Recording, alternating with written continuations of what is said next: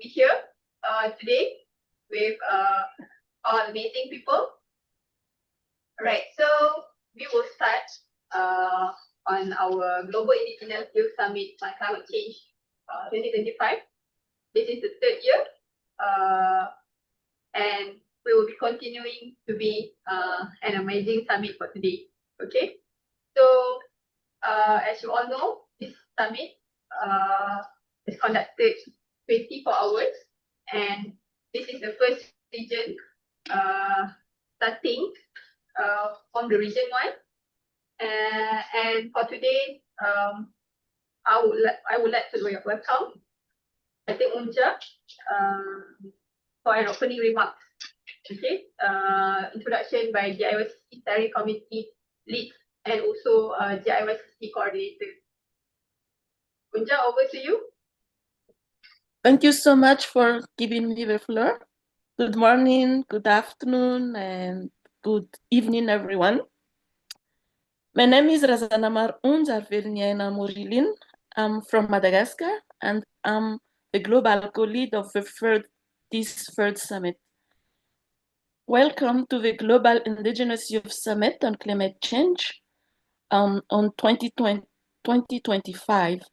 And this event is a truly special platform, a virtual dialogue created by, for, and among Indigenous youth, with global inclusion at its heart. The idea for this summit,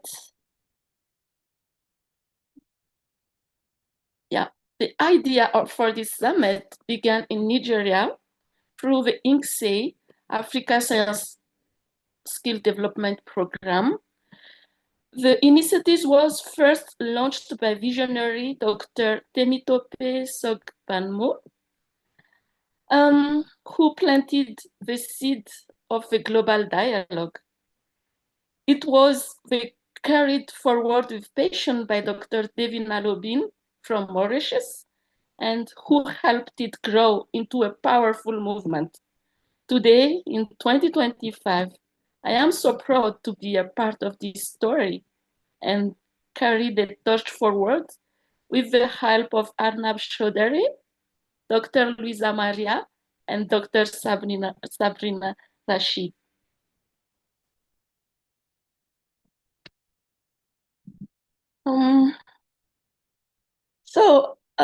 This journey began in 2023 with 24-hour summit on August 9th, a day that also marks the International Day of the World's Indigenous Peoples. The response was incredible. In our first 2 years, we welcomed 2,100 people who registered from 136 nations, speaking nearly 2,090 languages. This shows the power and passion of our global community. We as Indigenous people are deeply connected to nature. This profound relationship is the source of our great resilience and our rich Indigenous knowledge, which offers unique solution for a changing world. We are proud to share this knowledge because we believe our commitment has immense value in the global dialogue on climate change. Indigenous youth are potential conduits for integration and transfer of Indigenous knowledge and practices to scientists and policymakers, for example. They serve as essential advocates, articulating the challenges and vulnerabilities faced by their communities in pursuit of sustainability. We are at the heart of this dialogue, and our voices must be heard around the world. This summit is ours. It is the platform that allows us to be part of the discussion, not just on the sidelines, but right at the center. As achievement during these 2 years, or 3 years from now, GIYSCC was invited to write a commentary for the prestigious journal Nature, and our leaders has been organized a session on science diplomacy during the last Sustainability Research and Innovation Congress in Kenya and meet in person in Chicago. We are now in the process of publishing 2 book series focused on indigenous youth leadership, climate resilience, and the historical dimensions of climate change. GIYSCC is hosted by Future Earth with coordination from Science Diplomacy Center and collaboration with INCSE SASDP and the indigenous youth leaders.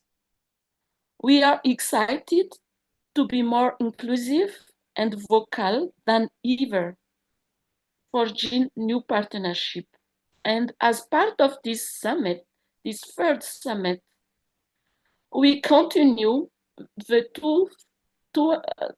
24-hour summit. And yesterday we are over 500 participants. We will run a virtual workshop and art showcase to move beyond traditional academic formats and to hear from indigenous knowledge through diverse artwork and cultural expressions. We will plan to make this summit in the outcome of these summits in the Indigenous Studies Cultural Diversity Journal, and we will invite you all to submit on this journal. This is a journal one of the journal of indigenous knowledge.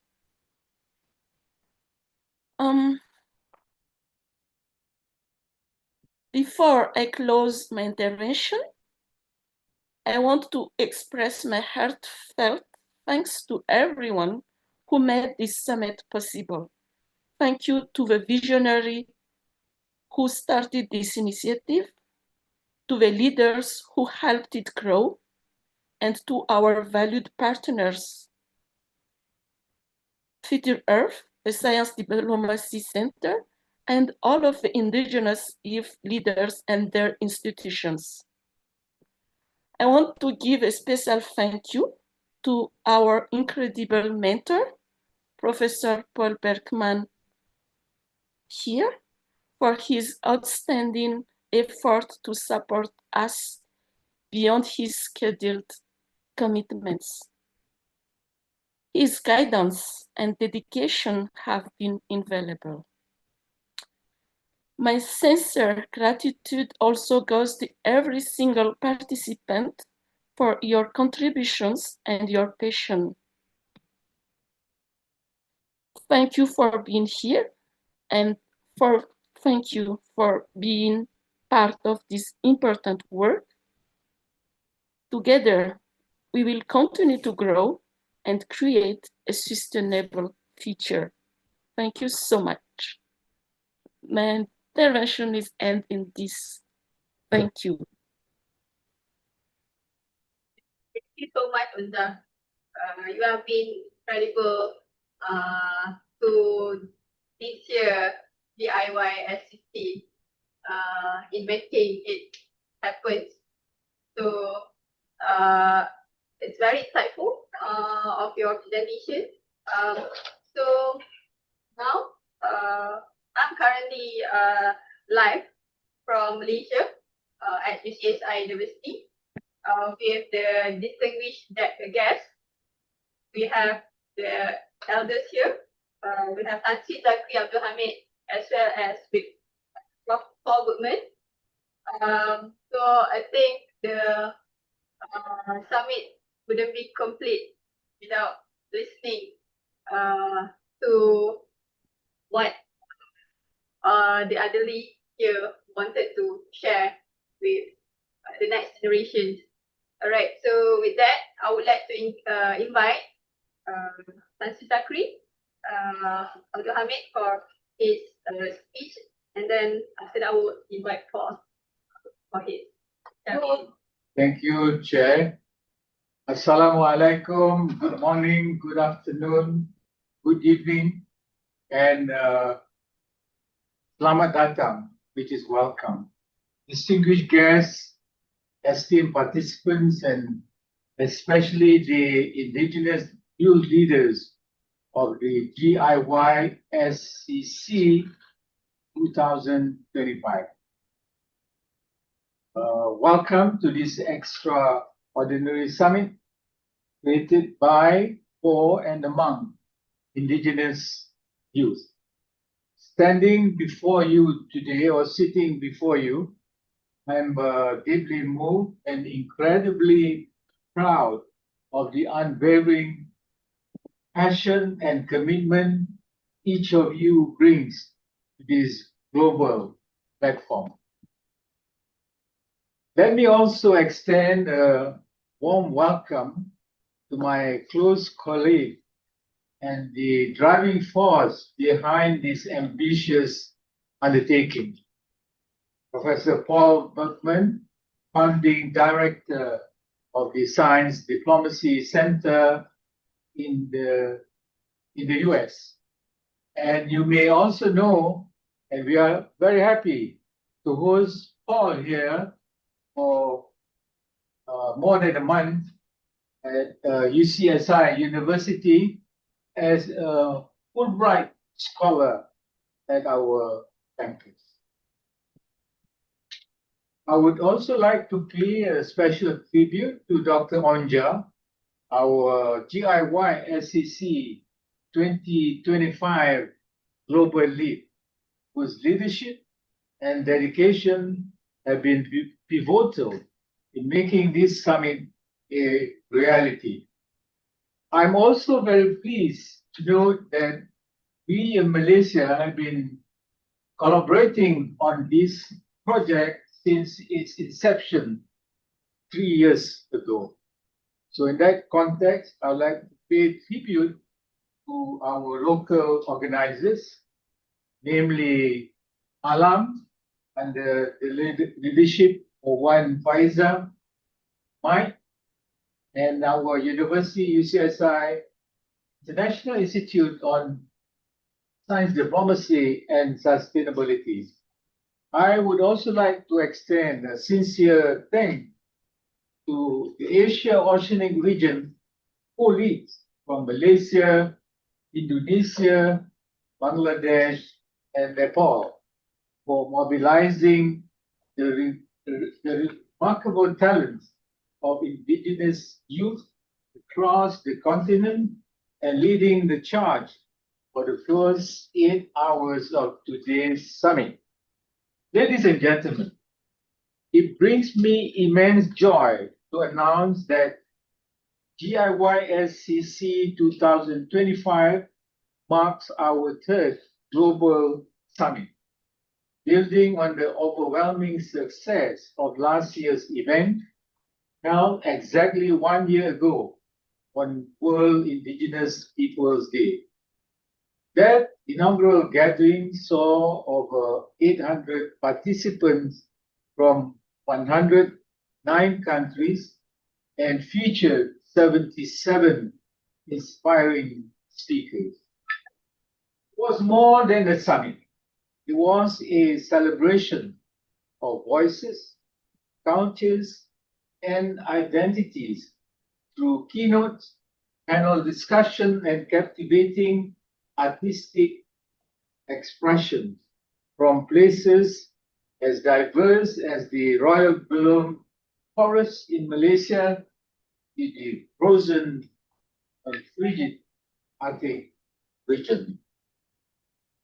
We are proud to carry forward that legacy with this year's theme, Water and Society. Now, this is not just a theme, it is a lifeline issue that cuts across cultures, geographies, and generations. Ladies and gentlemen, before I end, I want to share 5 core messages with you.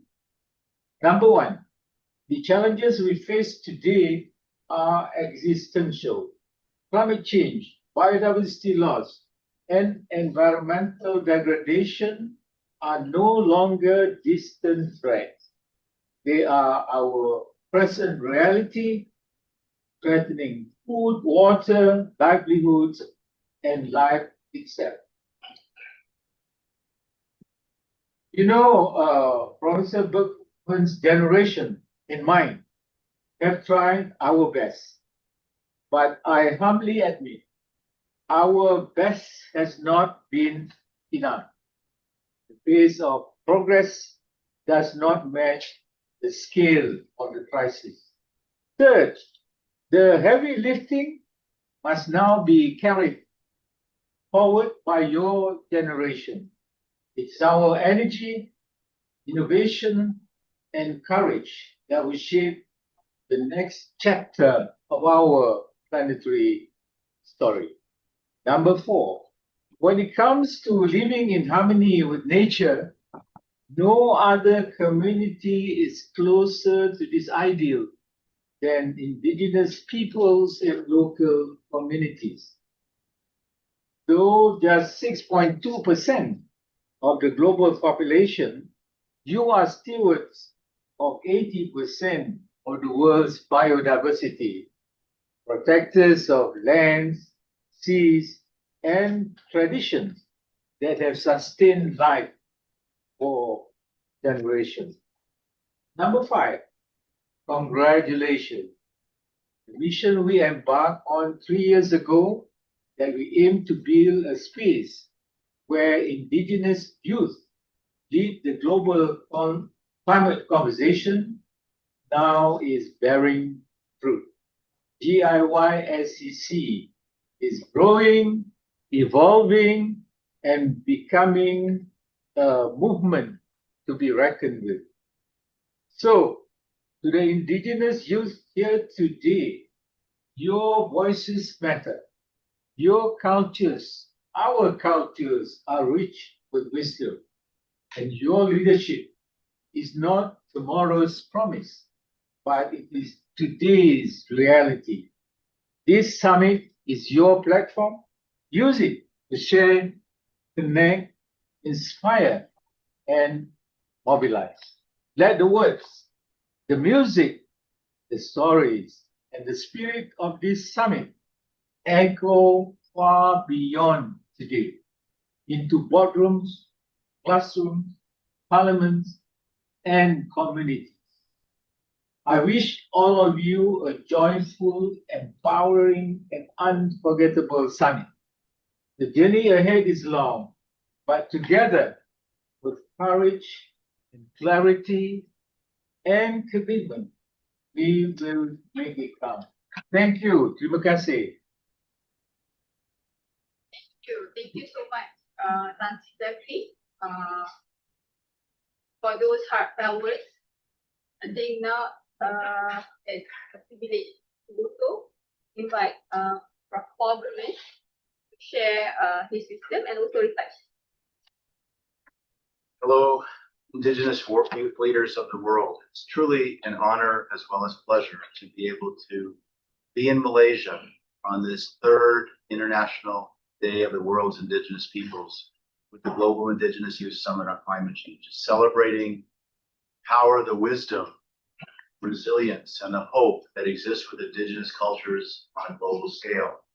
This dialogue by, for, and among Indigenous youth with global inclusion is important.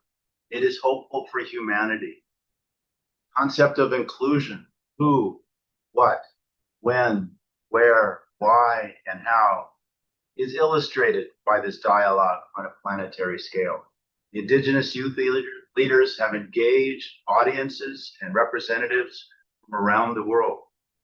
Concept of inclusion, concept of global, is represented explicitly by this dialogue from Australia, from Argentina, from Azerbaijan, from Bangladesh, Botswana, Brazil, Cameroon, Canada, Chile, China, Colombia, Comoros, Congo, Cote d'Ivoire, Cuba, Czech Republic, Dominica, Netherlands, Ecuador, Egypt, Fiji, Finland, France, Germany, Ghana, Guatemala, Haiti, Iceland, India, Indonesia, Ireland, Italy, Japan, Kenya, Kiribati, Lebanon, Madagascar, Malawi, Malaysia, Mauritius, Mexico, Morocco, Nepal,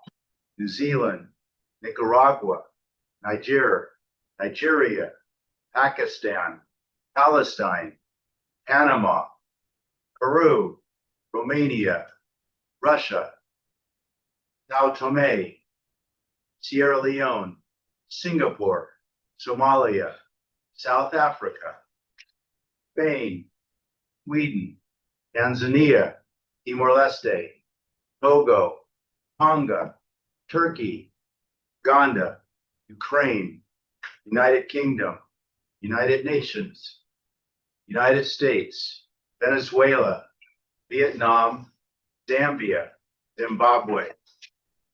It is an honor as well as pleasure to listen and to learn from the Indigenous youth around the world.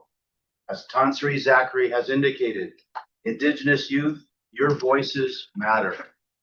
This is a dialogue by, for, and among Indigenous youth with global inclusion. Your leadership has inspired, is inspiring, and will inspire the world with hope. My hope is that you enjoy the dialogue today, sharing your wisdom with each other, setting the path for future generations. Thank you. Right. Thank you, Paul, for those inspiring words.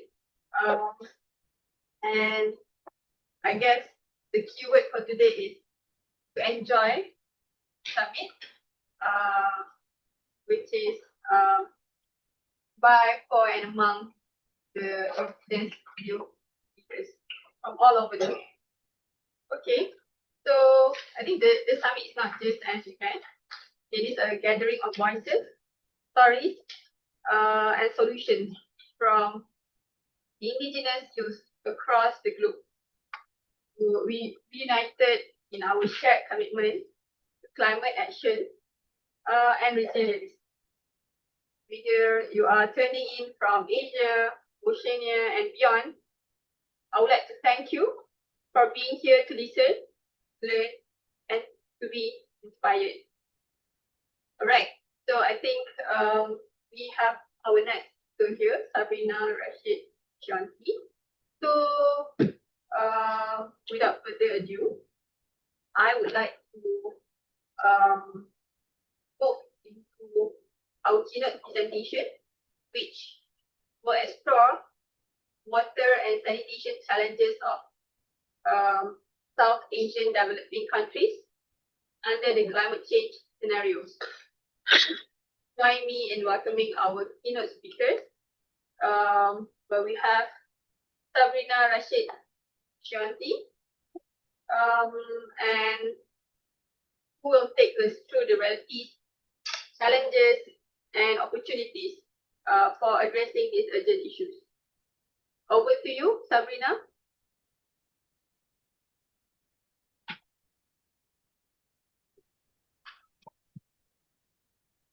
Hello, thank you so much, Amal, for giving me the floor. I cannot start my video. Can you give me permission for that?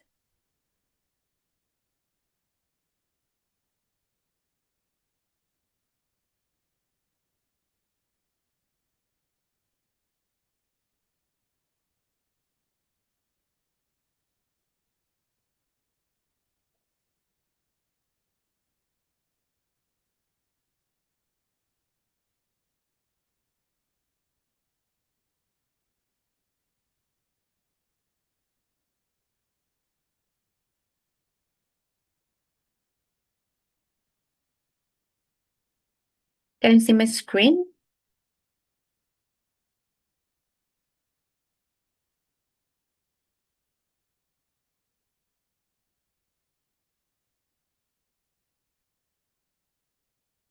Can you hear me?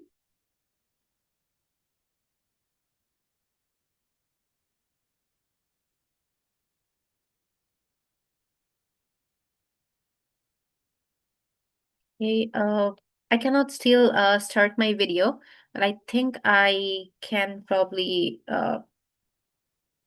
start without that. Okay, I think right now is fine. Hello, everyone. Thanks for inviting me today in this prestigious dialogue. I am Sabrina. I'm from Bangladesh. By profession, I'm a water resources engineer and a water entrepreneur. I work in the area of water, climate, and youth leadership. So for me, it's very close to my heart. That I'll share the story regarding water and sanitation challenges and opportunities in the South Asian developing countries under the climate change scenario. As a person, as a young leader from a developing country, it's been very close to my heart. And today I'd like to start showing this presentation with a storytelling approach. So without any further ado, let's just get started. So today I'd like to share stories of some people. So the first picture that you can see is Saliha. She is 21, a mother of one children. But during her pregnancy, she faced incredible challenges, health problems due to drinking saline water, due to a very long time of her life. And she faced high blood pressure, eclampsia, pre-eclampsia during her pregnancy period. Now, the next story is about Abdul Jabbar. He is a 65 years old person living in southwestern coastal zone of Bangladesh. And right now he is having high blood pressure and kidney problems. And that's also happening for drinking saline water for a long period of time of his life. And the third story is about Jainab. She is a 13 years old girl who cannot actually go to school regularly because she needs to collect the drinking water for her family because there is no safe drinking water sources nearby her family, and she has to collect that water from like 30 minutes away from her home from a plant. That's why she often misses school and her education is getting hampered. So these three stories that you can see is not only the story of Saliha, Abdul Jabbar, or Jainab. This is kind of the story of 43 million people living in the coastal belt of Bangladesh. And the story, if you think about in a global aspect, is higher. People who are suffering from water and sanitation problem is huge. And if you guess the number, that's kind of 2.2 billion, which is around 1/4 of the total population of Bangladesh. Sorry, the world. And if you consider the World Health Organization and United Nations Children's Fund, they reported like around 2.2 billion people, they actually lack the access of safely managed drinking water services around the world. So today, if you have brushed your teeth, took a shower, drank a clean glass of water, understand that's a privilege. And only 25% of the people of the population have that. So we believe in an ideal world, it shouldn't be a privilege to some people, but to be a basic right to everyone. But unfortunately, in the reality, that's not the case. And if I give you some data about like global wash challenges, you can understand the severity of that. This is one of the shocking data that I got to hear. It's not only a crisis about convenience. Water and sanitation problem creates huge health consequences, like creating waterborne diseases like diarrhea, cholera, dysentery, etc. And do you know around like 1 in 5 deaths of children under the age of 5 happens due to the unsafe water. So this 4.2 billion people, more than kind of half of the world's population don't have the access of proper sanitation services as well. This means billions of people are forced to use unsafe toilets and practice open defecation, leading to the spread of deadly diseases like cholera, dysentery, and typhoids. Addressing this crisis is not a matter of infrastructure, but we believe it's a matter of human dignity. And around 3 billion people in the world lack the basic hand washing facilities with soap and water at home. We saw that during COVID-19 pandemic, how crucial hand washing, and hygiene in preventing diseases. But yet, billions of people in this world, unfortunately, are still unable to follow these simple yet life-saving practices. So recognizing this crisis, the United Nations established some sustainable development goals, and among them, the SDG 6 ensure the availability of and sustainable management of water and sanitation for all by 2030. It sets the ambitious target, including like universal access of safe drinking water, sanitation, and hygiene for everybody, ending open defecation and improving water quality and efficiency, protecting and restoring the water-related ecosystem. But there are some challenges and limitations as well. So if we talk about challenges, one of the most important challenges that we want to focus today in our summit as well is climate change. And climate change is not only a challenge in water and sanitation field, I call it a crisis multiplier. And climate change is intensifying like the global water crisis significantly, making our droughts longer, floods more destructive, and water contamination more severe. The rising temperature dry up rivers and deplete the groundwater level, leaving millions of people without the reliable drinking water sources. Extreme floods overwhelm the sewage systems and spreading deadly diseases, while rising the sea levels also push the saltwater into the freshwater sources, making them undrinkable. And the glaciers are melting, disrupting the water supply for the entire regions, leading to crop failures, migration, and worsening poverty.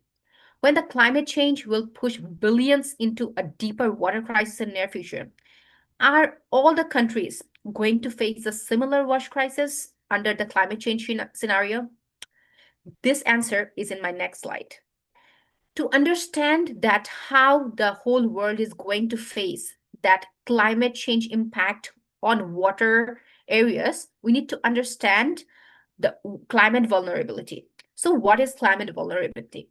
Climate vulnerability refers to how susceptible a region, country, or society is to the effects of facing climate change. Various indicators are used to assess climate change vulnerability in this aspect, like regional exposure, sensitivity, and adaptive capacity of those countries. So in order to understand those parameters, we can actually look to a research that was conducted by the Notre Dame Global Adaptation Index, or NDGAIN. So they actually ranked the 187 countries across the world, both by the vulnerability and readiness to adopt the climate change. And this index actually assessed the vulnerability of the countries of the climate change and their readiness to adopt based on like the data they have got about exposure of them in those climate change impacts, sensibility of these countries, and also their adaptive capability, incorporating all the factors like infrastructure, their governance, and economic stability as well. And you can see the result that they have shown in this research. So in this figure, the areas in red includes actually most vulnerable countries in terms of climate change impacts in water sector. And you can see most of those countries, if I highlight some of them, mostly they are in the sub-Saharan Africa, Southeast Asia, South Asia in countries. For example, like Congo, Sudan, Mali, Haiti, Chad, Afghanistan, and also includes my own country, Bangladesh. And as a result of this climate vulnerability indexes, they face like the high levels of exposure of the climate change impact combined with low adaptive capacity and also high exposure.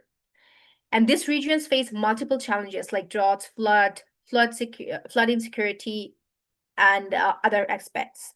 So if we try to understand like what are the reasons that the developed countries are not falling under these highly vulnerable climate sensitive zones, but only the developing and the poor countries are more vulnerable. For that, the answer is pretty straightforward. For example, like the vulnerable countries, if you look about the resources and the technology for them, those are very low. in comparison to the one that is required to adopt and respond to climate change. They lack resources and technology to build climate resilient infrastructure. And also the adaptive capacity. What we mean by the adaptive capacity, it refers to the ability of a system to adapt to the climate change impacts and formulate and mitigate potential damages, and also capitalize the opportunities and cope with the consequences of climate change. When the developed countries with robust disaster management plans and resilient infrastructure have strong adaptive capacity, we have seen like for this sort of developing countries, they don't have the strong governance, high technological accessibility, the community cohesion, and also lack the financial resources. So that is why these developing countries are actually falling in the trap of the extreme climate change impact that the world is going to face in water sector. And if I give you a review about a country and give you some example, I think the most relevant example that I have seen in my own eyes is about Bangladesh. So this is kind of the geographical location of Bangladesh. And Bangladesh is a low-lying and riverine country located in South Asia, bordered by India in 3 sides, Myanmar to the southeast, and the Bay of Bengal at the south part of this country. Its geographical location makes it highly vulnerable to the water-related climate impacts already. And if you consider this country's geographical location again, it falls inside the Ganges, Brahmaputra, and Meghna watershed, which is one of the largest river system in the whole world, which brings actually a significant amount of water from the neighboring countries like India, Nepal, and China at the upstream. And approximately 80% of the water that flows into Bangladesh actually comes from these upstream countries. And climate change can increase the risk of flooding, cyclones, sea level rise, and salinity to a huge aspect because of this climate change and geographical location vulnerability. Among this country, there are some also more vulnerable parts than the others. And if I tell you about one specific region, it will be like the southwestern coastal belt of Bangladesh, which is in the near proximity to the coast of Bay of Bengal. And in this region, we have one of the largest mangrove forest, Sundarban, that has a high rate of biodiversity, variety of animals, trees, and also some incredible ecosystem that we need to protect. In combination with the proximity to the sea, high exposure to the water-related disaster, and low adaptive capacity makes this part of this world as one of the most climate vulnerable zones in the whole world. And if I can tell you about the water sources, the surface and groundwater sources of this area, you'll be shocked, because the average salinity of this area is kind of 6 to 7 times higher than the World Health Organization standard for safe drinking water. And this high salinity makes people, forces people to drink the saline water, which is very, hazardous for their health, and also has huge impacts on agricultural, livelihood, and other societal aspects. And climate change is actually making this whole aspect much worse than we can ever think. As per the German Watch's Climate Risk Index, Bangladesh has ranked 7th in the list of like highly vulnerable countries in the impact of climate changes list. And the researchers have predicted, like by 2050, the sea level is going to be raised by 0.3 meter, and the aquifer saline zone is going to be increasing by 2.27% in the near future, where the freshwater zones is going to be decreased by 3.44%. And the most challenging part that we are going to face as a water and climate expert is that the severe salinity zone is going to be increased by 14% by 2050, which is a very big alarming situation that is going to be faced by this particular area of Bangladesh. And when we are trying to understand the data sets of these predictions of the researchers, we think that this intense situation is not going to be happening by 2050 only. Rather, it's kind of happening right now. And I want to show you some pictures of a recent heat wave that happened in last year in Bangladesh. Is one of the very high profile district of our area of Bangladesh coastal belt, that is Khulna.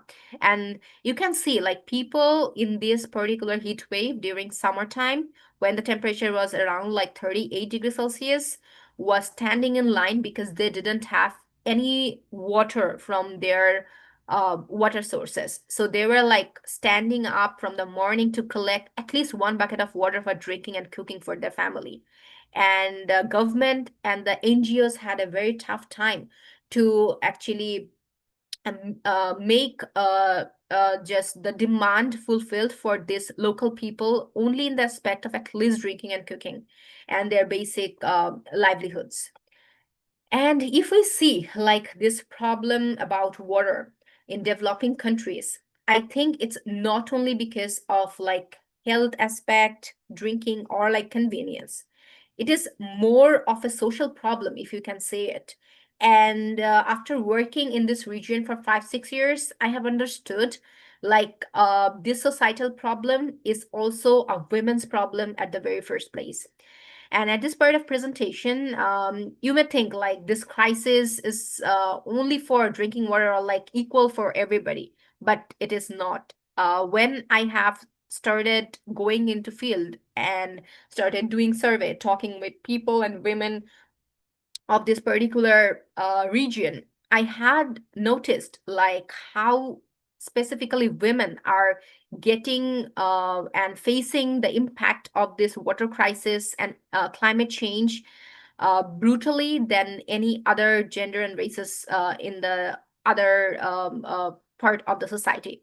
So I call it like a women problem, and water and climate change right now for me a women's problem. In many developing countries, the scenario is absolutely same because the water scarcity and the access of safe drinking water is kind of this collection and like cooking is mostly the responsibility of women, and they have to spend like several hours each day in order to fulfill the requirement of cooking, cleaning of the houses, and to serve their family. So they are not only facing like a high impacts for this scarcity of water, the salinity impact is making it worse. If I give you some data, like how it's impacting women's health, we had some surveys and talked with a lot of people and collected some data. So we found that around like in this region, around like 63% of the women had irregular periods and faced like extreme cramps during their menstruation. And as they're using like those non-proper sanitation clothes, and they don't have like enough water just for drinking. So for sanitation purposes and cleaning in this particular time of this month, they cannot use like any safe or like pure water. So what they do, they end up using that saline water and that dirty water. And that's why their menstrual health is getting impacted to a greater extent. And this is kind of the result that we have seen during pregnancies with women. Like a report from Guardian, we had seen a case study of Supriya Rai, who was 23 years old and who around her whole life drank like the saline water and used that water in order to cleaning and sanitation purpose during her menstruation. So when she was pregnant and delivering her baby, she had like eclampsia and she had very deadly consequences and was hospitalized for a very long time. And also this particular climate change thing and salinity thing is escalating the other aspects like early marriage in this region. How? So in Bangladesh, around like 92% of these women in a study reported like the skin issues from saline water affects their marital prospects and reinforcing the harmful gender biases and norms. and the children's parents gets insecure by the skin color of their girls and getting them married in the first hand because of using this saline water and climate change impact, their girls' skin tone is getting darker. And these stories of gender inequalities and health hazards and social discrimination, why it's happening, it's all rooted with water and climate change in this particular region. And if we consider the data of like climate refugee, it's also huge. By 2050, it's been predicted that Bangladesh is going to be expected a huge and significant increase of the internal climate migration. And the World Bank has predicted around like 19.9 million people maybe getting displaced due to the effects of climate change. And these coastal areas of Bangladesh are particularly vulnerable due to the sea level rises, intense cyclones, storm surges, and also the increasing water salinity that is happening because of climate change. And not to mention also some other environmental changes like eroding lands, flooding homes, damaging crops, and also contamination of water sources. These are the reasons where people are getting forced to leave their ancestral lands in search of safe water and a stable living condition.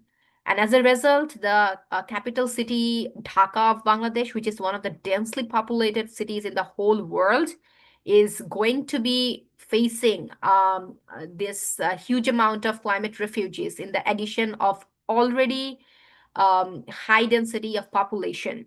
So it's going to be a very huge issue for Bangladesh. And it's not only the story of Bangladesh. These data sets is pretty much same for all the developing countries in the South Asia. And if we try to understand, at least while talking about the crisis, what can be the possible solution and opportunities, and how can we actually address this gap, we have to understand like all the things that is associated. For example, the governance, how the NGOs are functioning, and the collaboration of like the organizations that are working in this particular areas. And whenever we have seen like there has been a lot of donor money that NGOs were using, but while they're setting up a technology and ending the projects, we have seen like a lot of people in this community, people are poor and uneducated and cannot actually sustain and maintain these technologies in a longer term. So as a result, these particular technologies are getting inundated, and they are not functioning after like mostly 2-3 years. So and we have seen that there has been a huge gap because of like having that local ownership and facilitating the capacity building and leadership skills among the community. Because if you cannot empower the community, cannot make them understand like the importance of this, they cannot sustain these particular technologies. And as a result, there will be no long-term benefits of these particular technologies and money in these areas. So what can be a proper solution or model in this scenario? So we have seen a new era of where like youth-based social enterprises are coming up and taking leads. So basically, what is a social enterprise? The concept of social enterprise is kind of in between the traditional businesses and the NGO or charity organizations, where we have seen like the main motive of those businesses is to make money, and the charitable organization is to make impact, but they cannot make it sustainable because after a project is done, there has been no monitoring or capacity building or ownership for maintaining those technologies that is implemented by the NGOs. So social business concepts actually comes in between these two. So where the social businesses want to make like the most impact in order to change and improve the livelihood of this particular community people, but they also try to make at least an amount of money that can actually sustain this particular technologies and maintain it And this profit that is generated by the social businesses is reinvested to scale the solutions and to maintain it to have like the long-term sustainability. So in these particular organizations, we have seen they have incorporated the impact first approach with associating the local women's and youths in their business models to make it more sustainable. So an example, if I give you, like there has been several youth-based social enterprises who actually have an aim to ensure access of safe drinking water in Bangladesh. And if I see you an example, that is Tetra, with some of my friends, we have started that. And a lot of local youths are now joining in the mission to ensure safe drinking water for the local people.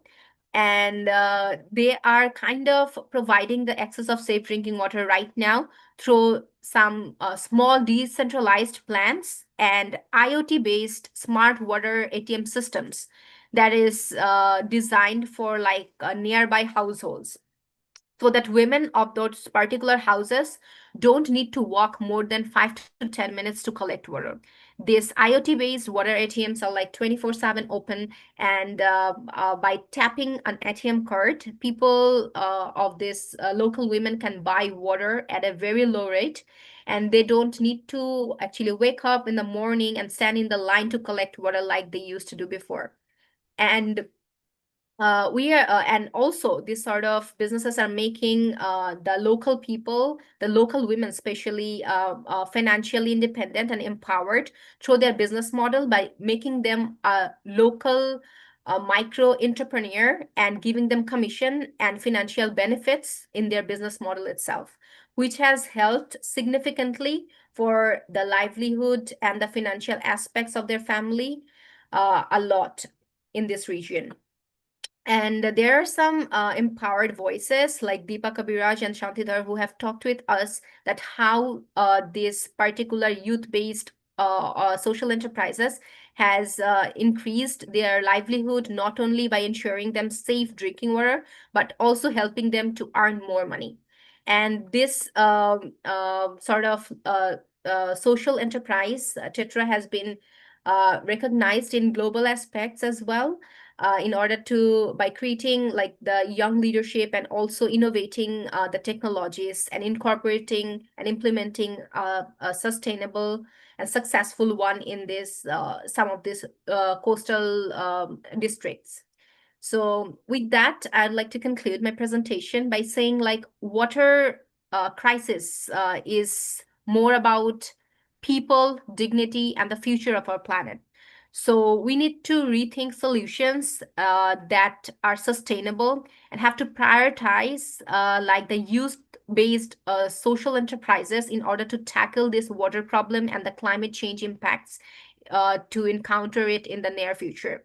So it's time for action now. Let's work together to ensure a world where the access of safe drinking water is a right for everyone, not a privilege. So thank you so much for giving me the floor. Over to you, Amol.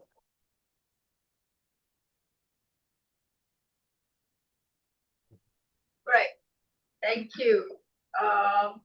Thank you, Sabrina, for a keynote that framed the urgency of POSH challenges by grounding us in the community realities. You have shown that climate resilience is built not only with technology, but also with equity, dignity, and also cultural respect.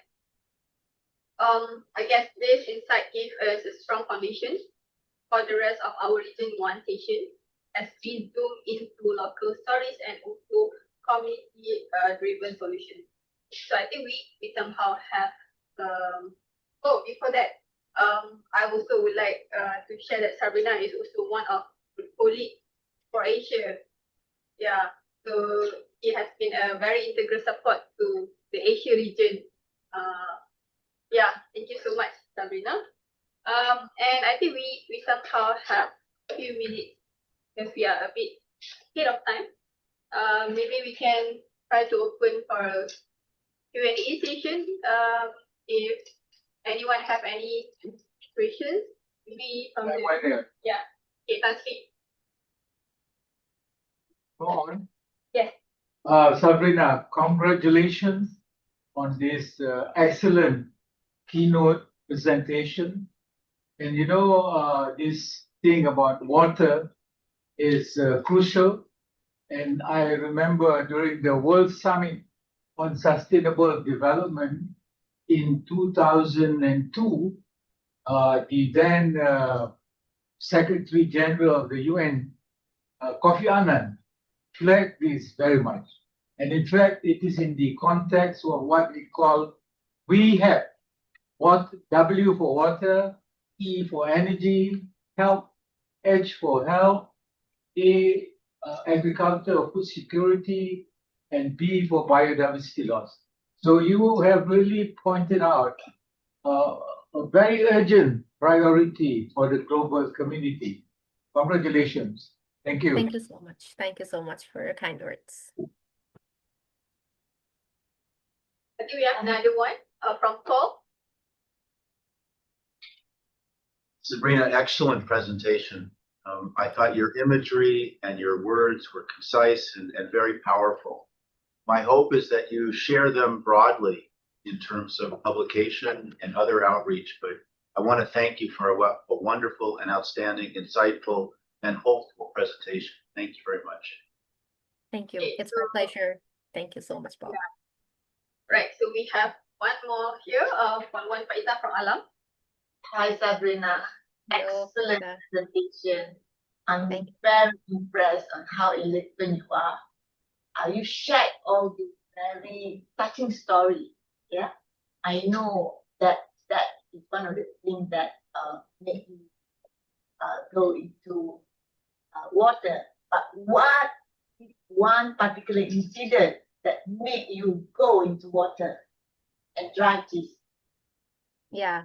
So as I said, like I was born and raised in Bangladesh. That is a country that is a developing country with diverse water problems. So from a young age, I have seen like people who are suffering from flood problems, who are suffering from the lack of access of safe drinking water. So those sort of things try to integrate one thing like how can I solve and help those persons. And I was very passionate about problem solving, and I had an innovative and engineering mind. So I thought like innovation of technology would be a very good way to solve this problem and to help them to overcome this sort of challenges. So with like a passion for engineering and problem solving, and having like a problem with which like I already started facing up from the childhood and grew up. So with that combination, it tried to integrate me to be in the water and climate sector. Can I throw in a question? Yes.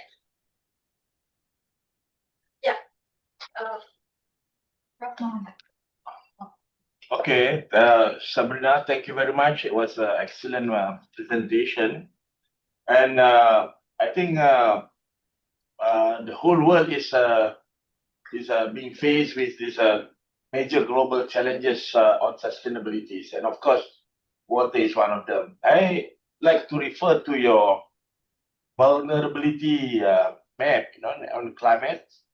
I think it's an awesome representation of what the global south will face in the near future, But I was wondering how much of that vulnerability is being caused by water. Is there any kind of a granular analysis that has been done to show how much impact water will be in terms of that particular situation? Thank you. Yeah, great question. Thank you so much. So yes, that particular research and the result of that research that I showed was from NDGAIN. So their researcher used some parameters like what is the exposure of like a lot of climate change impacts in those countries, not only water, like how frequent the natural disasters is going to happen in those countries, and how strong and adaptable their governance and infrastructure are to face those problems. So a lot of indicators was used particularly in those studies, and water is one of them. And they have assigned like different, weightage parameters on different sort of these parameters or individual criteria. And I think when you conduct a research and have like incorporate all the criteria, that makes you give you a holistic understanding about different aspects of climate change and which countries are going to be more vulnerable. So that's why I showed that. But there are some other researchers who are studying particularly to show how vulnerable will be one country for the climate change impacts only. And one of them is like the German climate change index. And in that ranking, Bangladesh has scored like 7th. So yes, there are some different sort of research and reports. Yeah, if you compile them and can give a review, that will be a very good thing. So we'll try to do it in the next time. I think we must use this image more often, because that will give the kind of awesome impact for the whole world. Especially, it has been reiterated that the receiving end of this climate crisis is actually the global south. Yeah.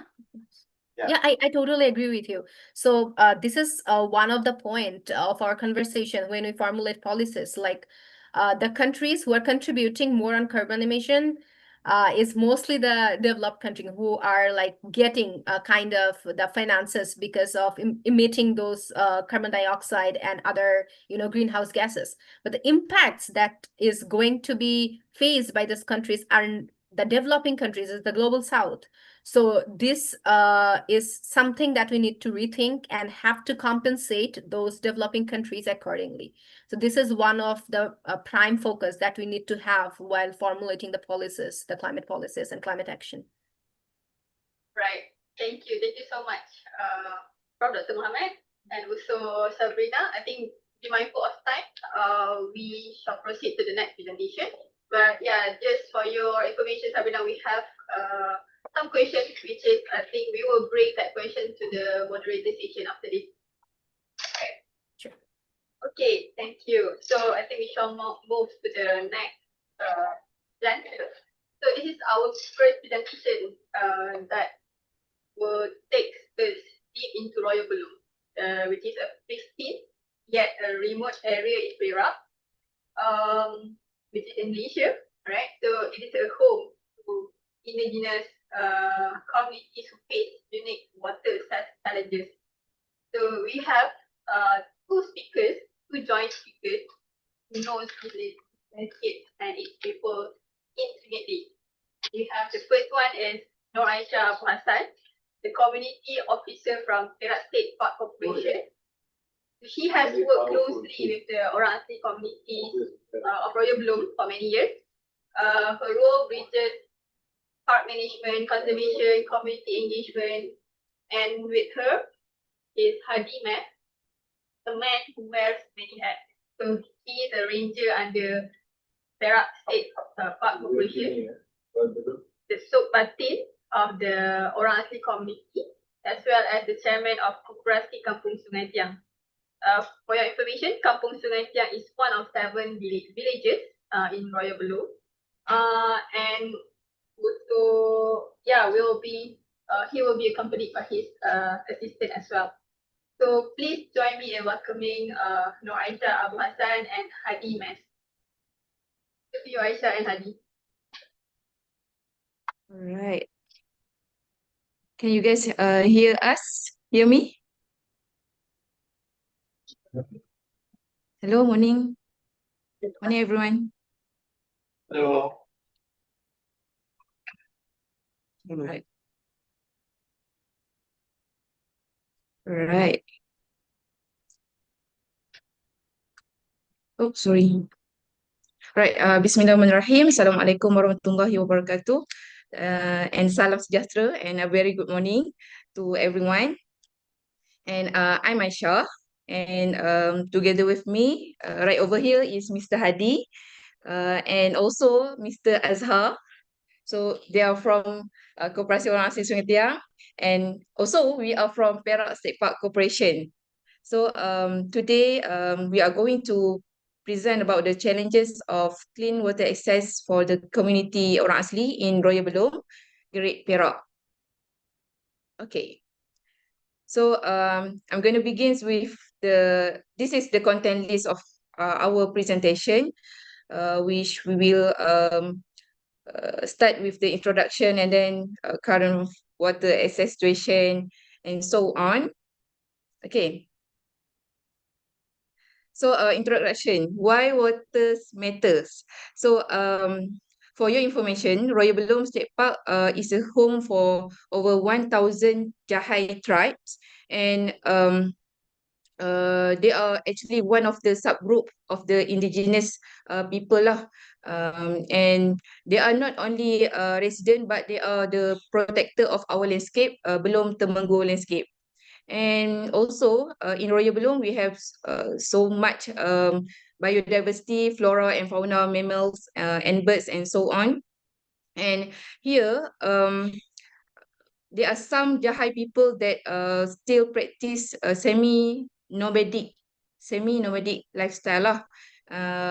And as what mentioned by Amal just now, we have 7 villages, and one of them is the Kampung Sungai Tiang lah, that we are bring the representative here from Kampung Sungai Tiang is Mr. Hadi. He's a chief, or we call Tok Batin or Tok Penghulu in Kampung Sungai Tiang. So apa khabar Tok? Okay. So today we are going to share about the challenges in access of the clean water kan, clean water in Royal Belum. Like everyone, like all of us, water is basic human needs lah.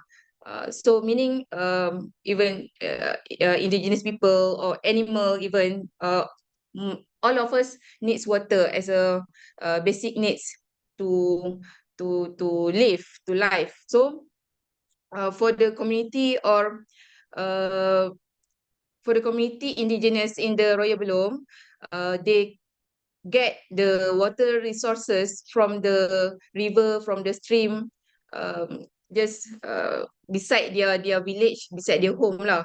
Not like not like us that live in the city, that we get from the tap, or we have the system from the what we call it, Jabatan Pengairan and Saliran and all that lah. So this is why we discuss today. Water is basic needs for humans being. And then this is current water access situation in the villages, in our villages. As you can see, we have we have platform over here, and then they also the apa kita panggil ni tu, bidai, canvas lah. Okay, canvas to cover whoever get shower in this on this platform. And then we have this is the area where the mother, sisters washing their domestic stuff. And then the bottle, as we can see here, they collect the water to bring it back to their homes for easy ni lah, for easy wash their hands or and so on. Okay, and then this is one of the toilets that provided to the village, Kampung Klewang. And then this is a public toilet also located in the one of the kampung lah, Kampung Klewang. Okay. Also, current situation in the kampung. Beside this kind of platform, also we have the bamboo platform for them to wash their clothes, plates and so on. And then another toilets that we have quite proper, which is located at the Rumah Baca Kampung Klewang. And then as you can see lah, there's so many equipment cooking here, right? So they will bring itu betul tak? I mean ibu-ibu akan bawa barang-barang barang tu ke tempat air. tempat basuhan daripada rumah. So still far from their not too far, but they still have to bring their own stuff to the platform to wash their things, right? So also this one is the example of the platform. Platform that they use to shower and so on.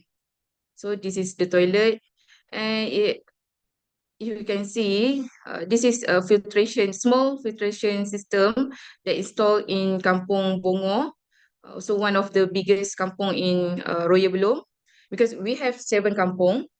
Kampung means villages.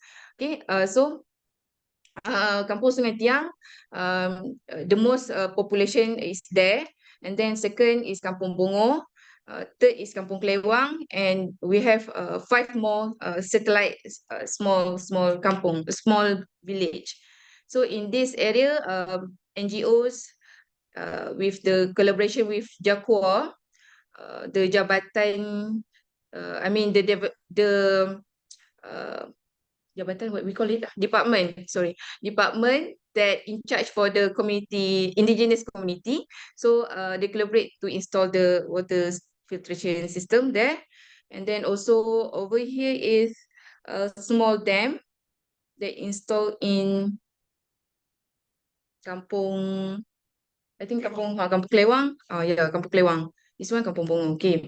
Then this is where Kampung Sungai Kejar. Yeah, Kampung Sungai Kejar also we have something like this lah. NGO Rimau help PSPC to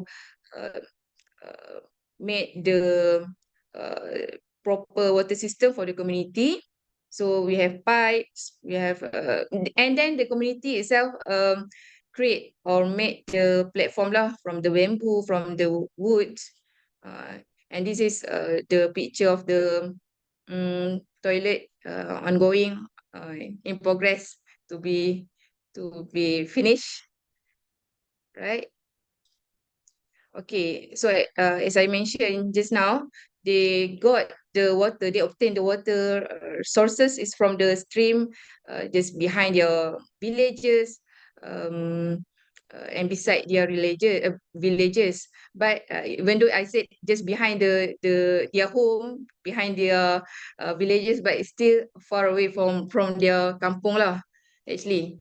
So later we will mention about it.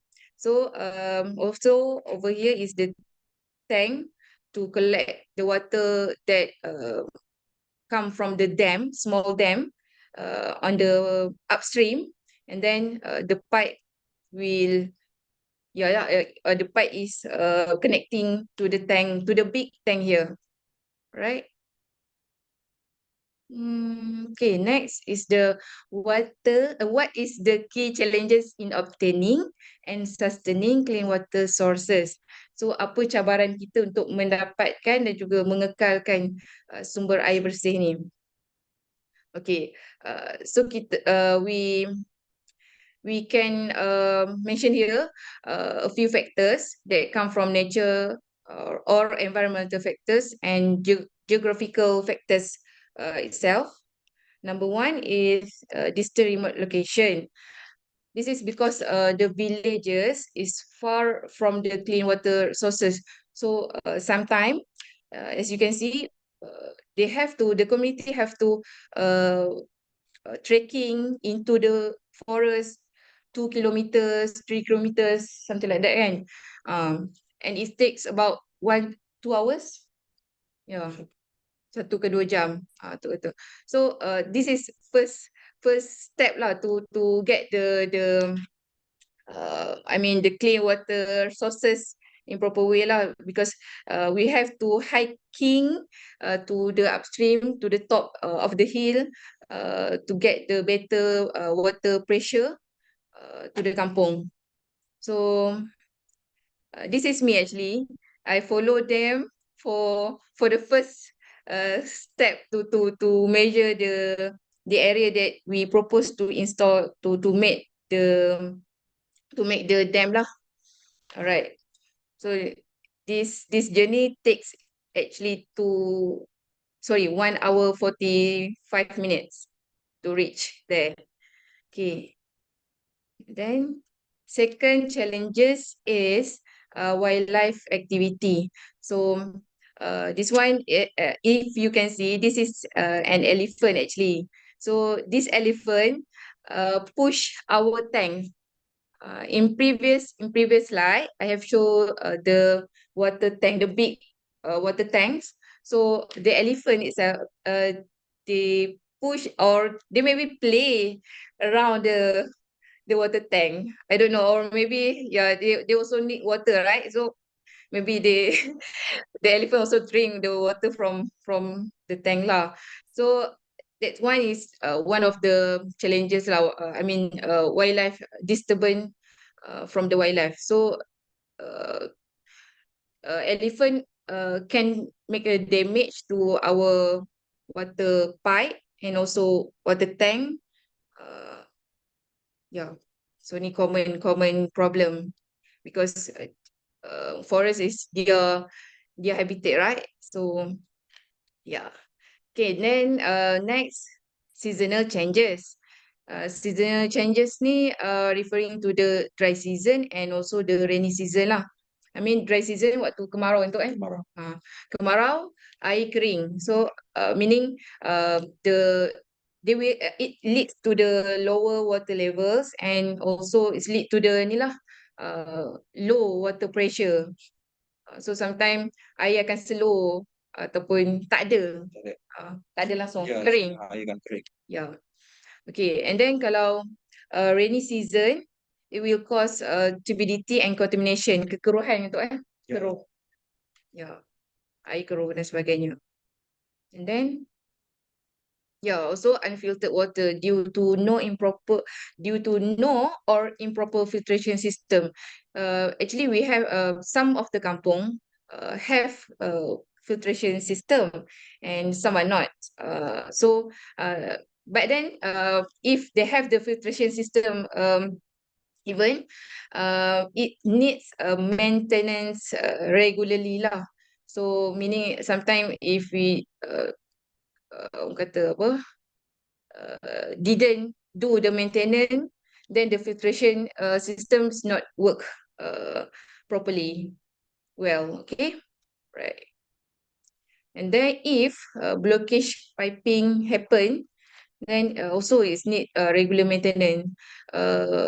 Blockage piping ni is caused by the leaf, by the debris, and sometimes by the kayu-kayu, I mean wood and rocks that stuck at the source, pasir. Yeah. But if you can see, if it happen here, there is also provided a stock up. Stock up ni macam mana tu, untuk apa? Untuk senang Untuk mudah nak baiki apa ni dam tadi lah. Kita berhentikan air. Okay.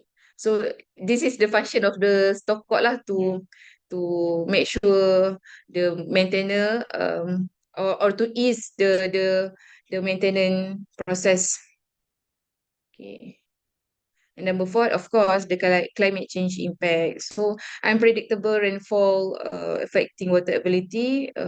As we can see lah, in Royal Belum pun, this 2 weeks we haven't yet got rain until last night lah.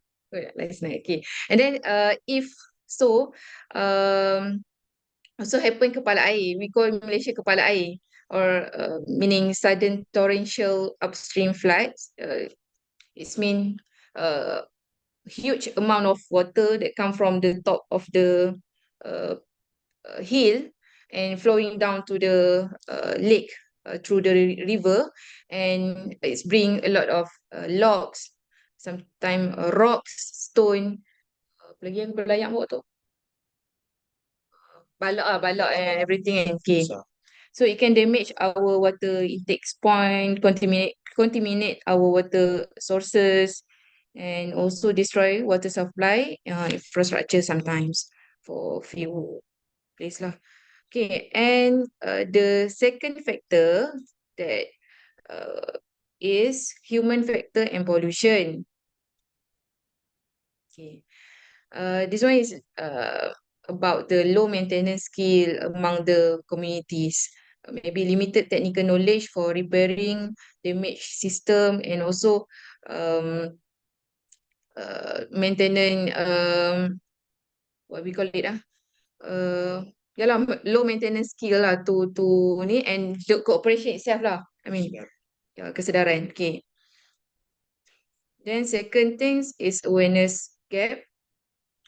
As you can see in the picture, there is still maybe kids throwing the trash over here, and then also outsider come and give some junk food or jajan, and then you can see the plastic pollution and so on lah.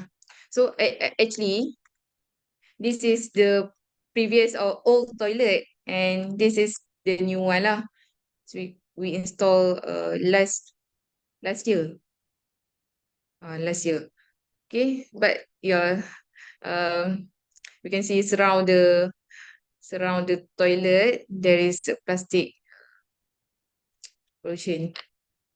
Okay, and the third one actually, nomadic lifestyle, semi-nomadic lifestyle lah, because as I mentioned earlier, some of the Jahai people still move into the forest, sometimes for quite a long time. Then moving settlement makes long-term water infrastructure difficult lah, because government department not cannot, but there is something that we have to consider lah if we want to install or make a infrastructure toilet in the kampung that actually just temporary used by the villagers, then it's no point lah. So it's quite challenging for the government as well. Sorry, Aisha. Yeah. Just to be Okay. mindful of time. If And you then- can finish up 3 minutes from now. Is there anyone want to ask? Me, Or I can Amal, continue? just to remind on the timing. So you have like 3 more minutes. Oh, okay. All right. Okay, I go quickly. All right. So the third point is governance and institutional factors. So yeah, jurisdiction complexity, and the limited budget for rural water projects due to high installation and maintenance costs, and then logistic challenges to transport the materials into the deep forest, time consuming, expensive, because in Royal Belum, the only way to travel to go access to the kampung is through by boat. So yeah, logistic challenges, and then lack of sustained monitoring system, often left without follow up once installed. Okay, moving forward for this. So this is a list of solution that we believe that if you can do this, inshallah all the challenges can be overcome. So first one, community empowerment and education, and then hybrid approach, combine traditional way. It's okay. And then third one, multi-stakeholders collaboration. This is, I think, important part. Government, NGOs, research bodies, and indigenous leaders have to collaborate. And then the fourth one is climate adaptation planning. So as a government entity, we also welcoming researchers out there, scientists out there to help, maybe to ensure water access strategy consider changing rainfall pattern and climate change. Right? So closing. In Royal Belum, Sepa, there are more than, I can't see it. Okay, water is more than a resource. It is a lifeline for both people and nature. We will believe that. So by addressing these challenges together, we not only protect the health of the Jahai community, but also strengthen their roles as the protector of one of the world's great rainforest in Malaysia. Thank you very much. And that's all from us. I think, yeah. Thank you. Happy Indigenous Day. Okay. Thank you, Aisyah. Terima kasih, Hadi, Ya, from sama. Yeah. for bringing us to the library of Royal Belum. Sebab Budi ceritakan keadaan sebenar dekat Royal Belum. It is a place for those who not there yet. So it is a place where water surrounds the community yet not always safe or accessible to the community. Yeah. So I think we can move to the next presenter. We will address the question in moderated session. Yeah. Okay. So the next presentation will be the breaking the cycle, water insecurity and the role of education among indigenous women in Royal Belum. So please welcome Dr. Sarah Nur Shazmin. She is an economist at heart who currently serves as the Education and Community Officer at the Tiger Protection Society of Malaysia, RIMAO. Her work involves coordinating education programs and community initiatives in Royal Belum. She works closely with rangers, children, women to strengthen environmental stewardship and resilience. She believes that education is for everyone, regardless of background, and she has hiked through the rainforest more times this year than she has been to mall. So she's a city girl. She chose to settle down in a suburban area, Gerik. So she brings both patience and adaptability to her work in some of Malaysia's most remote landscapes. So Sarah, over to you. Thank you so much, Amal, for the fun intro. Hi, everyone. Very good morning to all. Moderators, presenters, colleague Aisha and Hadi, and volunteers involved. I'm Sarah Nur Shazmin, representing RIMAO. We are an NGO dedicated to the preservation of Malayan tiger, concentrate mainly on the anti-poaching effort and effectiveness. Our work are based in the state of Perak, specifically at the Royal Belum Temenggong, Royal Belum Temenggong Complex and Korbu Forest Reserve. On site, we are also working on education and community project with an indigenous community of Jahai. So today I will present our education and community project titled Breaking the Cycle, Water Insecurity and Role of Education Among Indigenous Women in Royal Belum. So for starters, this project based at the Sungai Kejar vicinity within the Royal Belum State Park, where Jahai community reside. So this project called Rumah Baca, which also means reading center in English.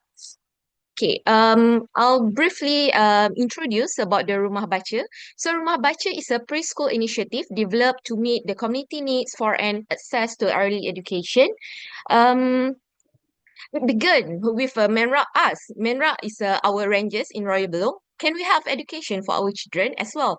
Thus, the journey of Rumah Baca started in 2022. So currently, we have 4 Rumah Baca, which is in the village of Tan Hain, Hibul, Jerai, and Klewang. So with a collaboration with Perak State Park, Rumah Baca Klewang is operated by them as it's in a place in the Tiang area. Okay, so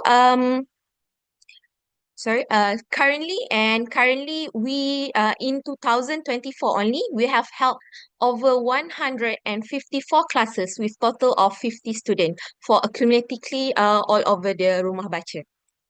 And I would like to introduce our local teachers. We have teacher Shaira, Azura, Diana, and Rita. The women of the Jahai nowadays still practice traditional way of living, bear the responsibility of childcare and household, laundry, dishwashing, and all. So to support their growth and independence, we have recruited local women as a teacher, providing them with opportunities to educate and inspire their own community. So this program prepares indigenous children to enter the formal schooling system. So it's also benefit not only women and their local community, especially young women who become teachers by providing them with alternative source of income. Finding committed teachers are quite challenging because there are only few of them who are willing to adapt to an unfamiliar work schedule because they need to work like from Monday to Friday. They have class from Monday to Thursday, and for Friday is for module development. So most of our teachers have only completed secondary school. So while the children are learning, the teachers are also developing their skill, managing classes, preparing reports, and improving their own literacy. Um, so here's the empowerment value that we have found among our teachers lah. So here's a quote from our conversation with teachers. I'll just say a few. Teacher Shaira said, "Is the training still on? I've finished one module and I'll work on the second one once I get back. I'll chat with the villagers." As teacher Rita said, sorry. I feel so motivated seeing those kids come here, so I hand out the books for them to learn together. Personally, I like to keep working and continue caring for the children. So from this quote, from this citation, we can see that it reflects their empowerment values, passionate about their teaching, eager to learn, confident in asking questions, and motivate and proud of their work as a indigenous teacher of Jahai. So from you can see here, it just some insight lah. Some insight into their experience mingling with other educator. They have been workshop with educator from Greek, Malay teachers whatsoever. During the teaching workshop we conduct where they exchange ideas, build confidence and strengthen their teaching skills. So they blend in just fine. So moving forward, we also create water awareness for children of Rumah Baca. We have a brushing teeth demonstration, hand washing assessment, toilet break, and hydrating regularly. So among the 5 villages in the Sungai Kejar vicinity, only some have access to the clean water. It was only recently that the few school gained access as well. So as Aisha seen before, there are only clean water in the Bongo, in the Jerai A, Jerai B. So it helped a lot in the teaching them of water awareness. So this make it challenging for the community to follow basic hygiene protocol during the lack of access to the clear water. So to address this, we partner with several organizations to conduct small session. We partner to conduct a small session on topics such as proper toothbrushing. Amal came to teach the children how to brush teeth. They are so amazing. Correct hand washing technique. I entered the Rumah Baca Jerai with Aisha. I think like last month, I guess.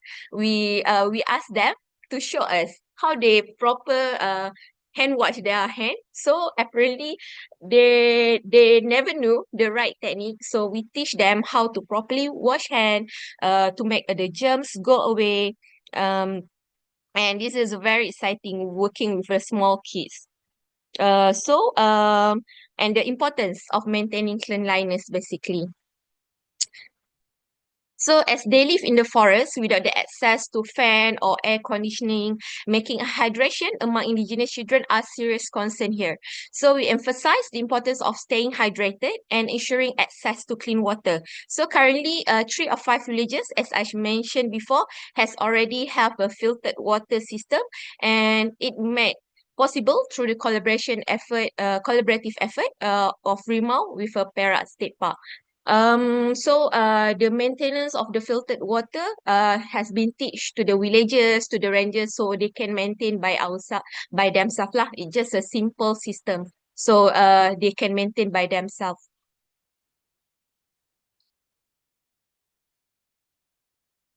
So aside of the water awareness, we also have other kind of modules for the kids to learn about 3M, which is like membaca, menulis, mengeja, in English like reading, writing, and spelling, and sometimes we include as well on calculating. So to make them more relatable and more familiar on that, we're making our own module, which is to integrate their culture in the teaching method. So for this, we have collaborate with JC Inai Services, Teacher Janita. Teacher Janita have created these blue books, the management manuals and teaching modules. This module have 20 modules that relate closely with orang asli. So the teachers would create a small stories and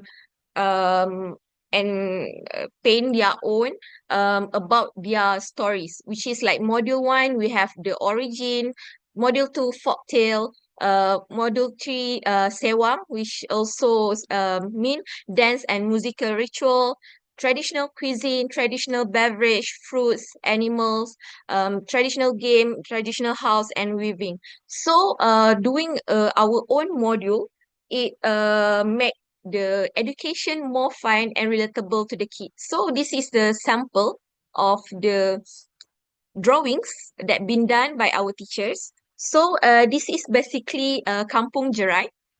This is our rumah baca actually. This is a river, and the other kampung is a Jerai A and Jerai B. And this is the story of kampung, community kampung saya, means like the community of my village. So this is, we try to improve by doing it in proper way lah, documentation and all. So for more on the module, I will pass the presentation to pre-record session with Madam Janita. Greeting World Indigenous People Days, everyone. I am Janita Enggi and I belong to the Temuan tribes, part of the 19th community of Orang Asli in Peninsula Malaysia. Currently, I'm the coordinator of JC Inai Services. For the past decades, we have been working with various of Orang Asli communities to develop a management and teaching module manual, which was officially published in 2022. Among the community, we collaborated with the Semai community in Pahang and the Temia community in Perak. In total, 9 community learning centers, which being introduced by the Center for Orang Asli Concern, the Network of Malaysia Indigenous People, known as JUAS, and Friends, who are contributed to the developments and completions of these documentations. Currently, we are expanding our work to the Temuan community in Pahang and also the Jahai community in Perak. The primary aim of our manual, also known as the Blue Books, is to encourage and empower indigenous communities, especially the Orang Asli in remote area, who are interested in preserving and passing down their cultural heritage. We support them in transforming their tradition into educational materials through the establishment of the community learning centers. These centers are based within their own villages, operated by their own people, and use their own mother tongue as the medium of instructions. The Blue Books includes 20 modules and 79 topics covering a wide range of cultural activities and knowledge, such as identity, folk story, weaving, food, traditional song and dances, traditional houses, traditional sport, medicinal plant, hunting tool, community custom, taboos, traditional occupations, and more. The objective of using local cultural materials is to help children develop 5 core skills: reading, spelling, counting, writing, and critical thinking. Each topic in the modules is developed into a short stories, which are then expanded into a comprehension questions, short activities, and long-term project. Our community learning centers do not follow a fixed timeline, as we respect the unique pace of every student development.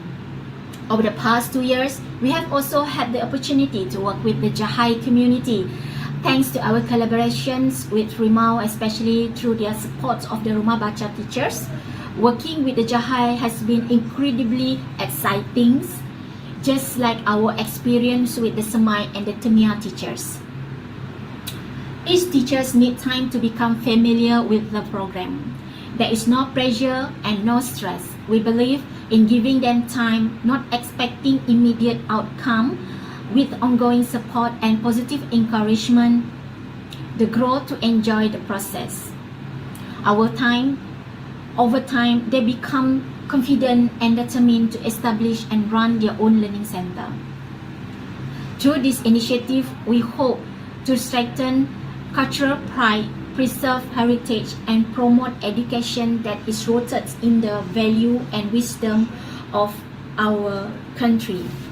This is the sample of our manual, which is, we call it as a blue books, and you can see here is the for the community learning center. So this that we state here is the the 9 community learning center that we work together, and inside we have different sections, which is the management of the learning center. For those who are interested, this is the guideline for those who are new on to establish their learning centers. Furthermore, we have also the teaching manuals that we provide to them, and yeah, this is the list of the modules and topics, which is 20 modules and 79 topic. And the last one is the module for the early years of the children. So basically this book is for those who are committed to preserve, to work with their own communities, who are interested to do documentations for their own communities and teach for their children and for their better understanding about their own culture. Thank you.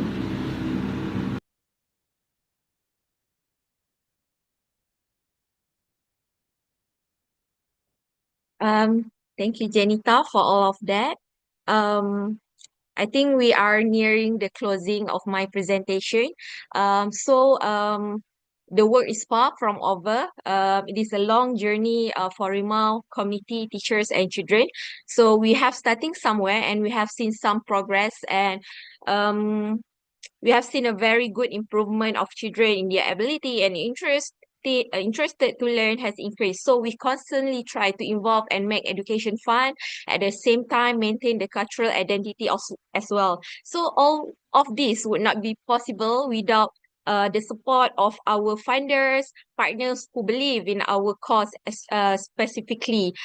So a special shout out for Yayasan Samdabi, followed by European Union, Alam specifically for always visiting us. Thank you for the previous visit, for coming, Puan Wan, Tan Sri Zakri, coming along, Paul, for visiting our Rumah Baca, doing the demonstration and all, for making your time for us. And not to forget the Perak State Park, WWF, Majlis Agama Islam. Thank you so much.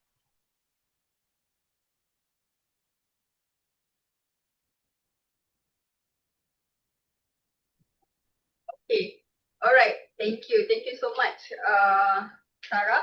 Thank you for showing how education build not just knowledge but also leadership, and also an empowered community doesn't just solve today's problem, but it also safeguard its water security for the next generations to come.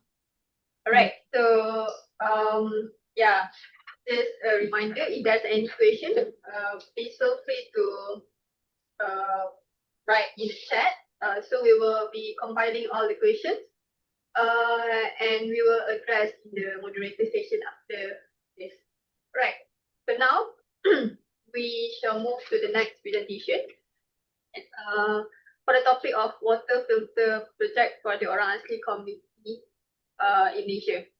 So we have here Mr. Chak Koyok. He's live from Uttar Malaysia. Right, Chak? Okay. So he's having exhibition over there. So without further ado, I would like to welcome Mr. Shak. Thank you.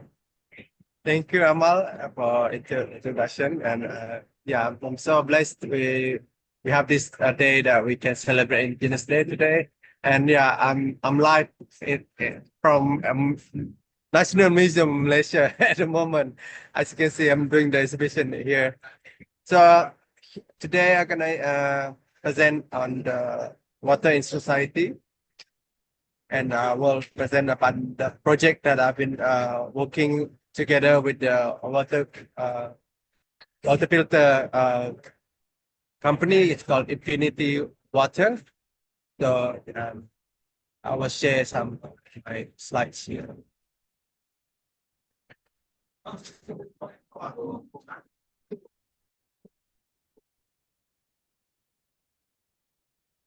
Okay.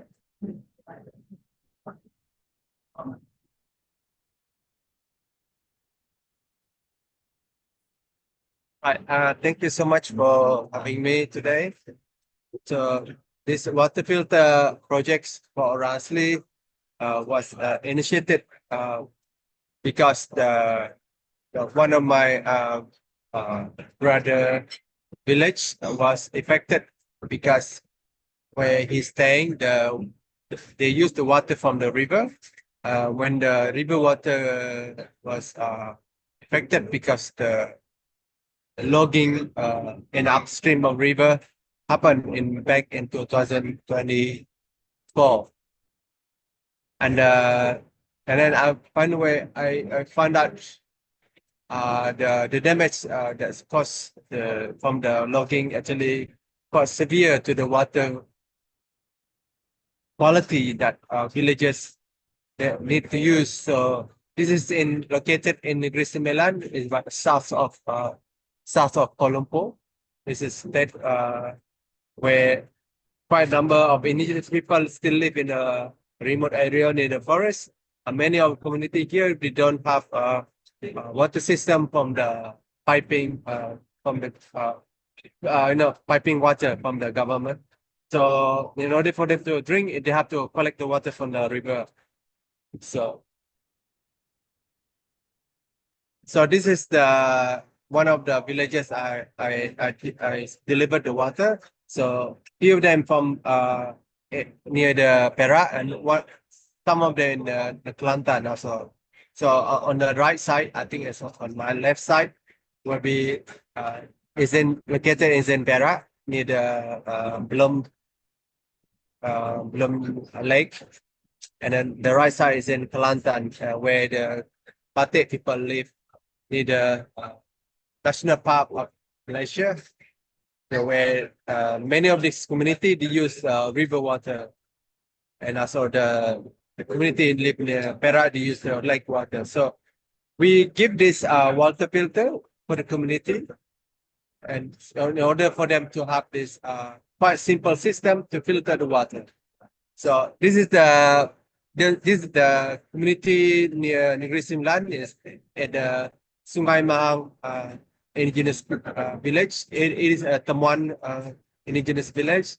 So many of them, they have collected many of the water from the river by using the PVC pipe. They have this PVC pipe installed themselves, so they actually have collect the water from the waterfall and then channel it to the river, because it's waterfall uphill, so they can use the power of gravity to bring it water to the community. So on order for many community to have water, they use the plastic bottle and they collect the water, and they usually ask their children to collect it by themselves.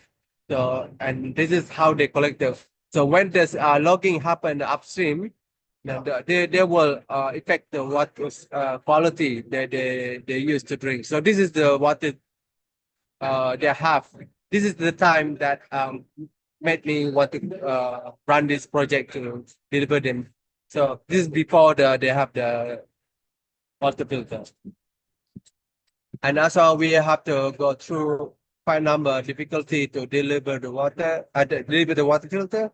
One of them is when we try to deliver the water filter in Guamusang, because they don't have proper road. So most of our time, we have to spend most of our time on the boat to deliver the water filter. So during the time when we deliver the water filter, we will,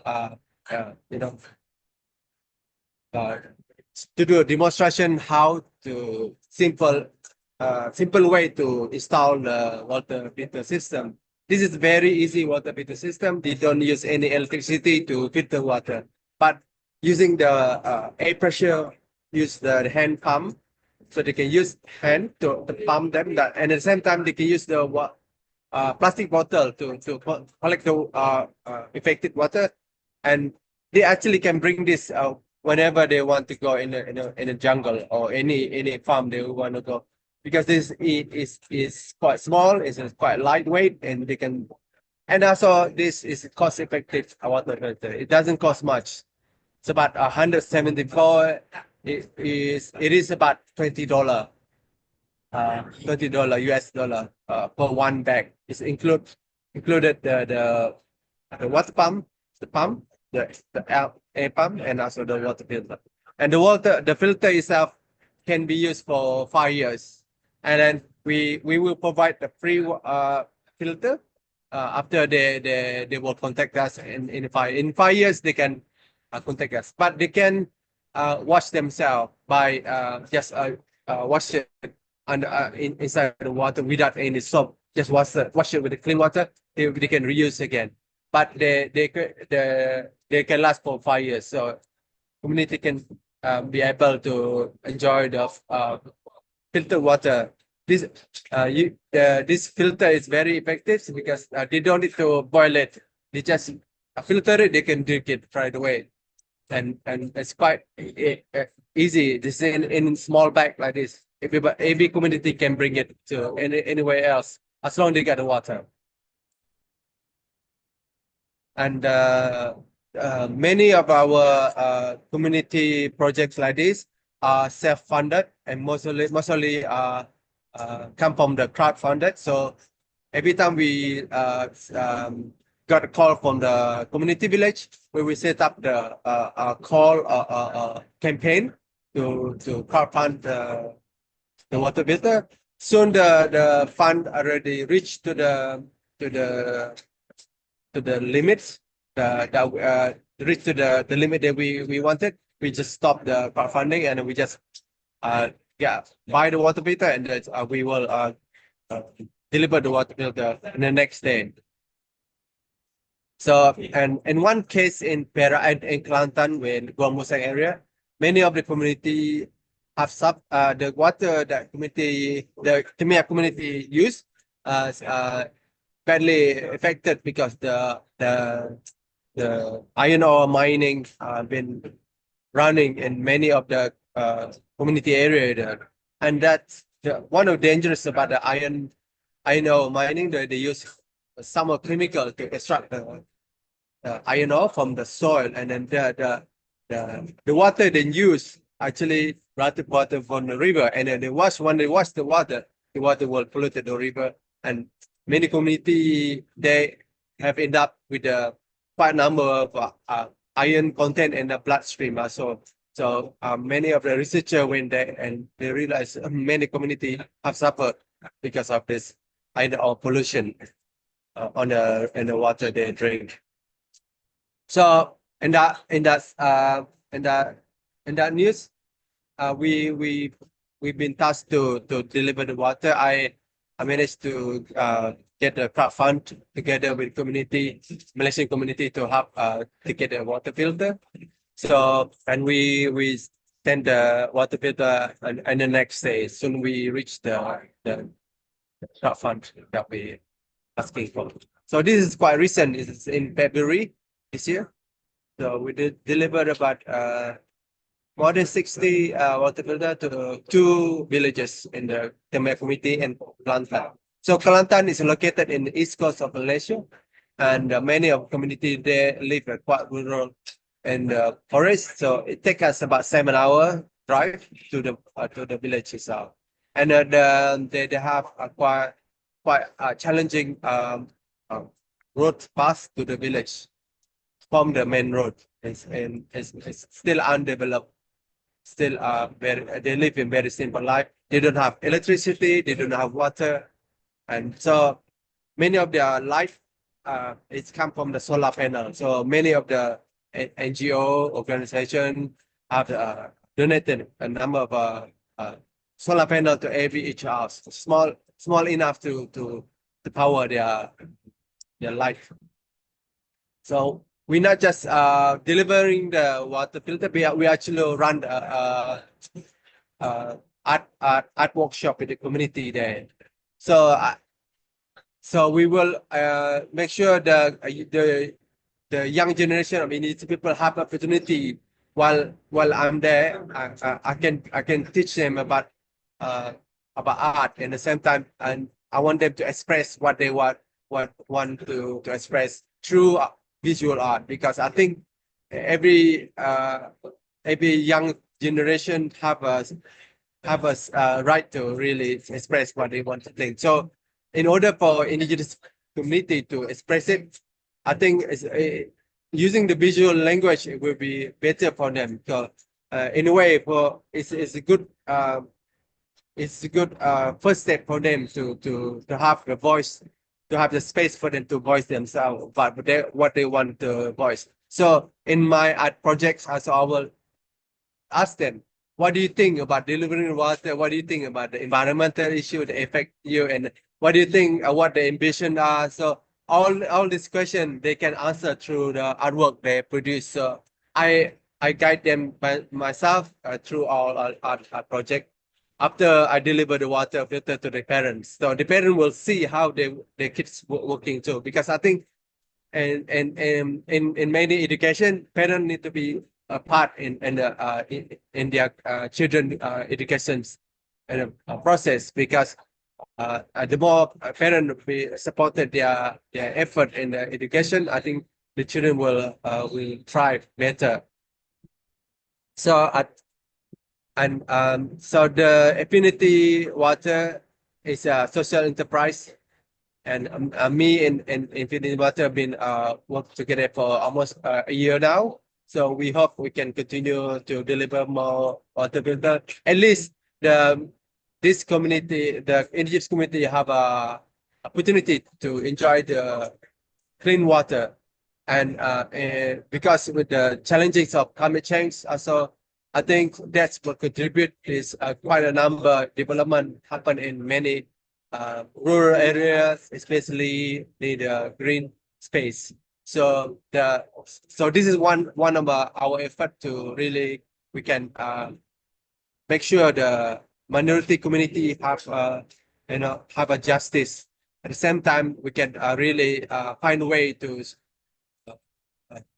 solve the issue that are faced by the community that really have a basic physical resources to really adapt to the change in our climate.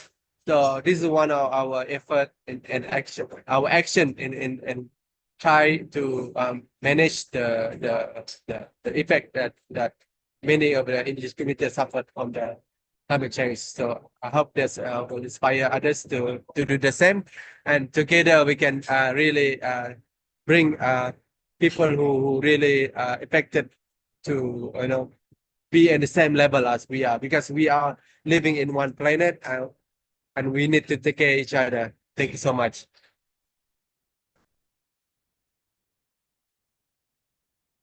I hope I'm on the right. I'm on the not over time. Thank you so much for a wonderful presentation.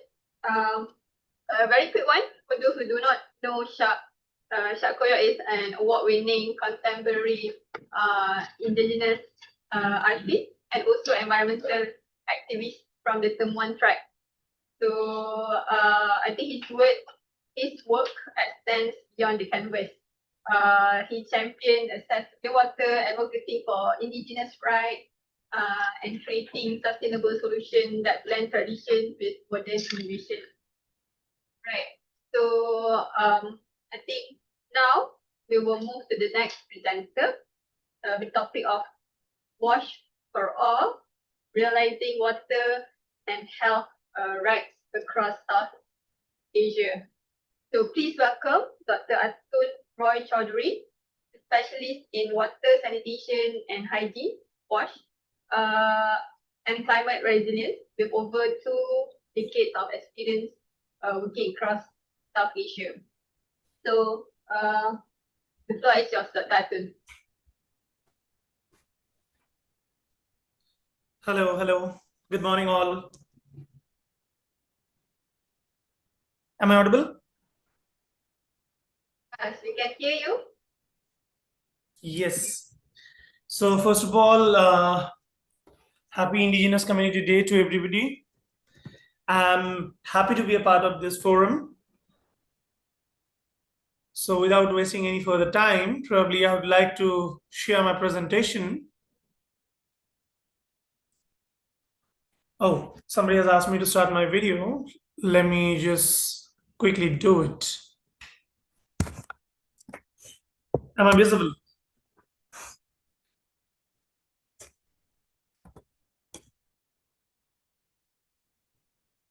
Yes, fine. So good morning once again, everybody. I don't know what time zone you guys are in, but hello from India. Right now it is 7:30 a.m. in the morning. And as I mentioned earlier, happy Indigenous Community Day to everybody. So let me take a moment to very quickly share my presentation.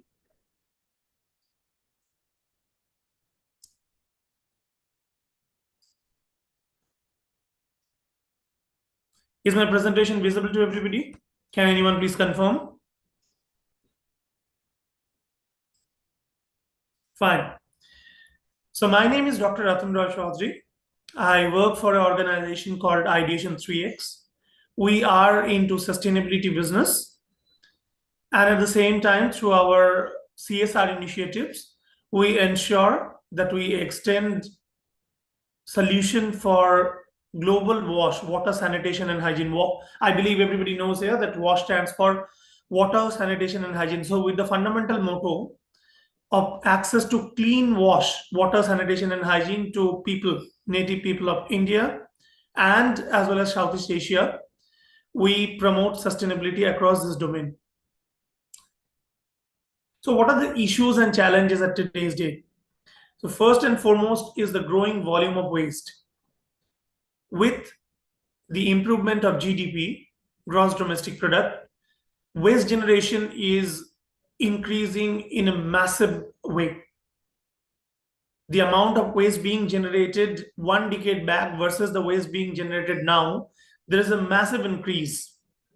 And the increase is somewhere around 5 to 7% per annum in terms of solid waste.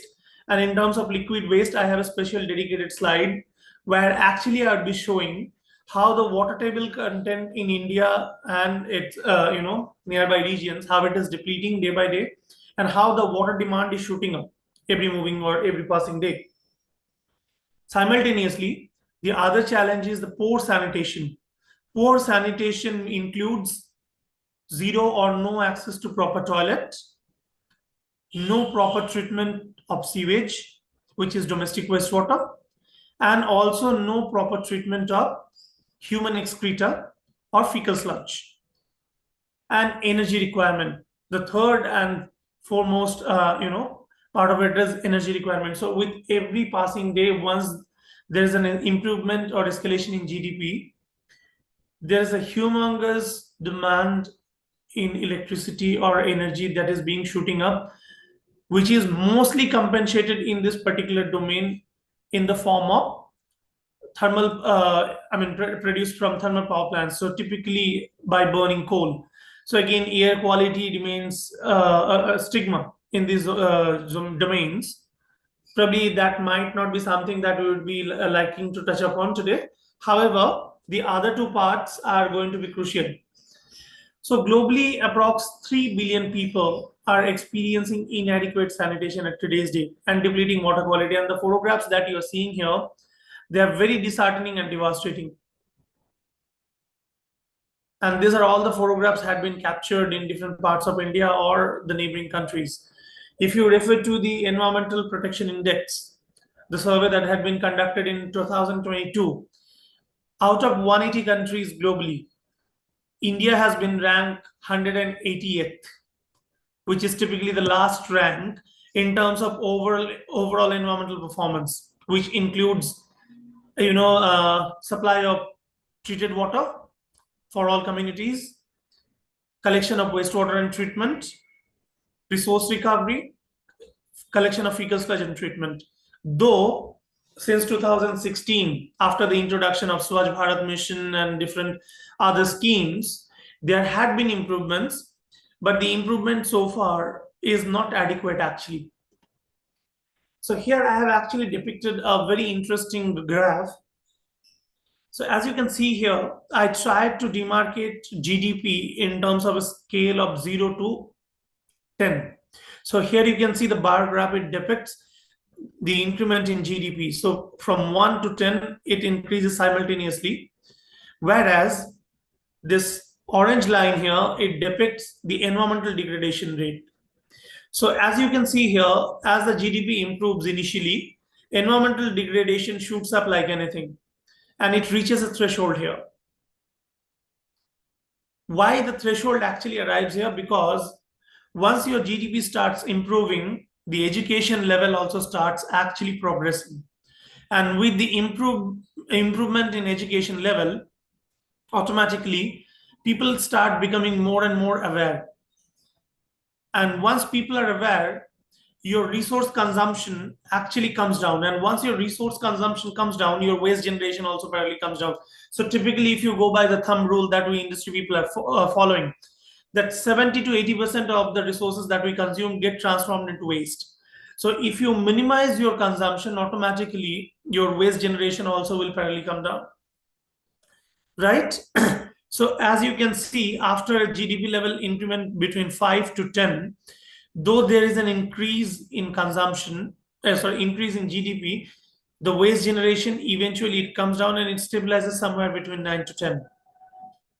So somewhere in India, if I try to depict today's case scenario in India, where exactly we are standing, I would probably say that we are somewhere in this range where our GDP is shooting up. However, the waste generation is also apparently shooting up. So we are somewhere in this zone where we are about to get stabilized, but probably according to my experience, in order to reach some peak point here, it would be taking a decade, I believe, 10 to 15 years. Somewhere in between, we would be reaching the peak, and then eventually the curve will slowly start declining. Moving forward, as I told you earlier, that there are three components. First is access to clean toilets. So what do we do actually at Ideation to provide access to clean toilet? So we have a technology which is co-developed with DRDO, Defense Research and Development Organization, is called BioToilet. Now, how this BioToilet is different than conventional toilets, and how does this help to improve sanitation or improve toilet experience in India? So on the left-hand side, I tried to depict the mechanism, how exactly it works. So it has 4 compartments. It's a very small and compact, rectangular tank. The photograph of the biodigester of this BioToilet, which is the heart or key component, it had been depicted here. So it's a rectangular tank. It's a very closed loop tank. So from outside, if you have a look at it, you will see a rectangular, 200-liter capacity tank, as simple as that. Inside what's happening, you will have no clue. So here I am in order to give you a clue what exactly is happening inside. So once your, the gray and black water that actually comes out from your toilet, once that is being generated, once you flush the water and the excreta and urine, whatever is being generated, that particular combination, black and gray water combined, that comes to the first chamber. That mixture comes to the first chamber, and this is a gravity-based chamber. So what happens once it enters the first chamber, because of gravity, first of all, the combination of black and gray water, it's supposed to settle down. Once it settles down, automatically all the residues, it actually settles at the bottom, it resides at the bottom, and through overflow mechanism, the rest passes to the next chamber. and it has millions and billions of microbes. It's an anaerobic digestion technology. It has millions and billions of microbes. So what happened, because of the higher retention type, this microbes comes in contact with this liquid wastewater, and it starts eating up all the organic matter present there inside. So because of that digestion process, because of this microbial action, automatically with every passing compartment, water starts becoming cleaner and cleaner. And ultimately, when it comes out from the fourth chamber, there are 4 chambers inside, same mechanism happens again and again and again. So first you introduce your wastewater on the first chamber. This particular biodigester, it is connected to the outlet of your toilet.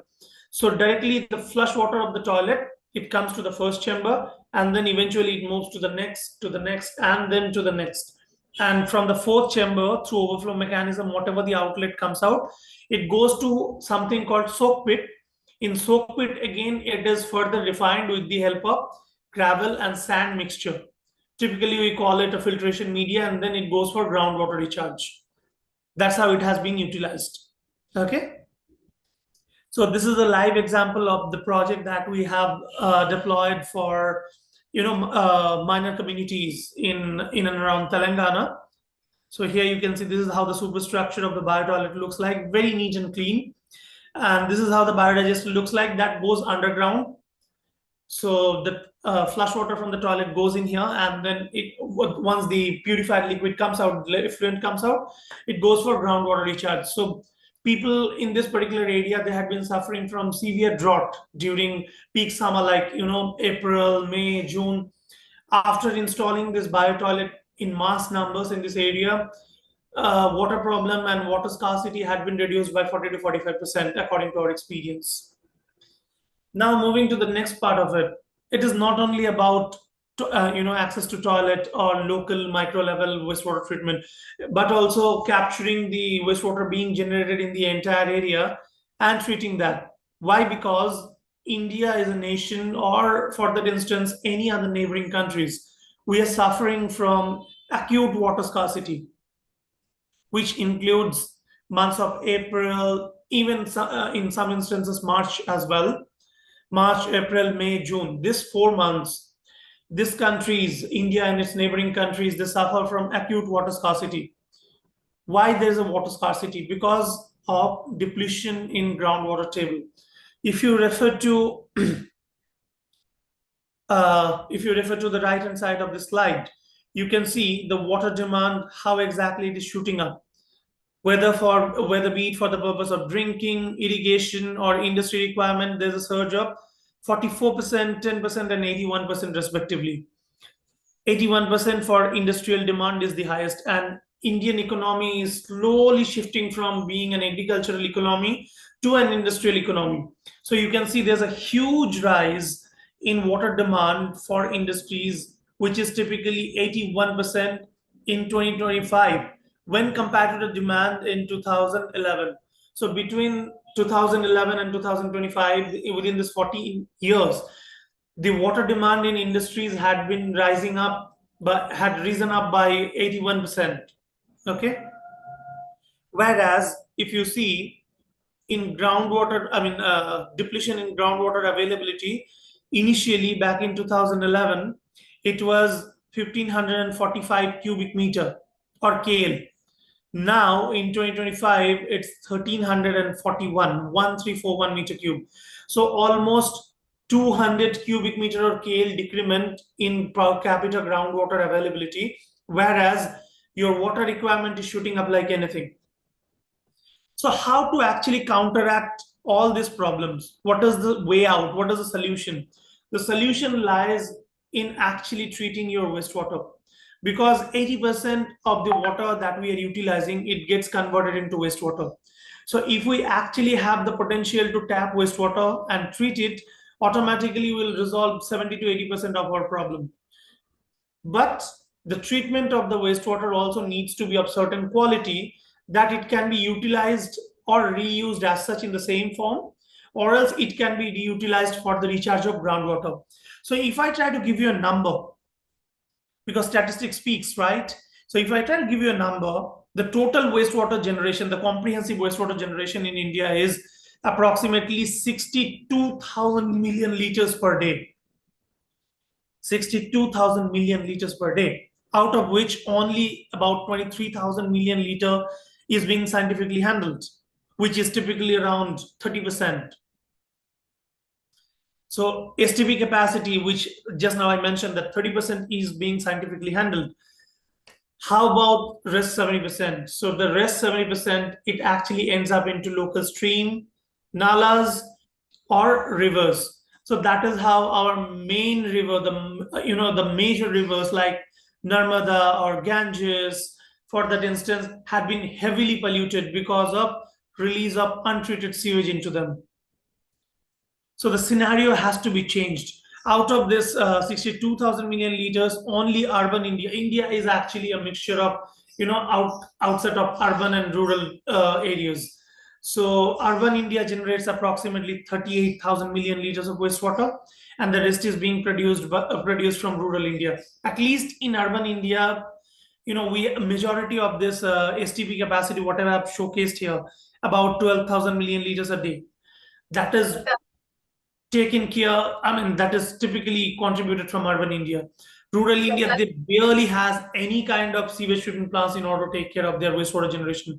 And here you can see the standards that is being followed so far versus the standard newly proposed, which is not being implemented so far. So there's a huge gap in terms of, the quality that we need to actually maintain, or the quality actually we need to achieve in wastewater treatment. We till date rely on all these obsolete treatment technologies. If you refer to India's wastewater treatment schemes, we till date rely on all these obsolete treatment technologies. We need a major upgrade in terms of wastewater treatment to MBBR or MBR or this advanced photo oxidation processes for that instance. Okay. These are a few pictorial illustrations that I've utilized in order to showcase you guys that how typically the wastewater treatment plants in India looks like. So this wastewater treatment plant is from India School of Business. Fatul, I'm so sorry. So to be mindful of time, so maybe I can just give you like 30 seconds to conclude, and then we will move to the moderator session. Is that okay? Yeah, very quick one, 30 seconds for you to conclude. Certainly, yeah. Just give me 1 minute. I won't take more than a minute. Okay, very quickly I'll screen through it. So this is how the condition of existing water treatment plants they look like. Very pathetic. Again, this is from another prominent shopping mall from Hyderabad. This is again, you can spot me here in the photograph. This is how typically the existing water treatment schemes in Hyderabad they look like. Very disheartening. So we came up with a packaged sewage treatment plant, which is typically designed for indigenous communities and minor communities, small communities where people ranging from somewhere between 1,000 to 10,000. This is called Jokaso. It's a Japanese technology. Moving forward, we have fecal sludge treatment plants, patented technology exclusively designed with geotextile mechanism. These are the photograph schematic diagrams. We have co-treatment facilities, which includes treatment of fecal sludge alongside the sewage treatment plant. In this slide, you have those details. So thank you so much for the opportunity to speak. This, this is my website. You have my contact details over there. My LinkedIn ID is being provided here, and my email ID also has been provided.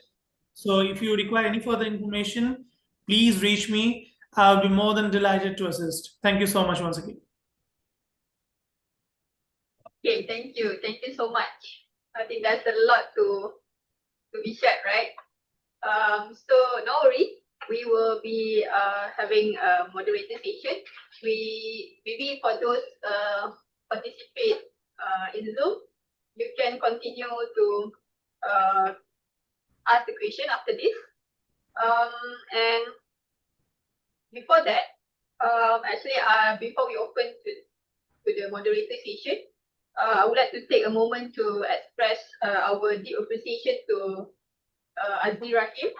She is in the Zoom right now, joining us. So as he has been helping us instrumental in the planning and also in our curation of the agenda for Region 1.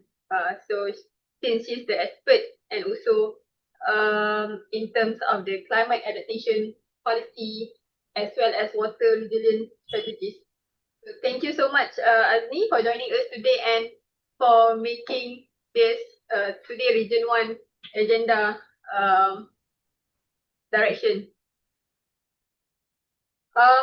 So maybe if you have any few words, 1 minute would be able for you to share.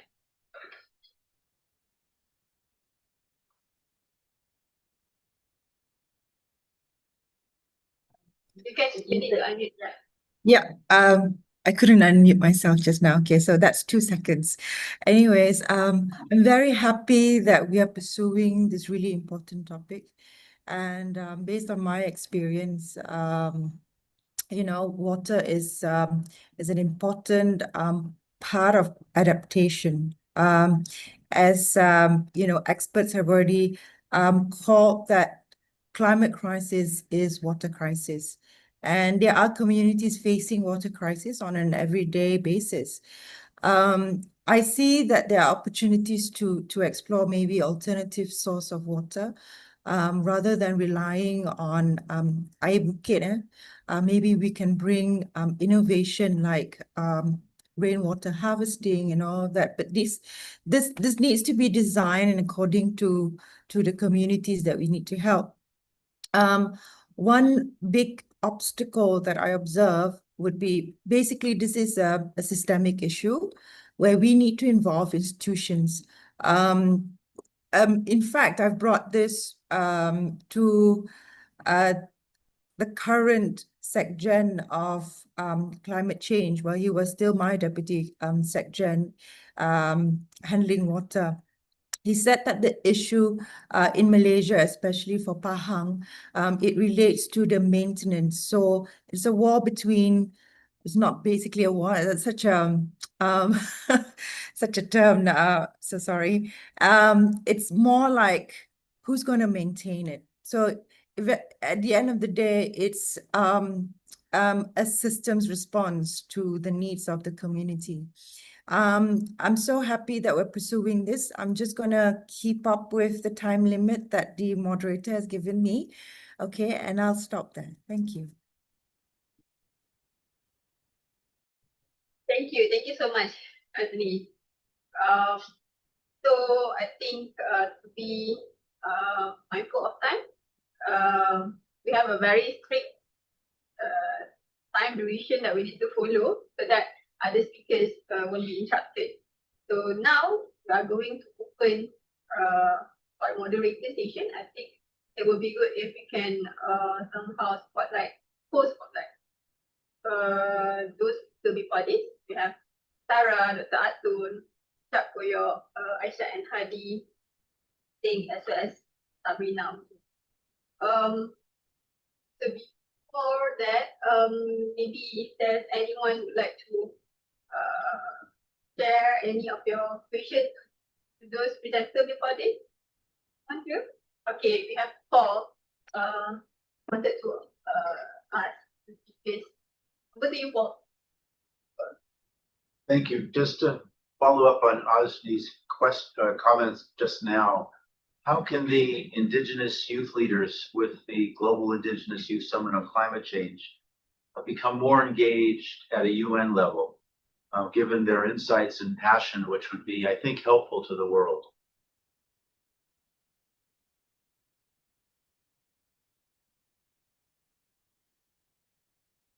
That's really tough. Okay, so usually I can just talk whatever I want, but now I have to wait for someone to queue. But anyways, we have actually started participating more and more at UN level because opportunities are available now that water and climate has been included in the COP process. So there's water pavilion organized since COP26 in Glasgow, I think.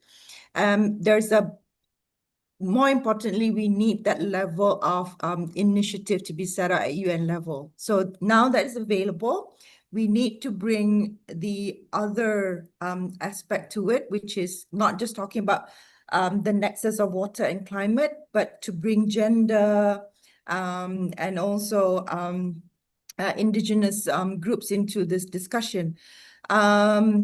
And the other one is that although there's UN water, but there's no specific agency for water in UN. It's still a secretariat. UNDESA is heading that. So pushing for this, having perhaps a youth special envoy, especially for COP30, there is a indigenous special envoy. Probably we can push with Brazil, Prof. Are we able to do that though? Would it be helpful to include youth as at the level of specification along with water and climate and other features, considering the Act for the Future and the relevance of next generation leadership? I strongly feel that it's good if we move the needle of the institution. Currently, youth have been participating during COP process, but we have a ministry for youth. We have a ministry for rural development. We have a ministry for, in fact, state governments are participating as well. I mean, I'm talking from the context of Malaysia here. So it's time to get them to participate, you know, because we want policy redirection. There's policy, but there's no redirection happening, especially to solve these problems. Yeah. So I see there's somebody raising his hand. Yeah. Yeah. So we have Pedarat Saya. Maybe you can unmute yourself with, and maybe you can also share a quick intro about you.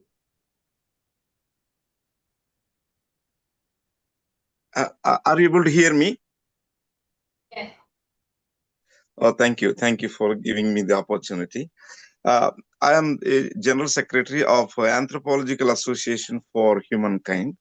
We are organizing a World Applied Anthropology Congress on climate change and migration. Actually, this climate issue, the climate crisis, is a human crisis. It is not only water crisis or it is more of how the cultural dimension, human dimensions of climate is missing in the majority of the issues. So what we are trying to do, we are pulling applied anthropologists from across the world, and how these anthropological insights can really help engage the local indigenous communities, because anthropologists go and live with the indigenous communities. They work with them, and their indigenous ecological knowledge and traditional knowledge system, how they are able to cope up with this climate challenge, that wisdom is often being ignored. So people across the generations, they have accumulated wisdom, and if we impose the scientific reports and statistical results, all these things, they don't understand. But the wisdom from the ground, how the people are able to adapt to these challenges, and those things need to be integrated. So that human dimensions, how their health and their women and children, or many aspects of society is impacted by this climate. Those things should come to the center stage. And when people, ordinary humans, are engaged, their voices are, their wisdom is harnessed. And I think we can really, particularly youth, the students, they have the awareness in their classrooms, and they get projects and all these things. But practically, when how this youth force need to be built, and their capacities are building, and how to integrate these youth force and future generations in addressing these climate issues. That's where we are trying to make a positive difference. I encourage you all. I have posted that website link, and I encourage you all to visit and participate. We are here also trying to involve this media, movie stars to bring their fans, youth, and in a more major scale, millions of youth we want to mobilize and build the climate action force, youth climate action force. It is happening in India here in next year January in the weekend.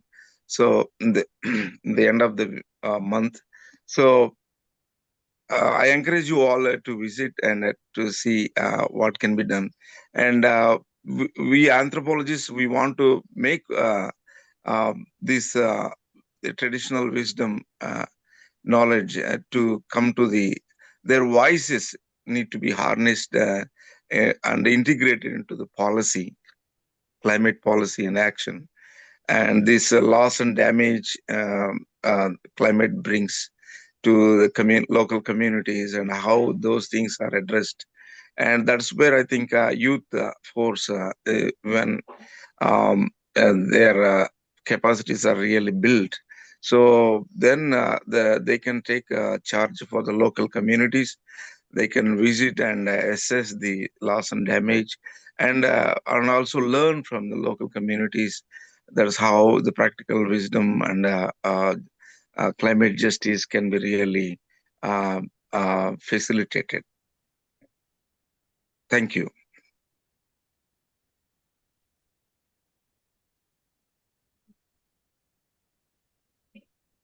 Right, thank you. Thank you so much. So I think we also would like to listen from Wan, Faisal. Yeah. It's excellent presentation from everybody today. I just want to highlight about the Rumah Baca program. Number one, Madam Janita, your blue book is excellent. I think when we first started Rumah Baca, the module was different, and when it was actually using what we all knew about early childhood phonetics, A apple, B boy, etc.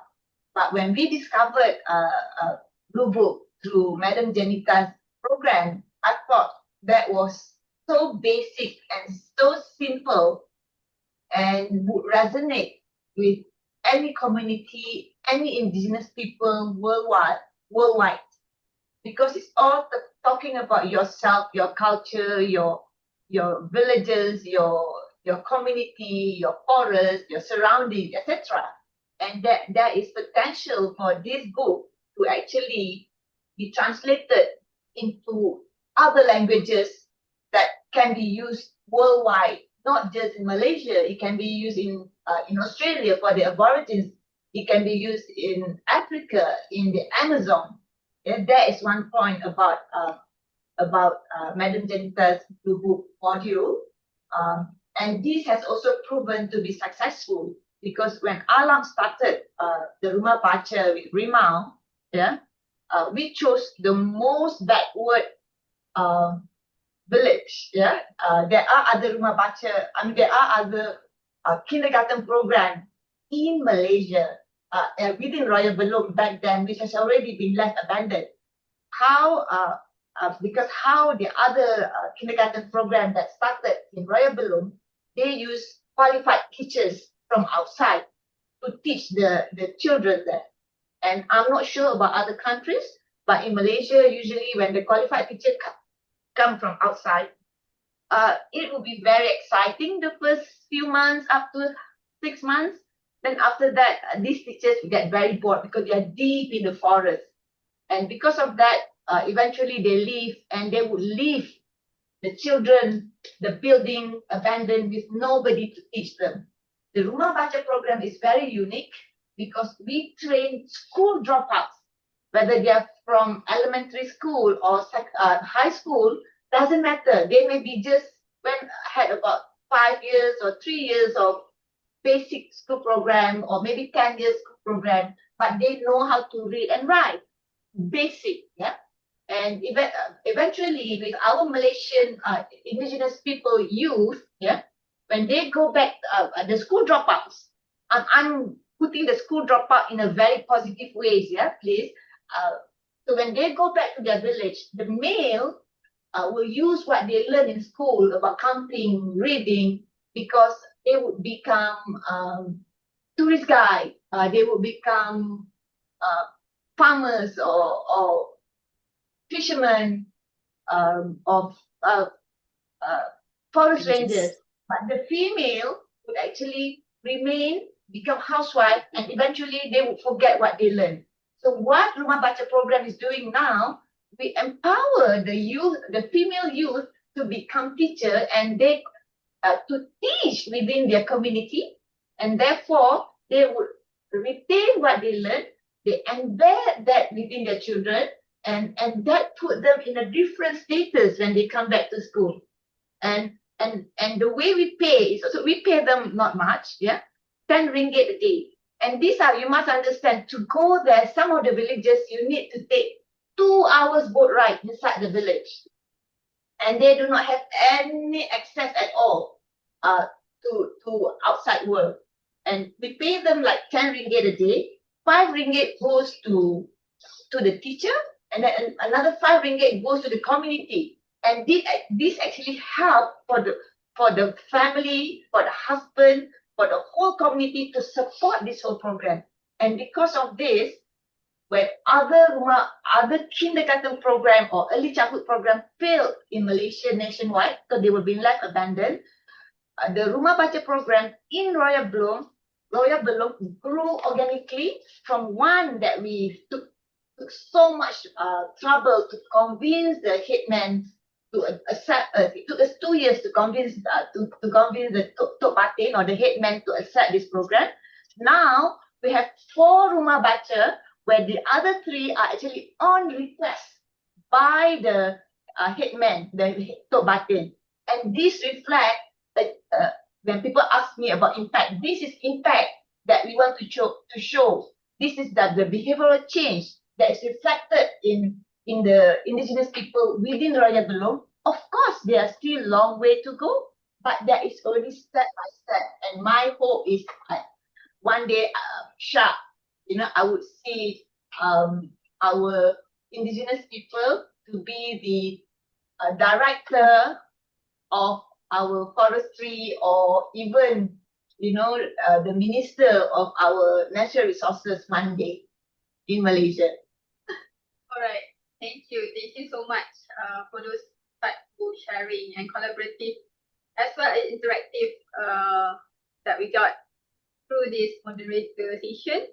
So I think now we are due for a 5-minute break where I will be sharing part of the video regarding mangrove conservation. And I think within that, we can have a break and hope you guys will be back after that 5 minutes. And I will pass to Sabrina to see the next session. Yeah, so, okay, see you later. Thank you so much, Malina. Thank you, everyone.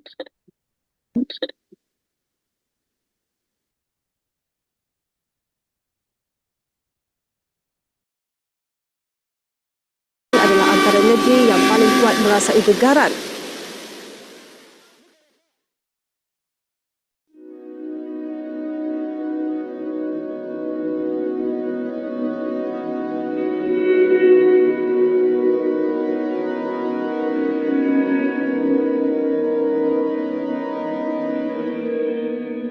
Nama saya Ilyas bin Syafi'i, iaitu Pengurusi Persatuan Kebajikan Nelayan Pantai Pulau Pinang, dikenali sebagai PIPOA. PIPOA itu adalah singkatan bahasa Inggeris. Saya seorang nelayan.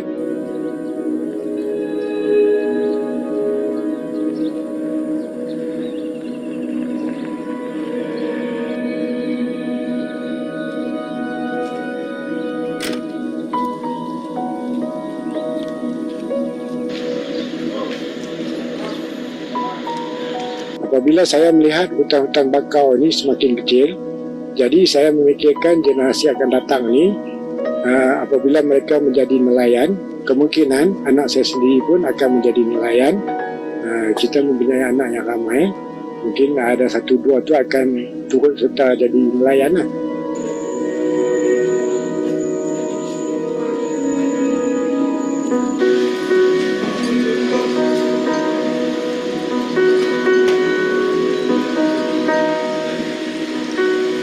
Jadi kita fikir anak cucu kita besok, kalau tak ada hutan bakau, mereka nak tangkap ikan, mungkin ikan pun berkurangan. Jadi saya mengambil inisiatif ini untuk memelihara balik hutan bakau yang ada ini, supaya kita dapat membantu masyarakat akan datang ni, mereka dapat merasai macam mana yang kita rasa, ikan pun kita tangkap pun ada. Jadi untuk kita jual, orang yang makan ni pun dia ada kata ikan yang sihat.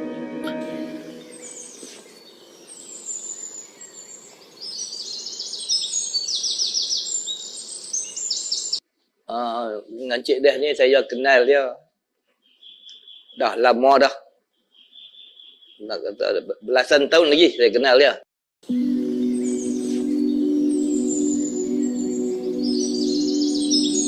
Apabila kita melakukan sesuatu yang berbeza, yang tidak pernah buat di orang tu, macam-macam temahan lah. Permulaan kita mulakan tanam pokok bakau ni, orang menganggap kita ni sebagai orang gila kan? Kalau kita pergi kedai pun, orang masyarakat kampung mengatakan kita ni orang gila. Sepatutnya kita tanam pokok buah-buah, bukan tanam pokok bakau.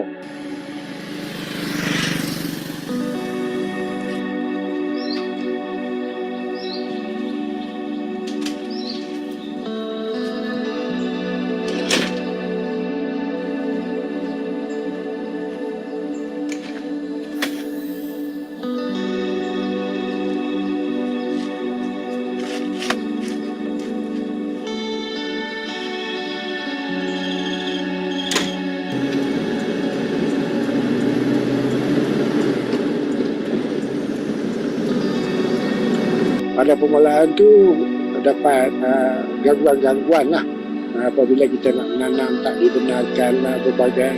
Lama kelamaan dah, apabila tsunami lah, apa orang kata tsunami ni dapat mengajar semua lah.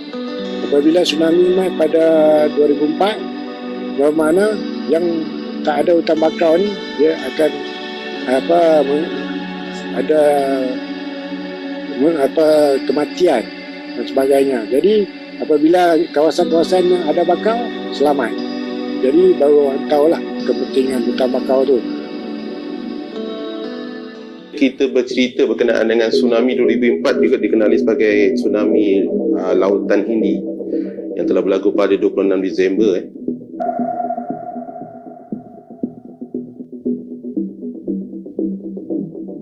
Untuk negara kita, boleh dikatakan 4 negeri yang terlibat, iaitu negeri Kedah, Pulau Pinang, Perak dan Selangor. Tapi yang kawasan yang paling terjejas adalah di Langkawi dan juga Pulau Pinang lah.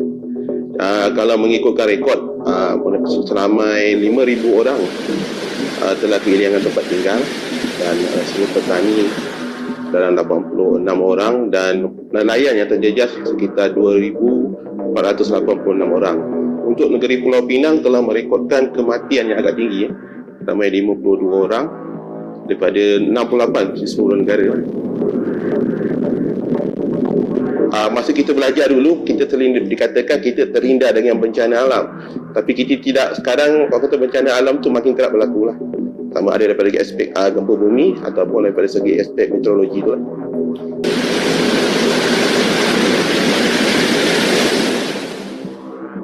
Masa tsunami berlaku kan, tengah-tengah ribut, masa tu kita tak tahu kita kata ribut je lah.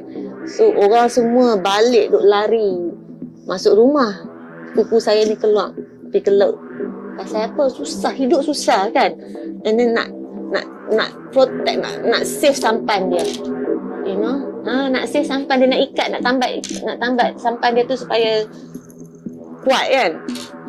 Dia tak balik. Pulau Haji Ibrahim tu saja yang kena sampai kan. Ya, dia punya kolor tak jauh lah dekat dengan laut. Mungkin masa tu yang penuh. Bila halun tu dia pukul, dia impun sempan ke pan lah. Tapi orang tak apa lah. Masa tu masa yang penuh orang dah nelayan.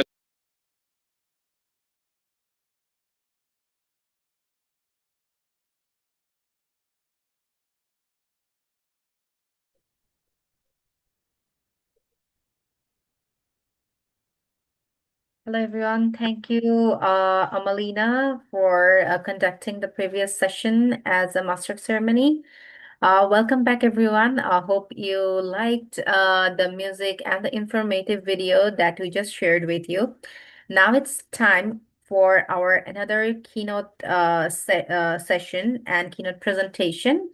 So we have the honor of having Dr. Deepak Gvali for one of his keynote presentations on handling the wickedness of water under climate change uncertainties, cultural theory approach. So let me give you a short background about Dr. Deepak. So he's a hydropower engineer and a political economist of resources. He uses cultural theory, a new emerging social science, to study conflicts and dysfunctionalities at the interfaces of society, technology, and natural resources.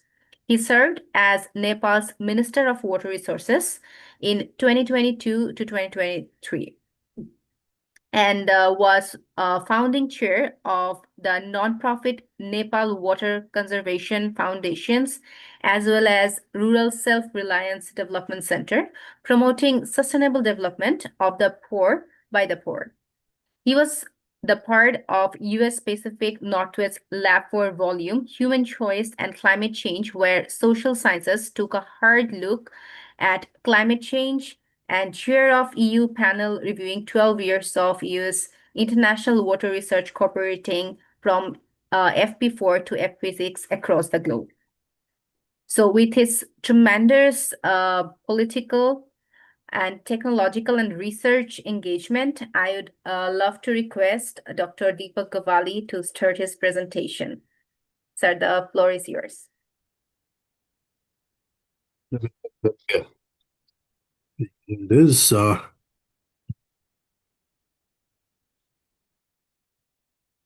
here it is. Let me see.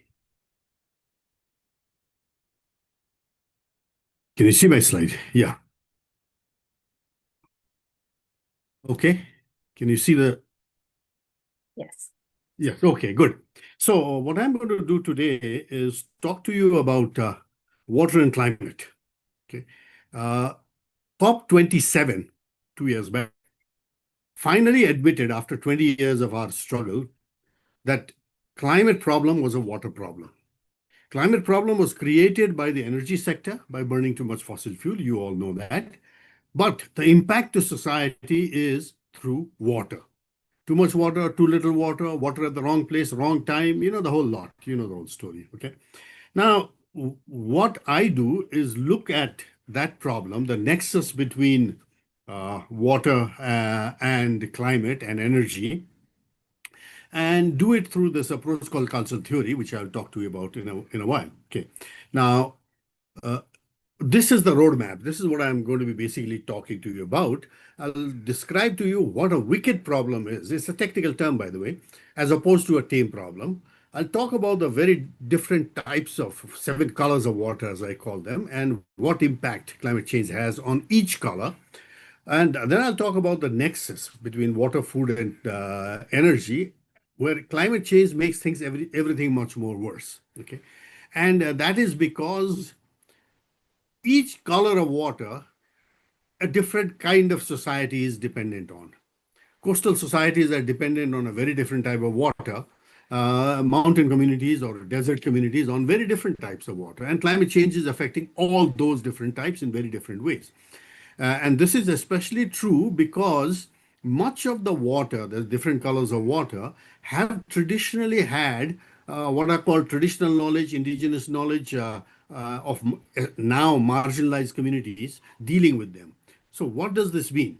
So I will then talk about this cultural theory. of how there is a necessity to deal with uncomfortable knowledge through creative engagement, constructive engagement, to generate what are called clumsy solutions. We are too used in our schools and colleges to go for neat solutions. As far as the climate change and water is concerned, neat solutions are dangerous because they're too rigid and they collapse at the slightest, change. So what we need are clumsy solutions that are, not everybody may agree with it, but most people agree with most of it, and they're very flexible. So the mantra in the age of climate change is wicked problems, uncomfortable knowledge, clumsy solutions. Now, what are wicked problems? Wicked problems are problems, unlike tame problems, problems where we cannot even agree on what the problem is.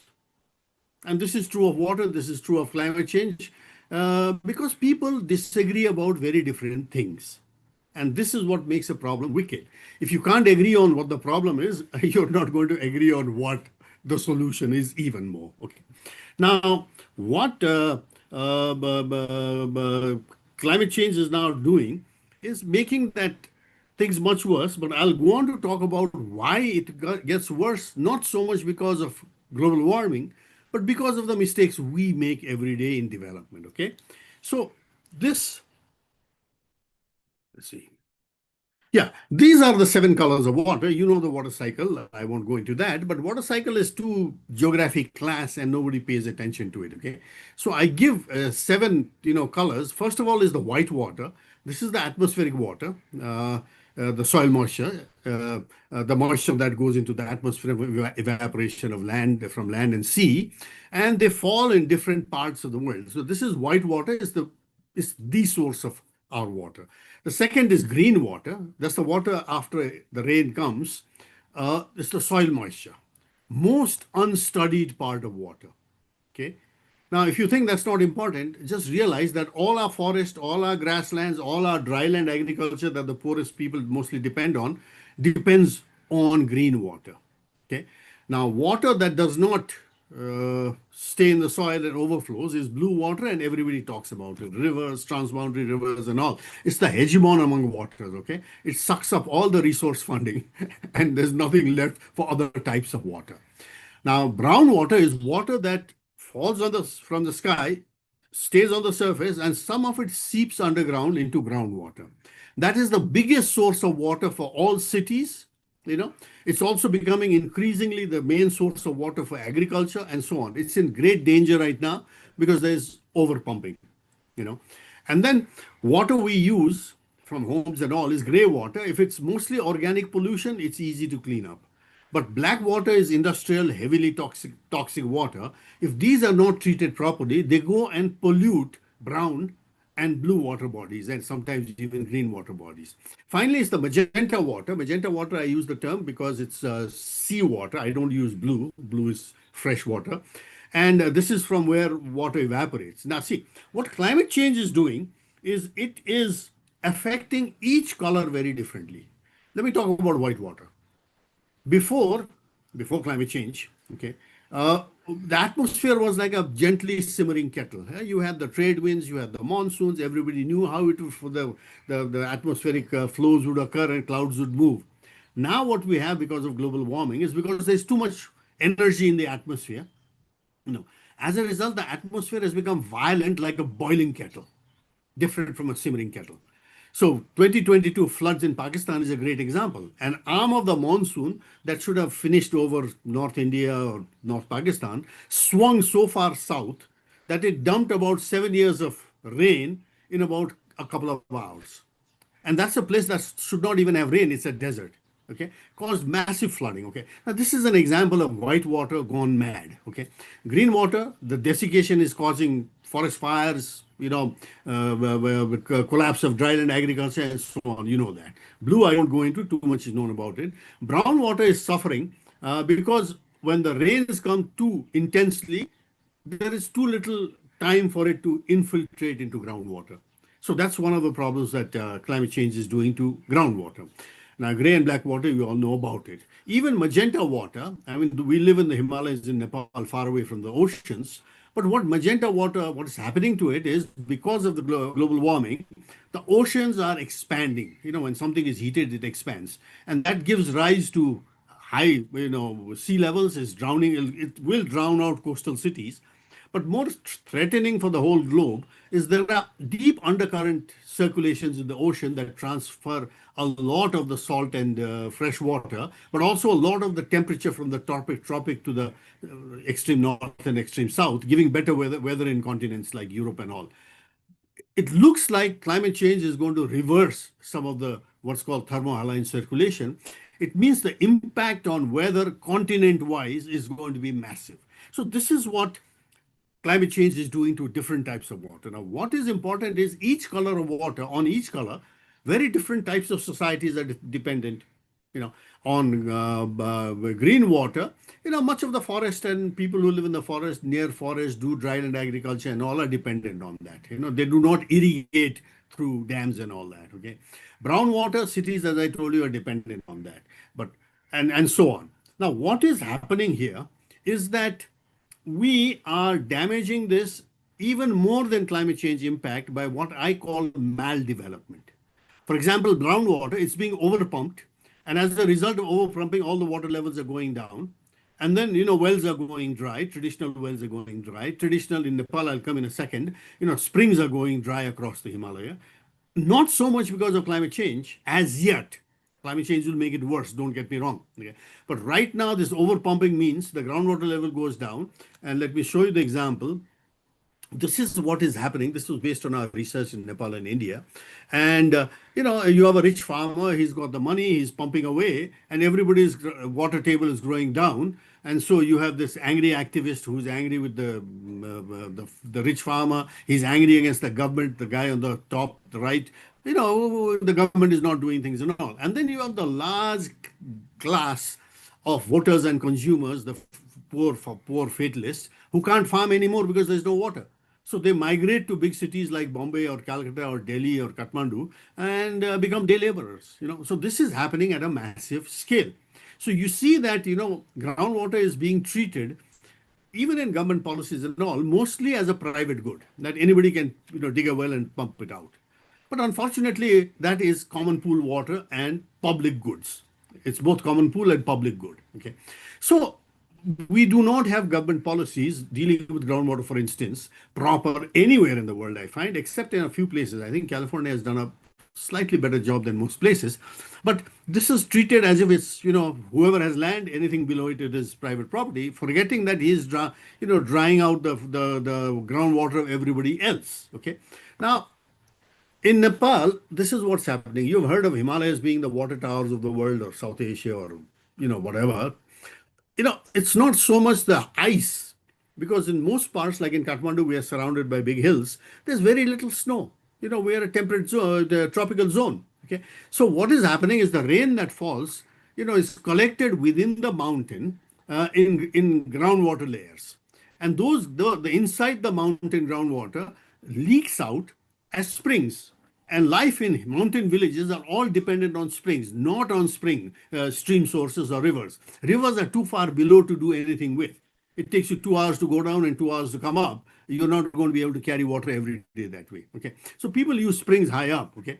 Now, because of overpumping in the plains or even in the mid hills, the water table of everybody is going down, like I've described. The solution was, and this is the message that I need to tell you, that traditionally we used to have these ponds, these small ponds scattered all over the hills that collected the rains, and they were not only used for buffalo wallowing and everything else, but that water slowly seeped into groundwater, recharging the water tower and recharging the springs. Now, unfortunately, in the name of development, we are, discarding these small ponds and small water harvesting structures. And as a result, things are getting much worse. Now, this is another local indigenous technology. You see on the bottom center, this is, this is a small river in the middle of Nepal, and what we have is, this was a traditional community-led technology. It's a brushwood dam. See, South Asia, Nepal included, is a semi-arid zone. We get 4 months of monsoon. Right now, we have massive monsoon rains, and 8 months of practically no rain. 8 months of drought. Okay, you cannot average the two and say we are rich in water. No, we are not. We are rich in 4 months of flood and 8 months of drought. Now, traditionally, our communities, everybody had, sort of adapted to this, and pond technology was used to store water. Brushwood dams were used to divert water in the dry season when the rivers are very low to give a second crop or a third crop. Okay. Now these brushwood dams require heavy community involvement. It's built by volunteerism. People get together and, a day or two, they build this. Okay. And unfortunately, with modernization, what came is the picture you see on the right. This is a modern dam on that same river, which bypass these community structures as primitive, traditional, primitive and all that, okay? And so modern technology of cement built it. Unfortunately, our rivers don't behave as modern engineers like to. And the river bypassed the dam, and the whole dam was standing high and dry for, forever until another flood got rid of it, okay? But, it destroyed the traditional irrigation practices of indigenous and other communities, okay? Then what happened was the area became a dacoit infested area because people couldn't farm. Their traditional technology had been destroyed. The modern one didn't work. So eventually you got another technology, which is the market-led technology, as you see on the left bottom. This is the groundwater pump. Now, it provided water all right, but when everybody started using it indiscriminately, the water table went down with the result that I just described to you. Okay. Now, I'll go into this cultural theory that I use very quickly because there's no time, this subject matter for a full semester lecture. Well, what we do is, we describe two axes, okay? On the x-axis is where do you belong? Am I part of a group or am I not part of a group? Okay. And on the y-axis, do I follow prescribed rules, orders, etc., or do I not follow them? These two, we call them discriminators, give rise to four organizing styles. On the bottom left, you have market individualism. Every dot is an individual. There's no order. It's a network, okay? And unbound, they're like consultants or individual contractors or some businessmen and things like that, For them, nature is robust. Don't worry about nature. Nature will take care of itself. It's like a marble inside an infinite cup. Build your dam, build your nuclear power plant, build your highways, make money. That's it, okay? Now, on the right are people who are, this is the activist egalitarian world, where it is bound, unlike market, but it doesn't have this commander-in-chief, colonel, generals, and all that. Everybody is equal there, but it's still bound by some kind of belief and values that the environment is going bad, our language is suffering, and so many things. Our culture is getting destroyed. So people band together. This is the world, the bound world of egalitarian activism. Now, bureaucratic hierarchism, this is the world of governments, ranked. You see the prime minister on top, deputy prime minister, ministers, or general, colonel, and so on and so forth, okay? Now, the fourth one is the world of fatalism, where, nature is, I don't know what, nature, it does what it wants. It's like a marble on a table. For the activist egalitarianism, nature is like it's a marble, on top, balanced on top of a football. Okay, I think you can see it now. Okay. Whereas for active, it's very fragile, so don't touch it. Whereas for governments, yeah, it is robust, but within limits. So they have to keep both markets and these other, pesky activists happy. Okay, and this thing. So that's what they do. Now, these four styles of organizing express themselves in what we call the three-legged policy stool. Okay. Now, you can see that in the name, choice of technologies I showed you before, bureaucratic hierarchism goes for expertise-led, engineer-led, cement technology, modern infrastructure, so on and so forth kind of development, okay? Market goes for whatever works.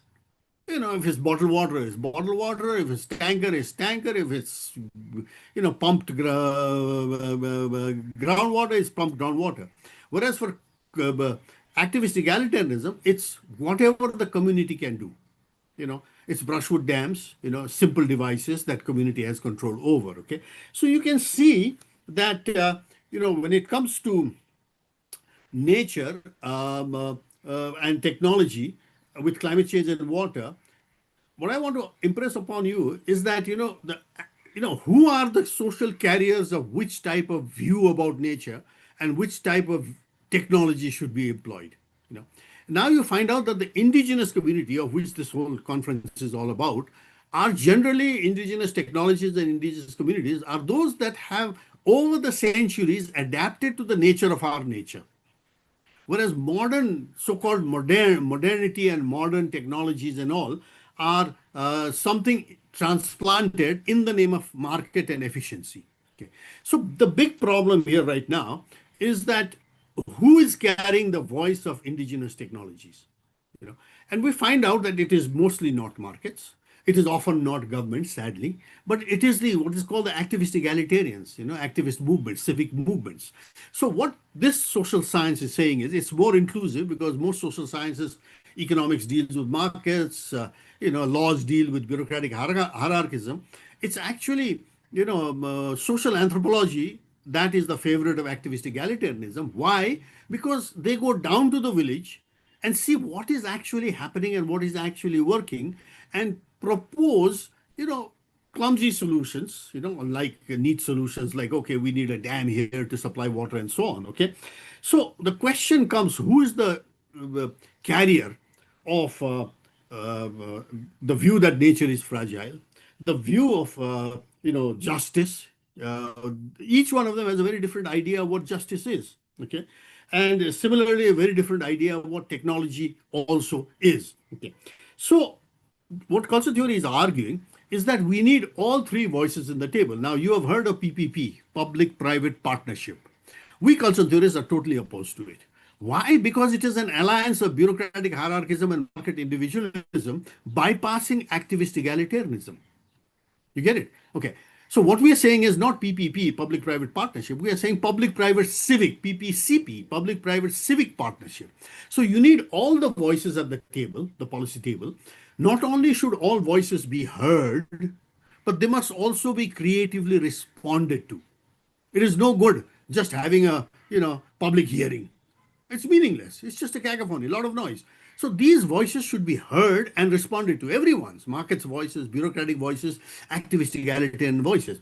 Unfortunately, indigenous technologies and indigenous knowledge, the rich things that we have inherited as today's people from old civilizations, these are not being properly dealt with either by bureaucratic hierarchism or by market, by PPP, but we need that PPCP to be able to, bring those traditional knowledge to the forefront and see if that traditional knowledge better provides, water or energy or whatever, but not only provides it better on economic efficiency grounds, but also on grounds of equity.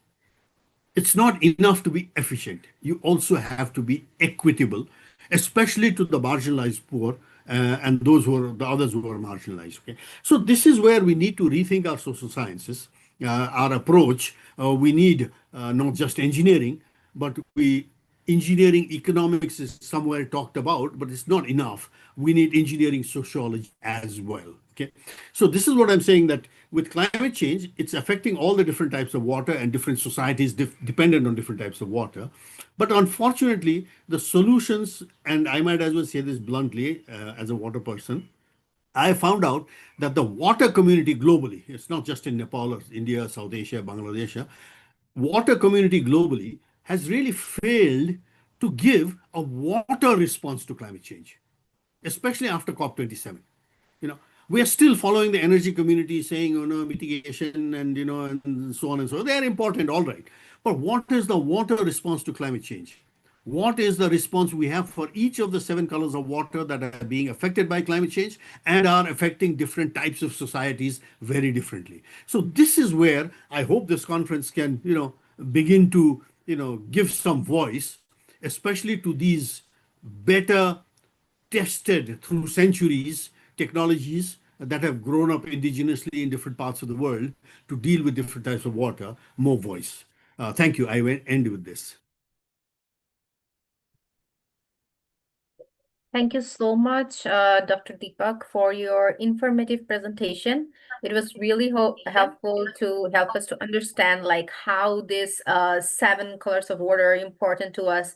And I really liked when you said like we need public private civic partnership and the importance of that. And actually our summit also believes like the indigenous voices doesn't not only needs to be heard, but also needs to be responded to. So I have a quick question for you. As you are trying to, proposing PPCP, so what are the steps or what are the recommendations you have for us to work on so that we all together can facilitate this sort of proposals in our policy making and other aspect of water communities? Okay, you asked a very painful question, frankly. Okay, painful in the sense that, as activists or activist community, and in this I include independent academia. Okay, it's also part of the civic activist community. What we have the high point, the golden age of civic activism was in the 1980s and 1990s. The 21st century, this first quarter of the 21st century, has been an absolute disaster. Why? Because much of the activism has actually just died, And what most of us activists have done is, given everything to the government and said, oh, the governments will do it. So if you look at COP, the Conference of Parties on Climate Change and all, come on, okay, they are important. It's important to engage the governments and all. But they're now being hijacked. COPs have been hijacked by business interests, and especially big oil, not only in this thing, but in Azerbaijan, these are all oil producing mega countries, okay, mega oil producing countries. So we have sort of handed. The same thing is happening to water conferences. Whether it was the Stockholm Water Week or the World Water Week or something like that. And activist communities sort of took a back seat and just said, oh, now the governments are working on COP or IPCCs or whatever, and took a back seat. No, the point now is for activist community to say, okay, governments, we wish you well, continue doing what you're doing, produce some results, fine, thank you very much. But we need to go down and do what I call toad's eye science. As opposed to eagle eye science. The satellite mapping and all, they're important, but go down to the village and look at how each village in each of these ecological zones around the world, suffering from different types of water being affected by climate change very differently, how are they actually coping? What is happening? What is the impact of maldevelopment? Climate change is going to make it worse.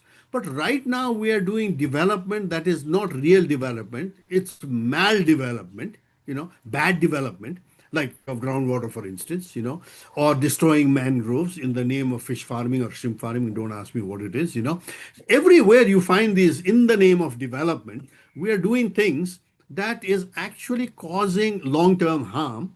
And I call them, or building highways in the wrong way. And, we know all this, okay? And so what the indigenous or especially the activist community needs to do is reinvigorate itself to start asking and answering questions from the grassroots. Not wait for these global models and, big IPCCs and all to come up with answers. They will not come up with answers unless sufficient pressure is put on them. So 80s and 90s, the pressure was put on them. 21st century has been a disaster. That's my answer. Okay, yeah. Thank you so much for your answer. It is really great to understand, like, yeah, we need to work on the grassroots level. I can see some questions popping up for you. Yes, Paul, if you wanna go ahead and ask your question. So I think you can probably see me from Malaysia and rather than look at my computer. Thank you very much, Deepak, for your interesting and I would say insightful presentation. I appreciate the theory behind it. As a former minister, is there a way to engage other ministers active and former, to work with the Global Indigenous Youth Summit on Climate Change and its various partners to elevate this observation that you make about the water component rather than the energy component? Mm-hmm. Yeah, as a former minister, I would say, people forget how limited we are. The assumption is because you're a minister or prime minister, you're up there, you've got all this power, you can do things. Sadly, we don't have that power and we don't like to talk about it. Okay. It's very limited. I brought about, in my short term when I was minister, I brought about what's called community electricity. You have heard about community forestry. In Nepal, it's a big success story where communities manage their own forests around the villages. I brought about community electricity, where communities do their own electricity distribution, buying electricity in bulk from the supplier, the national grid or whatever, and retailing by themselves. Okay, huge success story. The community started using electricity in very creative ways and all that. But it was totally opposed by just about every one of my other colleagues, and it took me 27 drafts of the law to get it through in 6 months. Okay, so I don't think you can bring in other ministers that easily unless you have a very strong activist, pressure, civilized sort of, but very strong pressure built up. Because I have a law, I have a, forgive me for saying this, it's Gyawali's law of, first law of politics, okay, which is that politicians and political parties do not listen to reason. They are genetically incapable of, listening to reason. They are only so designed as to feel the heat. So if you can generate that heat through activism, then they listen. They will not listen if you write scientific papers and say, oh, here's a brilliant 5-year scientific research and here is the paper. If they read the abstract, you are very lucky. Okay. But if that research is used to fuel some activist movement, to put pressure on, a factory that's dumping waste or a government that's designing something very wrong that's harming a local community, then the politicians will listen. So I'm sorry for letting out this secret that we ministers are not really, what you guys might think it is. It's the pressure that's important, civic pressure. Sounds great. If anybody else have any question for Dr. Deepak, I'd love to hear that.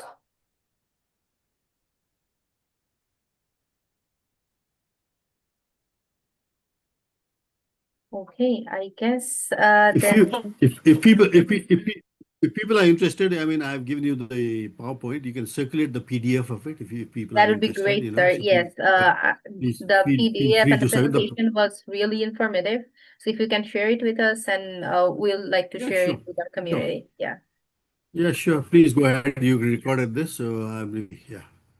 Thank you so much for Somebody's your hand is up. Paul. Paul's hand is up. Paul, yes. Paul just asked the question. I guess he didn't Okay, get a sorry. chance Okay, to, yeah. yeah. Okay.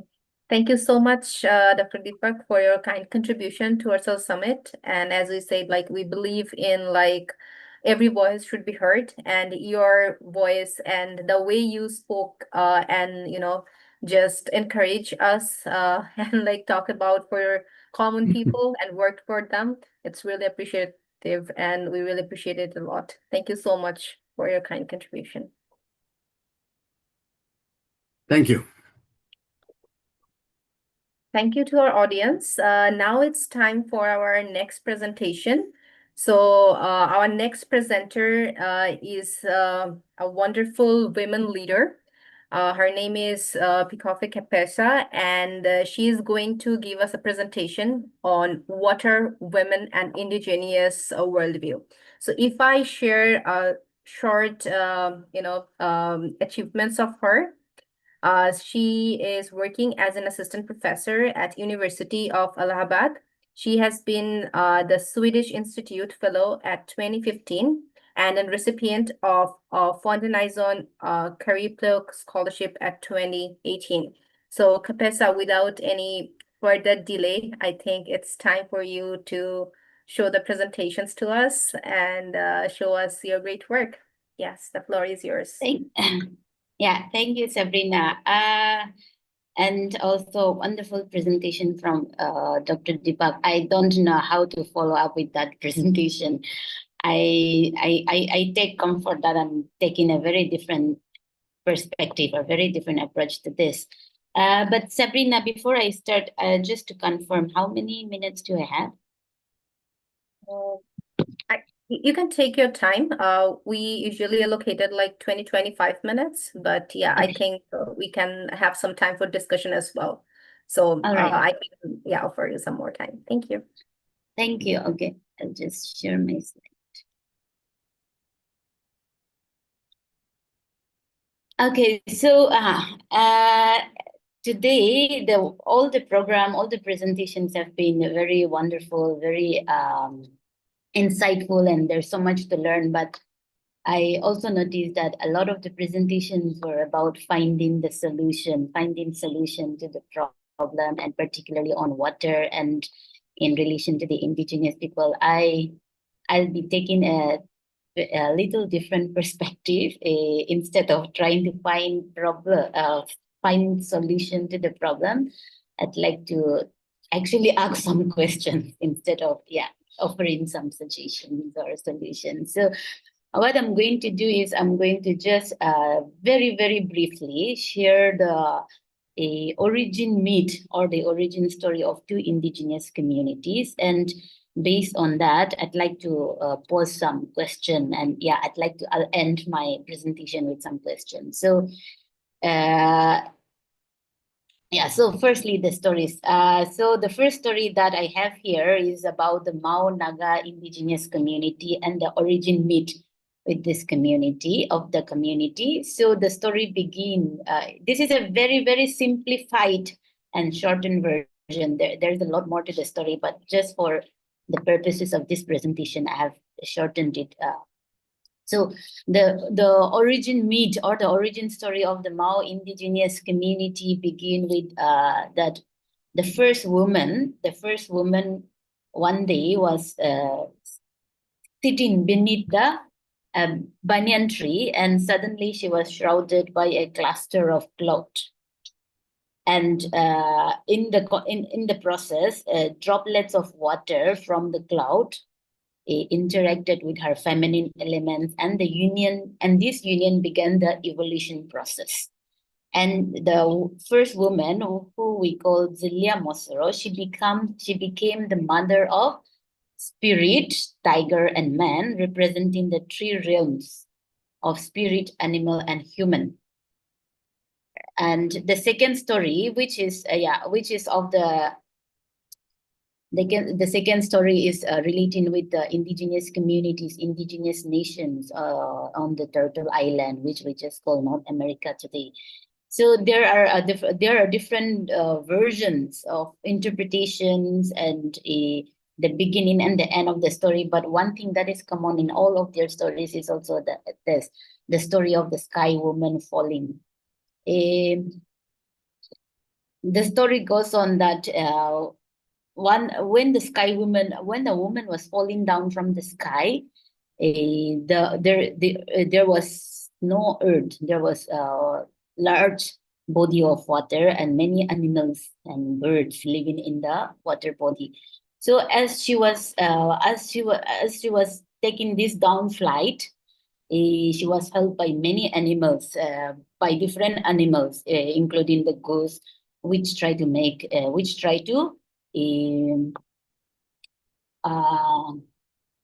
give her shelter so that she doesn't fall into the water, or so many other animals. And finally, it was the turtle that offered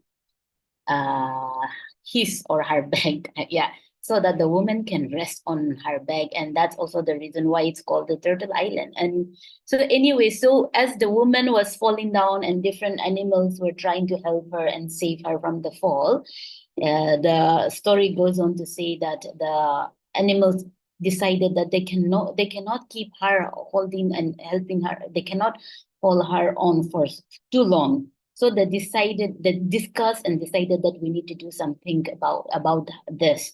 We need to we need to do something and help her. We need to and they realized that what she need was earth or land to be her home. And in the attempt of helping her, many animals try to go deep down the large body of water to find soil or mud. but many failed in the attempt. And in the last attempt that was made by a small animal, which is known as the muskrat, the muskrat brought back a little bit of mud from underneath the leg, and it was kept on the back of the turtle. And the sky woman, as they call it, was so grateful for all the gift, for all the help that different animals and birds try to give her and help her. So in gratefulness and in thankfulness, she danced. She sang and danced. And as she was singing and dancing, her feet caressing the mud, the depth of mud that was brought by the muskrat. And through this, the alchemy of the animals' help, animals' contribution, and the gratefulness and thankfulness of the sky woman, through this, the entire earth was created. So very simple, these two stories. So I just want us to reflect on these two stories. If we look at these two stories, it is very, very different from the mainstream creation story, for instance.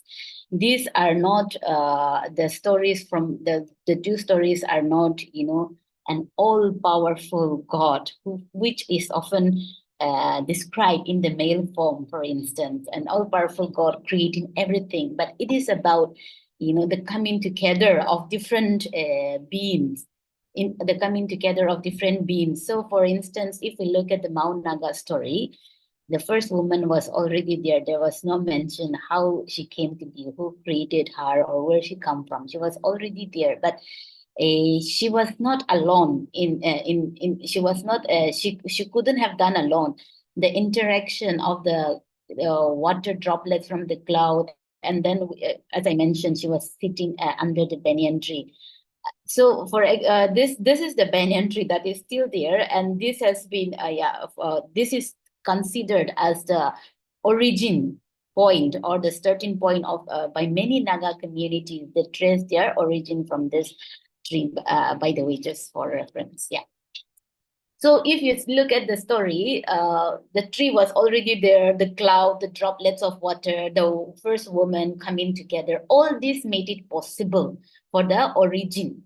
It is not something, it is not an all-powerful deity or an all-powerful God that created or that made it possible, but the coming together of the different elements, different and various forms in the various form of nature, water, cloud, tree, the woman, which represents the Mother Earth, or so this is how the story begins. And as such, the Mau community or the Mau indigenous people, we do not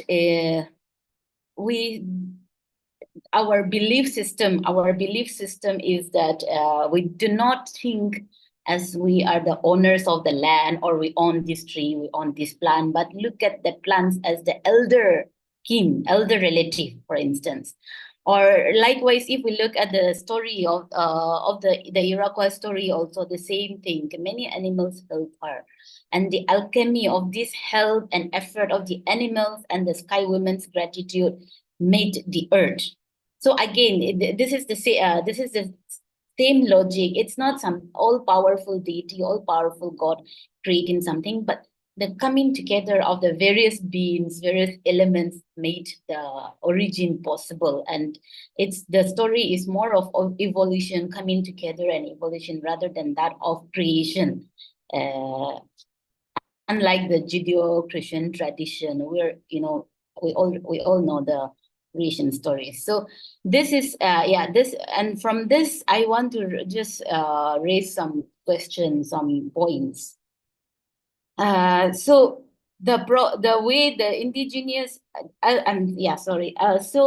these are just two stories of two indigenous communities, and each and every individual communities, they have their own stories, they have their own interpretation. But in all the indigenous stories, if we look at it, it's the logic is similar in that sense. It's about the coming together, not we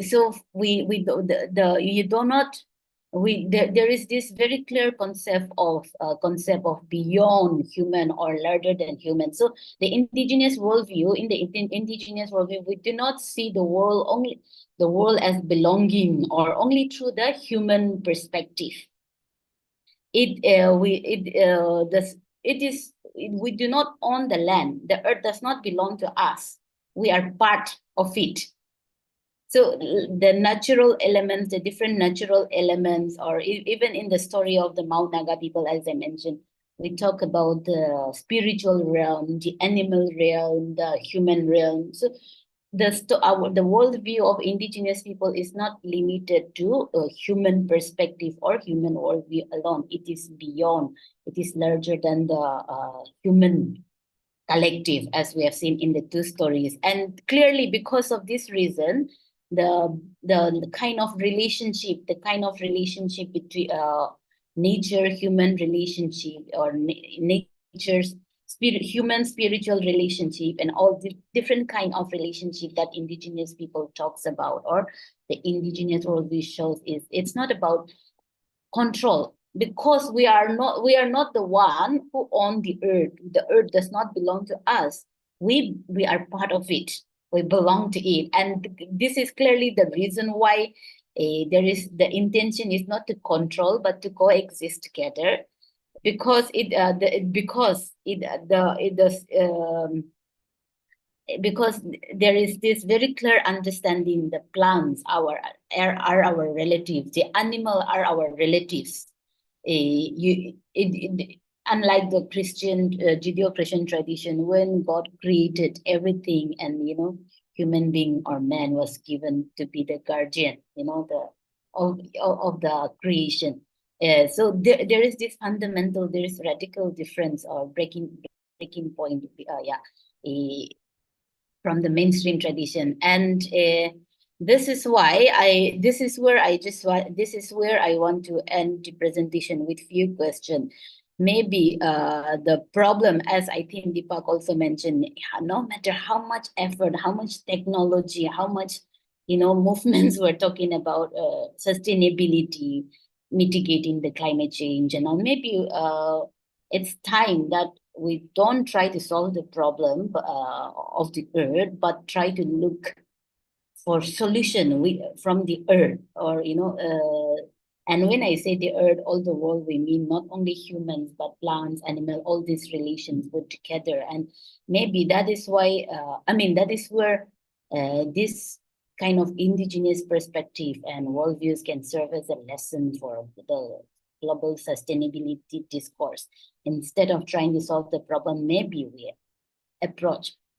go to the earth for solution in trying of humans trying to solve the problem.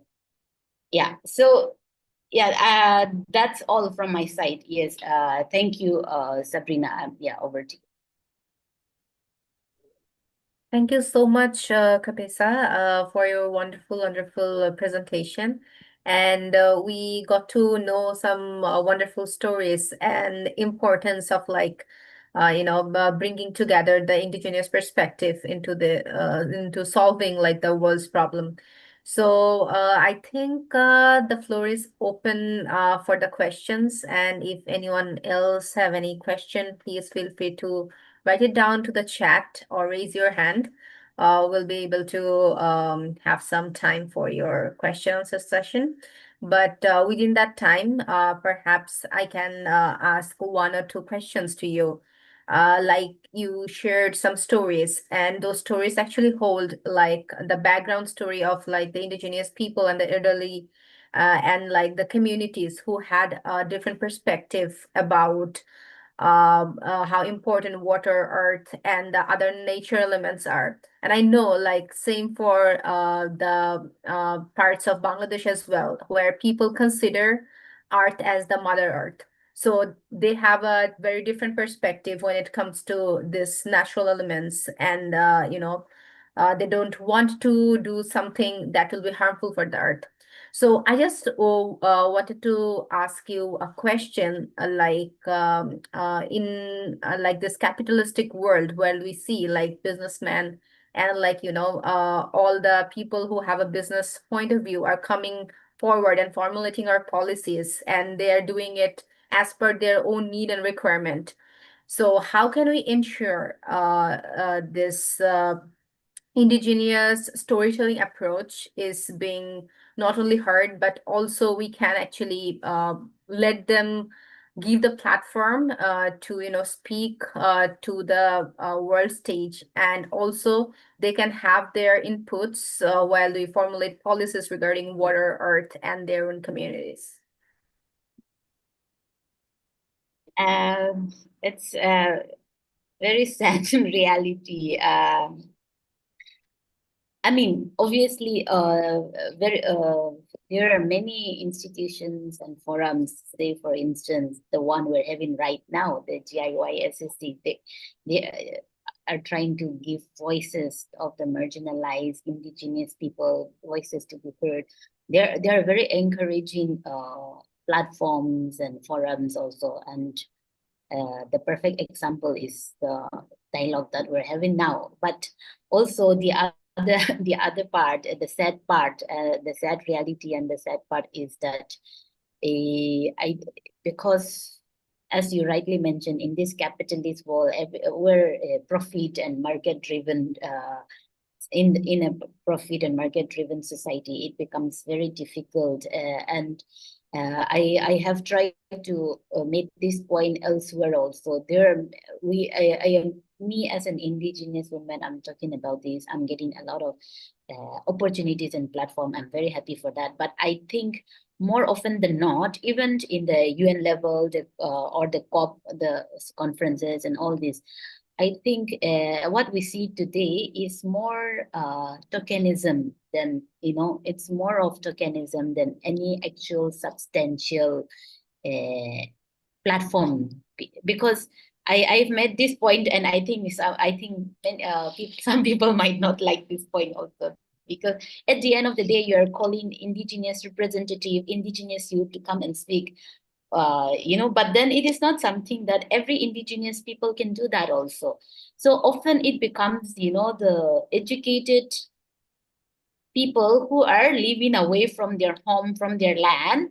And it's very likely that, including myself, it's very likely that the understanding that we have can be very skewed also. And the experiences of the indigenous people on the land can be very different from someone living in the city and talking about indigenous issues. That's one. The other important aspect that I have always made is indigenous people overall, or all over the world generally, are socially, economically marginalized communities.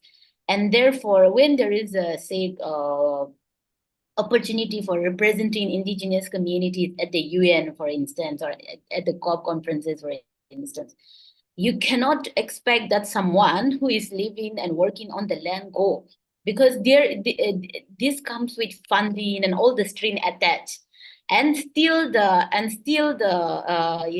people who are making the decision who to invite, who to fund, and all this. So it becomes tokenism and maybe symbolic gesture, but I think that is where the problem lies. There is no substantial and real participation and engagement on with indigenous people. Yeah, that's how Yeah, exactly. That's the problem. And we're trying to solve this problem. Like, as you say, like indigenous people have more on the on-field knowledge than the people who are living in the cities and, formulating policies and trying to solve the problem for them. So I have seen like quite a few times, for example, like from in the name of representation of these indigenous communities, people are being called, they're giving speeches on something, but on the real field and on ground, there is no representation. So yeah, if that is problem, like government is trying to, implement some projects, so we can at least secure one or two places or spots or positions in particularly those projects for indigenous community representatives, so that they are not only saying some stuff in some conference or summits, but also on the groundwork, they have a particular role, and they can be salaried employee, or like they can be, have a voluntary role, but that role in that particular project is very important in order to run that, right? So I think that's some sort of thing we can probably push through. I can see a lot of questions coming up, Tessa. So yeah, I guess Paul, you raised your hand first, so I'll give you the floor. Okay. Thank you very much, Kapesa. As always, it's a pleasure to listen to your wise words. I'm reminded of Joseph Campbell. One of my favorite books was A Hero with 1,000 Faces. And he talked about mythology in a general sense and creation myths, and how communities through time have explained their existence. You use the word marginalized and the concept of tokenism. I would just observe that the challenge we face as a world in terms of sustainable development operates across generations. And in a sense, the stories that you're sharing are bridges across generations. And the context of indigenous communities and cultures give meaning and life to operating across generations. The notion of 7 generations, for example, my grandchildren, my parents, myself, children, my grandchildren, my great-grandchildren. Can the world, in a general sense, elevate this context from indigenous communities, this intergeneration, cross-generational context, with the types of stories that you're sharing, to think more meaningfully about how to achieve progress with sustainable development? Yeah, okay, thank you so much for your encouragement and for your wonderful question. I think when I talk about tokenism, when I talk about symbolic gesture rather than substantial and meaningful engagement, this does not mean that it doesn't mean to discredit the sincere effort made by some, right? But I think when we talk about a substantial and meaningful engagement, I think we need to change the way we engage, the way we talk. And this is not to say that the Western or the mainstream narrative has no value or merit at all. The only thing is for us to begin to really understand that there are different stories, different perspectives. Listen to each other, but listen to each other, start talking about it genuinely in a very honest and genuine manner, rather than call some indigenous people, and more often than not, what the indigenous people says are also regulated and controlled by the people that be, the power that be also. So, and the only thing, the starting point for me, as I see, would be to just start real, honest, raw conversation. And in this case, I just want to bring up the very famous and popular thing that is going on now, knowledge co-production, co-producing knowledge with indigenous people. Maybe the intention is all good, even in knowledge co-producing knowledge also. But who is deciding how we're going to produce this knowledge, what method, what methodology, what approach we're going to use? So if it doesn't matter whether how many indigenous people are given platform to speak, or it does not matter how many projects on co-producing knowledge has been undertaken, what matter will be who has control over that process. Right. So so that is what, because the indigenous way of knowing, the indigenous ways of knowing are very, very different from the mainstream or dominant ways of knowing that we understand. And often this is a personal confession and experience for myself also. Often I try to follow the methodology, the approaches that I was taught in the universities, in the college, to study indigenous knowledge. So I think unless we change that, the way of engagement, the way of approaching, and give that sovereignty or governance to the indigenous people in the process of co-producing or using the indigenous knowledge system, I think that is the only way to address this question, or at least that is the point where we can start talking about, I think. And just 1 minute, Sabrina, just 1 minute. So when I start, as I was just saying, I myself, I am an indigenous woman all my life, but I have been trying to study indigenous knowledge, and my parents were storytellers. They keep telling me stories. I did not understand the significance of those stories then, but now I'm beginning to understand. And the being part of this journey with the GIYSCC was also very helpful. So this is the third time I am in this forum, and I hear different approaches, different stories. It's been very helpful. And particularly with the help of Paul and Erica, I was able to be part of the workshop in Kyoto last year on transdisciplinary research. And I think the presentation that I am doing, that I just did, I am trying to incorporate the learning from that workshop, for instance. So it's when I talk about tokenism and symbolic gesture, who is controlling the method, it's not only me accusing the the mainstream or the institution, but also for me also through this journey I'm learning. So I think this is the way that we can begin our conversation on this. It is not something that we can just solve the problem, but I think to start the conversation is the important part.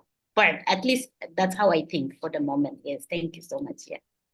Great. I see others asking they're raising their hands, but just as a brief question, you started your presentation by saying, I have questions more than answers from responses.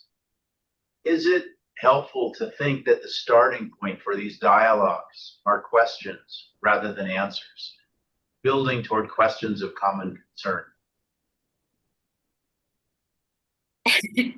I did not really think in that deep into the thing, but I think yes, because I think when we ask the right question, then the real conversation can begin instead of, I have all the respect, no offense to any other approaches and methodology, but I think at least me, now that I'm trying to imbibe transdisciplinary research and trying to understand from the land up rather than top down and all this. So I think asking the right question is very important in my opinion. So that's why I ended the presentation, what lessons the global sustainability discourse can learn from this, right? So I don't know, Paul, if I answered your question, but yes. Absolutely. Thank you very much, Besa.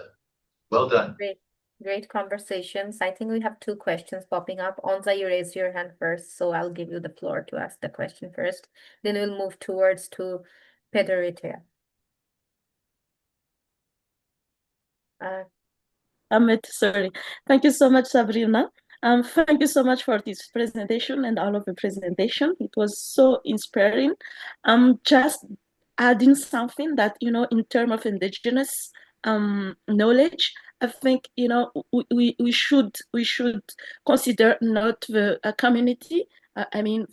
When you said about the marginalized community, we should consider them not as a beneficiary of what we do.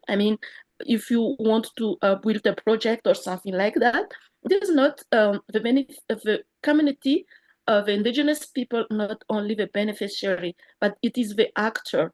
So when we consider them as an actor, I think we had a lot of information from them, and then we can engage them and involve them as an actors. And I think in this way we try to their voice will be responding as Deepak said this morning. So I think this is the point that I will add on all of this great discussion about indigenous people as well. Thank you.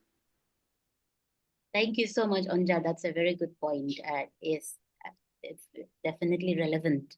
Thank you. Yeah, thank you, Onza.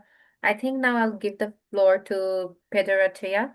Yeah, you can go ahead and ask your question.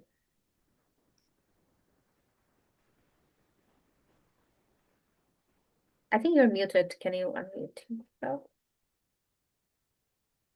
Okay.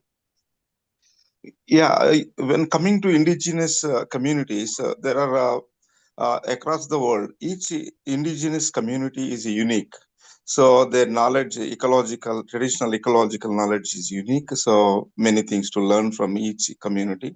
So it's the strategy is how to harness this wisdom from these unique communities scattered across the world. So the people who are educated from these indigenous communities, once they got employed and they enter comfort zones, they become busy.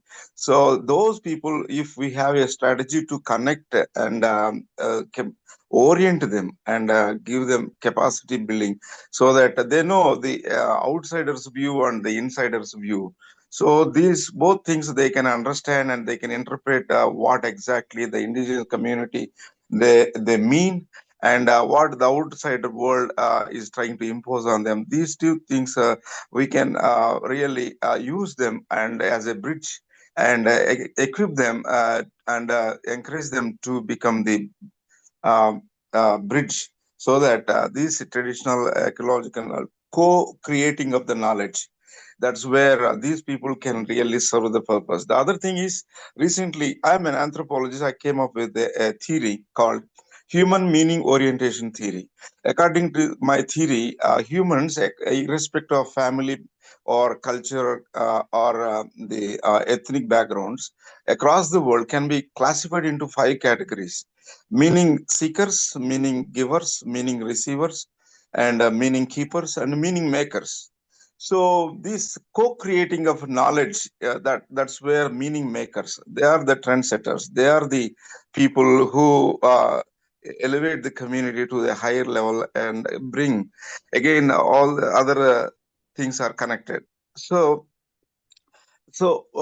we need to encourage the students who are coming from these indigenous communities and give them the knowledge and equip them and motivate them and build their capacities so that they can serve as instrumental forces in co-creating of this knowledge, because they bring the insider's view. They bring their stories, their relation with ecology, nature, environment, how, their attitudes, all that cultural baggage they bring. So that cultural sensitive and these because the communities are isolated, they're at the same time few people have from each indigenous community have access to education outsider world. So all these things they're very complex. But if these possibilities, very narrow possibility to equip these the students and the scholars who are well settled and they entered comfort zones and personalized, they become personalized. If we can identify them and motivate them and encourage them, build their capacities to make them involved in meaning making process, even though they are meaning seekers. But at some stage, in the face of discomfort, people seek meanings, which are because the meaning dissonance, meaning crisis, human crisis is a meaning crisis. The cultural crisis or conflicts or whatever the climate change, the crisis associated with this, again, at the core, it addresses the human meaning systems. So that those things, people's meanings of their environment and the climate change, their perceptions, their receptions, their adaptation, their resilience, everything are tied together with their meaning system. So to understanding their meaning, so because humans are meaning beings, the material beings, material is secondary, meaning is primary. So that's where their connection, their perception, their reception, everything depends on their what kind of meaning they're making or seeking or giving or receiving. Their lifestyle, their impact, their causes, everything comes at the end of the day down to that center point. So bringing their meanings to the center stage and addressing and building the youth force who are educated and exposed to the outer world and grabbing the benefits of development. And if those people's their energies are harnessed and engaged meaningfully and effectively, I think this indigenous traditional knowledge system can be given voice in the policy corridors and make an effective and efficient way forward. Thank you. Can I respond very quickly, Sabrina? Yeah, thank you very much, Gade, for your very comprehensive comment. Just a minor point where I disagree, and this is not necessarily only to your comment, but generally. So I think I would consider indigenous people as meaning makers, not meaning seekers or receivers. The only problem is that the meanings have been imposed on us and through the colonization process. So indigenous peoples have their own meaning, have their own ontology, and just that's one point. And when we talk about harnessing indigenous knowledge, as an indigenous person, that also sounds problematic to me. It's, as I was talking about knowledge co-production, or the extraction of indigenous knowledge, often harnessing sounds closer to me to extraction of indigenous knowledge. And now there is a discourse on the bastardization of indigenous knowledge. You pick up, you extract, you take indigenous knowledge and use it somewhere without giving proper respect, proper credit, and all this. So for me, as an indigenous person, I would find certain terminologies and concepts problematic. And that is what I am trying to do in my presentation and in my writings and all. But as I said, this is not necessarily directly in reply to your comment, but generally, I think this is often an area of misunderstanding between people, researchers on indigenous people and indigenous knowledge and indigenous peoples themselves. So yes, thank you. I think I've taken a lot of time. 10 seconds. Even within the indigenous community, there are 5 categories of people, meaning seekers, meaning makers, meaning receivers, and meaning keepers, and meaning makers. In each community, we can find, because that is human nature. So it is a theory that addresses the human nature, particularly the meaning orientation. So it is not that the indigenous communities exclusively they are meaning makers. Within the indigenous community, in each community, and even within the family also, as a micro unit, we find a meaning diversity of their orientation, in their diversity in orientation. That's what I want to make. Thank you. Thank you so much for your discussions. Yeah, it shows like the diversity of thinking and the diversity of opinions that we have. And it's very important that we hear each other and co-work to create and respect each other's views and create something that actually reflects all of our expectations and everything. So thank you so much for this wonderful, wonderful discussion. I think it's time for us to have a short break. And after the break, I think one of our co-leads, Muhammad Rauf, will take over the role of the Master of Ceremony for the next sessions. Thank you so much, everyone who presented, who participated with us in the discussions and discourse, and helping us to reach your voice to the global stages. Thank you so much. So yeah, it's time for a short break. I'd like to request the tech team to, just share the music. So I'd request everyone to enjoy that for a while. And after that, we'll be back with more powerful presentations. Thank you.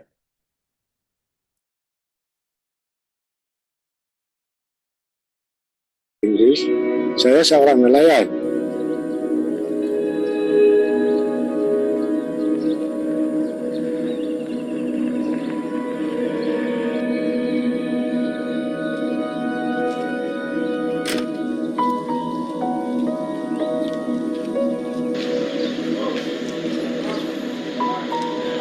Apabila saya melihat hutan-hutan bakau ini semakin kecil, jadi saya memikirkan generasi akan datang ini apabila mereka menjadi nelayan, kemungkinan anak saya sendiri pun akan menjadi nelayan. Kita mempunyai anak yang ramai, mungkin ada 1-2 tu akan turut serta jadi nelayan lah.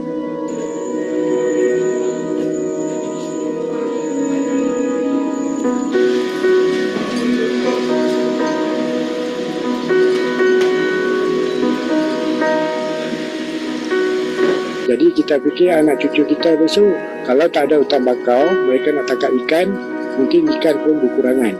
Jadi saya mengambil inisiatif ini untuk memelihara balik hutan bakau yang ada ini, supaya kita dapat membantu masyarakat akan datang ni, mereka dapat merasai macam mana yang kita rasa, ikan pun kita tangkap pun ada. Jadi untuk kita jual, orang yang makan ni pun dia agak kata ikan yang sihat.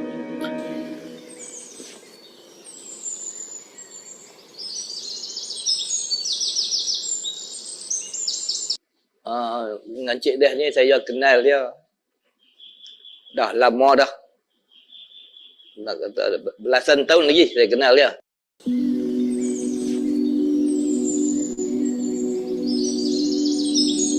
Apabila kita melakukan sesuatu yang berbeza, yang tidak pernah buat dia orang tu, macam-macam temahan lah. Permulaan kita mulakan tanam pokok bakau ni, orang menganggap kita ni sebagai orang gila lah. Kan? Kalau kita pergi kedai pun, orang masyarakat kampung mengatakan kita ni orang gila. Sepatutnya kita tanam pokok buah-buah, bukan tanam pokok bakau.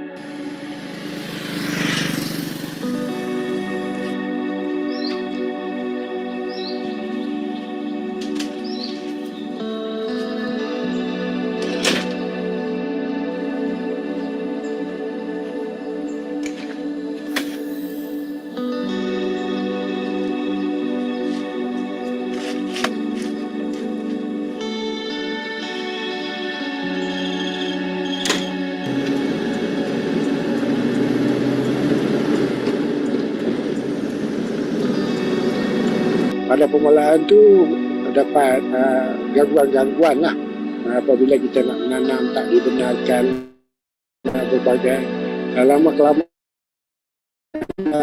apabila tsunami lah, apa kata tsunami ni dapat mengajar semua lah. Apabila tsunami mai pada 2004, bermakna yang tak ada hutan bakau ni dia akan ada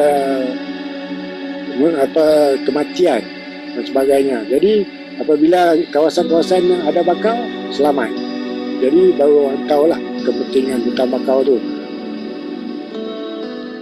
Kita bercerita berkenaan dengan tsunami 2004, juga dikenali sebagai tsunami Lautan Hindi yang telah berlaku pada 26 Disember.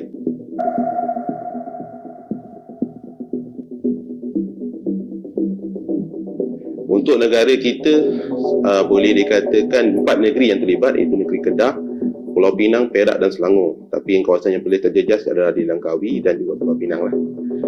Kalau mengikutkan rekod, seramai 5,000 orang telah kehilangan tempat tinggal, dan semua petani dalam 86 orang, dan nelayan yang terjejas sekitar 2,486 orang. Untuk negeri Pulau Pinang telah merekodkan kematian yang agak tinggi, ramai 52 orang daripada 68 di seluruh negara. Masa kita belajar dulu, kita dikatakan kita terhindar dengan bencana alam, tapi kita tidak. Sekarang kalau kata bencana alam tu makin kerap berlaku lah, sama ada daripada aspek gempa bumi ataupun daripada segi aspek meteorologi tu.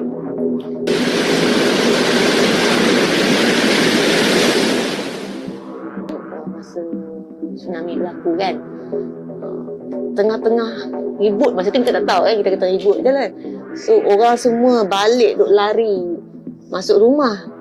Kuku saya ni keluar pergi ke laut. Pasal apa? Susah, hidup susah kan.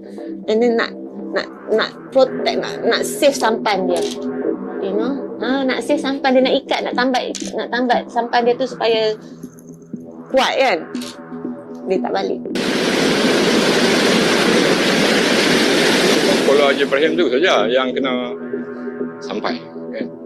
Ya, dia punya kolor tak jauh lah dekat dengan laut. Mungkin masa tu yang penuh. Bila halun tu dia pukul, dia impun sampan ke Ban. Tapi orang tak ada apa lah.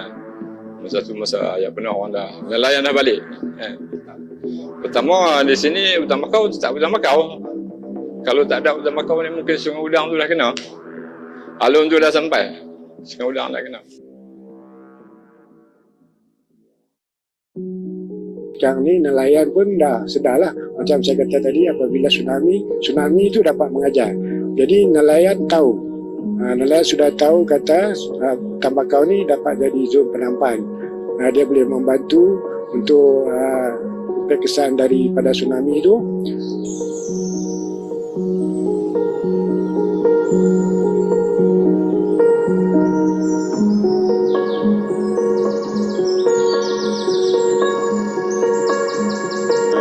Satu perkara penting yang kita kena tahu dan kita kena hayati sebagai rakyat Malaysia khususnya adalah Malaysia ni antara negara yang mempunyai hutan bakau terbesar di dunia. Hutan bakau ni dia mempunyai ciri-ciri sama macam hutan atau pokok-pokok di daratan, tapi kehebatan dia adalah dia boleh beradaptasi dengan keadaan ekstrim. Keadaan ekstrim yang boleh saya katakan kat sini adalah pasang surut, satu. Dan kedua, kemasinan. Cubalah siram air masin dekat pokok-pokok darat kita, pokok durian, dia memang tak boleh survive. Tapi pokok-pokok bakau, jenis-jenis pokok yang boleh hidup di dalam hutan bakau ni, dia boleh beradaptasi. Maksudnya dia dah berevolusi selama juta-juta tahun untuk mengatasi isu tu.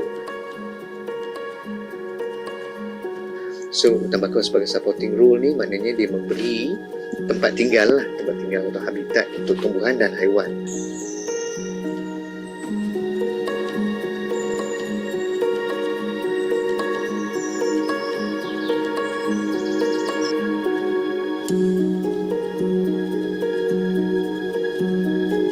Tahun 2004 tu mengajar kita bahawa negara kita boleh terkena impak tsunami walaupun gempa bumi itu berlaku di Aceh, sebab dia berlaku di dasar laut kan, dia menyebabkan ombak besar yang menyebabkan tsunami. Dan sebenarnya kalau difikirkan juga, kita impak yang kita terima itu sebenarnya dah diminimalkan disebabkan dilindungi oleh Sumatera, Aceh tu. Lepas tu jauh lah dia nak travel daripada lautan lautan India tu masuk ke Andaman sebelum masuk ke Selat Melaka. So sebenarnya dia dah impak dia tu dah mengecil bila sampai ke perairan kita.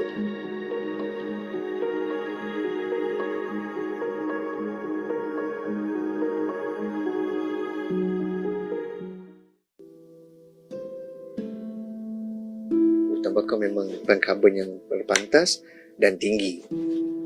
Risikonya sekarang adalah jika kita tembus guna tanah hutan bakau.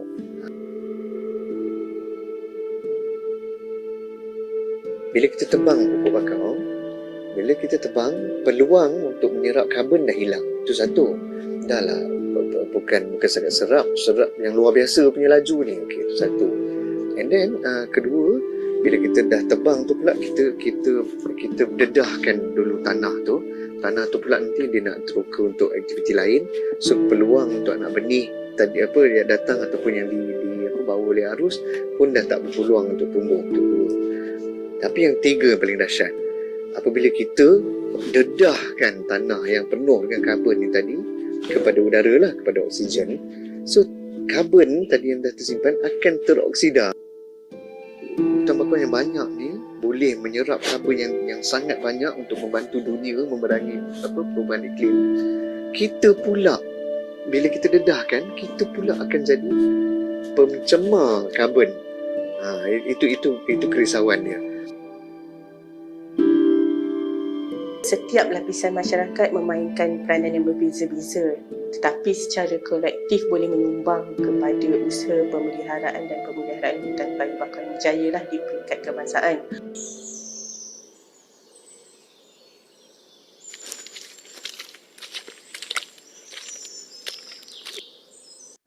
WWF dengan Pak Cik Ilyas melalui persatuan dia PIFWA, kami memang dah lama mengenali antara satu sama lain.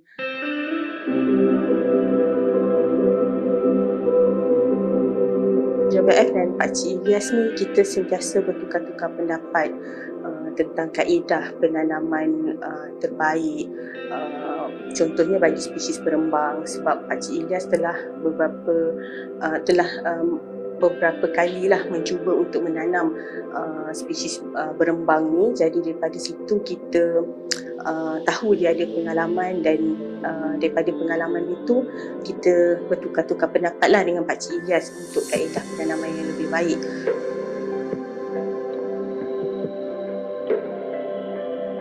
Sejujurnya kagum lah, dan cukupnya menghormati usaha yang dilakukan oleh Pakcik Ilyas ni. Lebih dia mesra dengan kita panggil Pakcik Ilyas lah. Dia bukan saja menggerakkan daripada usahanya, pelestarian masyarakat, tapi juga menjadi seorang individu yang memimpin persatuan nelayan dengan baik dan cukup komited dalam tugas dia. Sebenarnya dah berjaya menjenamakan diri dia lah kan, di mana banyak pihak yang nak bekerjasama dengan dia, termasuklah daripada company-company yang besar-besar kan, because benda ni memang dah jadi satu trend lah dalam dunia, di mana dan di Malaysia sendiri kita ada kempen kan, penghijauan Malaysia.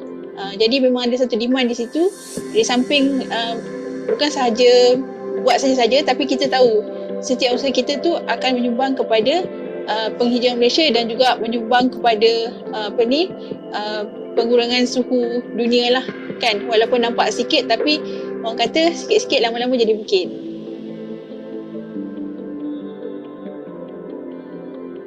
Bagi saya memanglah harapan saya tu begitu tinggilah kepada semua masyarakat lah, orang kata mana kepentingan utama kawan ni sangat penting. Sebab tu kita minta semua terlibat lah, dan syarikat-syarikat swasta yang membantu kita untuk membuat siasat, agensi kerajaan juga yang mana turut serta menyokong kita dalam memelihara hutan elok ni.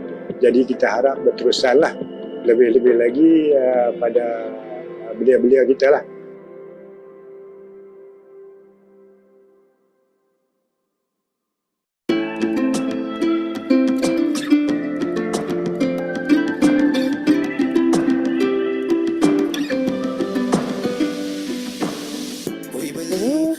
From our engagement, what we observe, right, youth banyak very prihatin.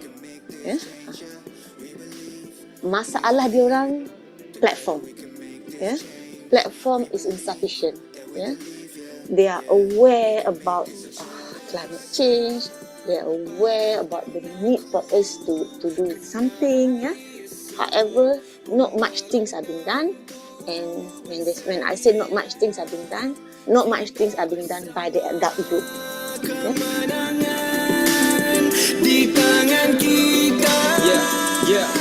Ini adalah tanggungjawab bersama. So ke arah usaha itu, saya betul-betul mengharapkan ataupun yang saya ingin nak lakukan sangat ialah untuk memperkasakan peringkat Akademi ini dalam usaha penyertaan. Mananya kita sangat-sangat mengharapkan partisipasi ataupun penyertaan ya setempat, penduduk setempat dalam usaha-usaha yang dilakukan oleh kementerian dan juga lain-lain agensi yang berkaitan dengan kelestarian dalam sekitar ini. Tu tanah runtuh dah melanda kota. Siapa lagi kalau bukan kita, tertunjuk contoh cara untuk kita jaga kita. Silakan pada tahun aku, kena hari esok, pembalong tentu bersedia. Kita bersama, kemenangan di tangan kita. We believe that with a leaf, together we can make this change. We believe that with a leaf, yeah. We believe together we can make this change. We believe that with a leaf, yeah, yeah. We can make this a better place. Udara bersih sekitar Malaysia, biar sampai jadi teladan semua negara. Kita kan percayakan kita. We believe that with a leaf, together we can make this change. We believe that with a leaf, yeah.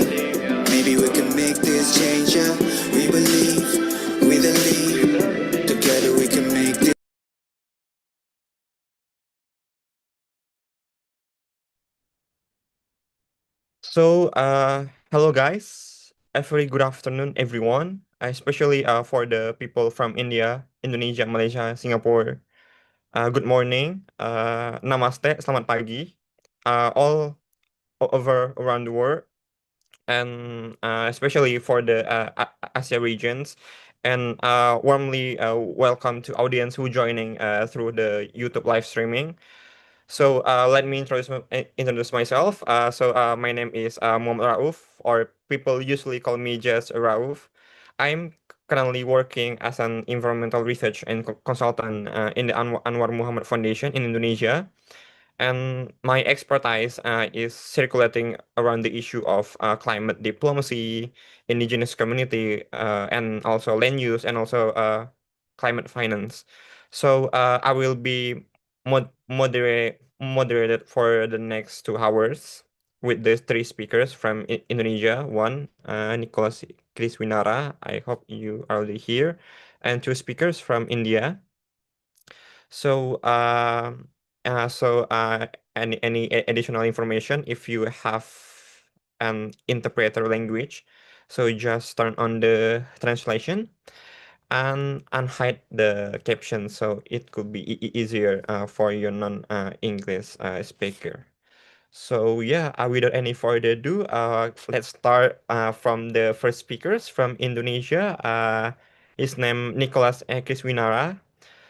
So he will bring the presentation about indigenous people, indigenous community surrounding the nickel mines access clean water in the case of North Morowali in Indonesia. So the speakers, I hope you hear. Yeah, Ralph. Okay. So yeah, I hope you can share your screen. Okay. So the time is yours.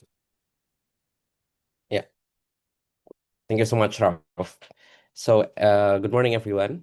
Good morning around the world. Let me introduce myself first. My name is Nicholas Kriswinara. You can call me Chris.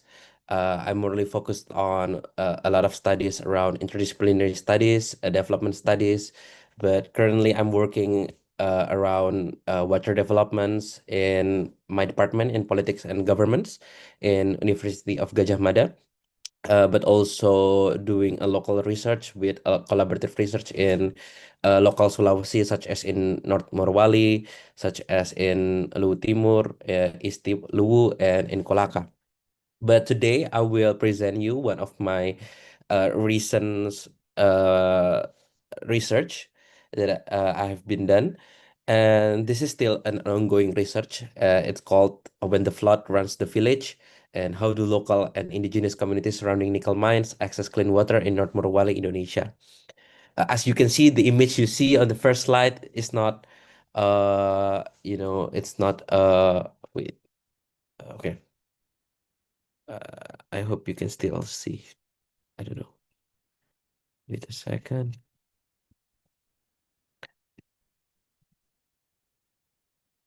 Okay. I don't know if you can see. I hope the screen's still fine.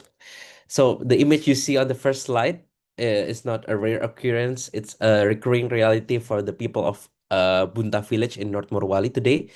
And this I will present things about how do local and indigenous communities access to clean water. For a short introductions about resource nationalisms in Indonesians and nickel industries in Indonesians, and to understand the situation in Bunta, we must look at the national context.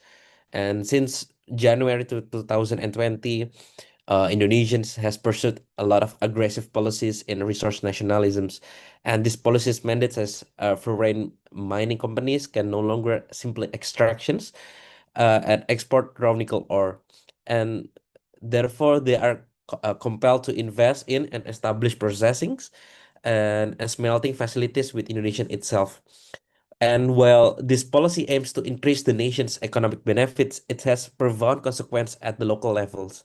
The rapid expansions of the nickel industries, for example, has ignited significant social frictions, and particularly around the issues of land, about water distributions, also about air pollutions, and around and formal dialogues over land compensations, about also rehabilitation, social ecological rehabilitations also have frequently broken down without any resolutions. And furthermore, the environment and health costs are becoming increasingly clear. The smelters are often powered by coal-fired power plants, and the resulting carbon emissions have led to a documented increase of acute respiratory infections among the local populations, such as in IMIP in North Morowali also. And if we can looking ahead, the situation is a precarious. Recent report projects that when these nickel smelter companies eventually close, North Morowali could face a severe economics and ecological and social crisis. So these reasons publications from Celios has found that there's one companies that might be close in North Morowali, and it operates also in Bunta. It is within this complex and challenges of landscapes that our research, this research is situated. So as you can see, our research zooms in Bunta village, located in the North Morowali Regency of Central Sulawesi. As you can see from the satellite map, the village is juxtaposed between a vast, structured plantations and a sprawling industries nickel complex. The purpose of the studies, as the complexations of the plantations and also about the juxtapose of the land, the study is try to examine the specific challenges this community face regarding the water accessibility in the context of this relatively new industrial presence. So the industry is just about 5 or 6 years uh, until now to operate. So, and to do this, I try to employ a qualitative methodology. And conducted 9 in-depth interviews with a diverse group of representative, both indigenous and local communities, and also facilitate a focus group discussion within 15 participants. And this focus group discussions allowed and to collectively assess the changes in natural landscape, examines the community adaptations effort, and conduct participatory mapping to visualize their experience. Yeah. Yeah. So at the slide, I want to introduce you the indigenous and local communities in Bunta village. Most likely, the first one, we have the Mori communities as the indigenous people of this land. The Mori have inhabited Bunta for generations, long before modern records or administrative boundaries existed. Even it's recorded also in the battle with Netherlands, and their connection to this land is ancestral and deeply cultural. While in Toraja community, who also live in Bunta, they are arriving in waves and begin at 1993 and try to subsequent wave in 1997 and build a lot of farms, subsistence farms that collectively are still ongoing right now until today. And while finally the Japanese and Bali community arrived around 1997 as part of an official government transmigration program, which relocated people from densely populated island, uh, for example, like Sumatra, also Banten and Bali, to the other part of this archipelagos that is in Sulawesi. And this mix of indigenous state settled communities create a complex social environment where issues of land, resources, water accessibility, and identity are navigated daily. Well, I want to share my research questions. This is actually the biggest picture of my research questions. How do local and indigenous communities surrounding nickel mines adapt, mitigates, and access clean water in anticipations of flood in Bunta village? North Morowali, Indonesia. These questions push us to look beyond just the problems, and to understand the agency, the resilience, and strategies that people are developing on the ground in the face of these immense pressures of nickel mines. Yeah, so how do they adapt?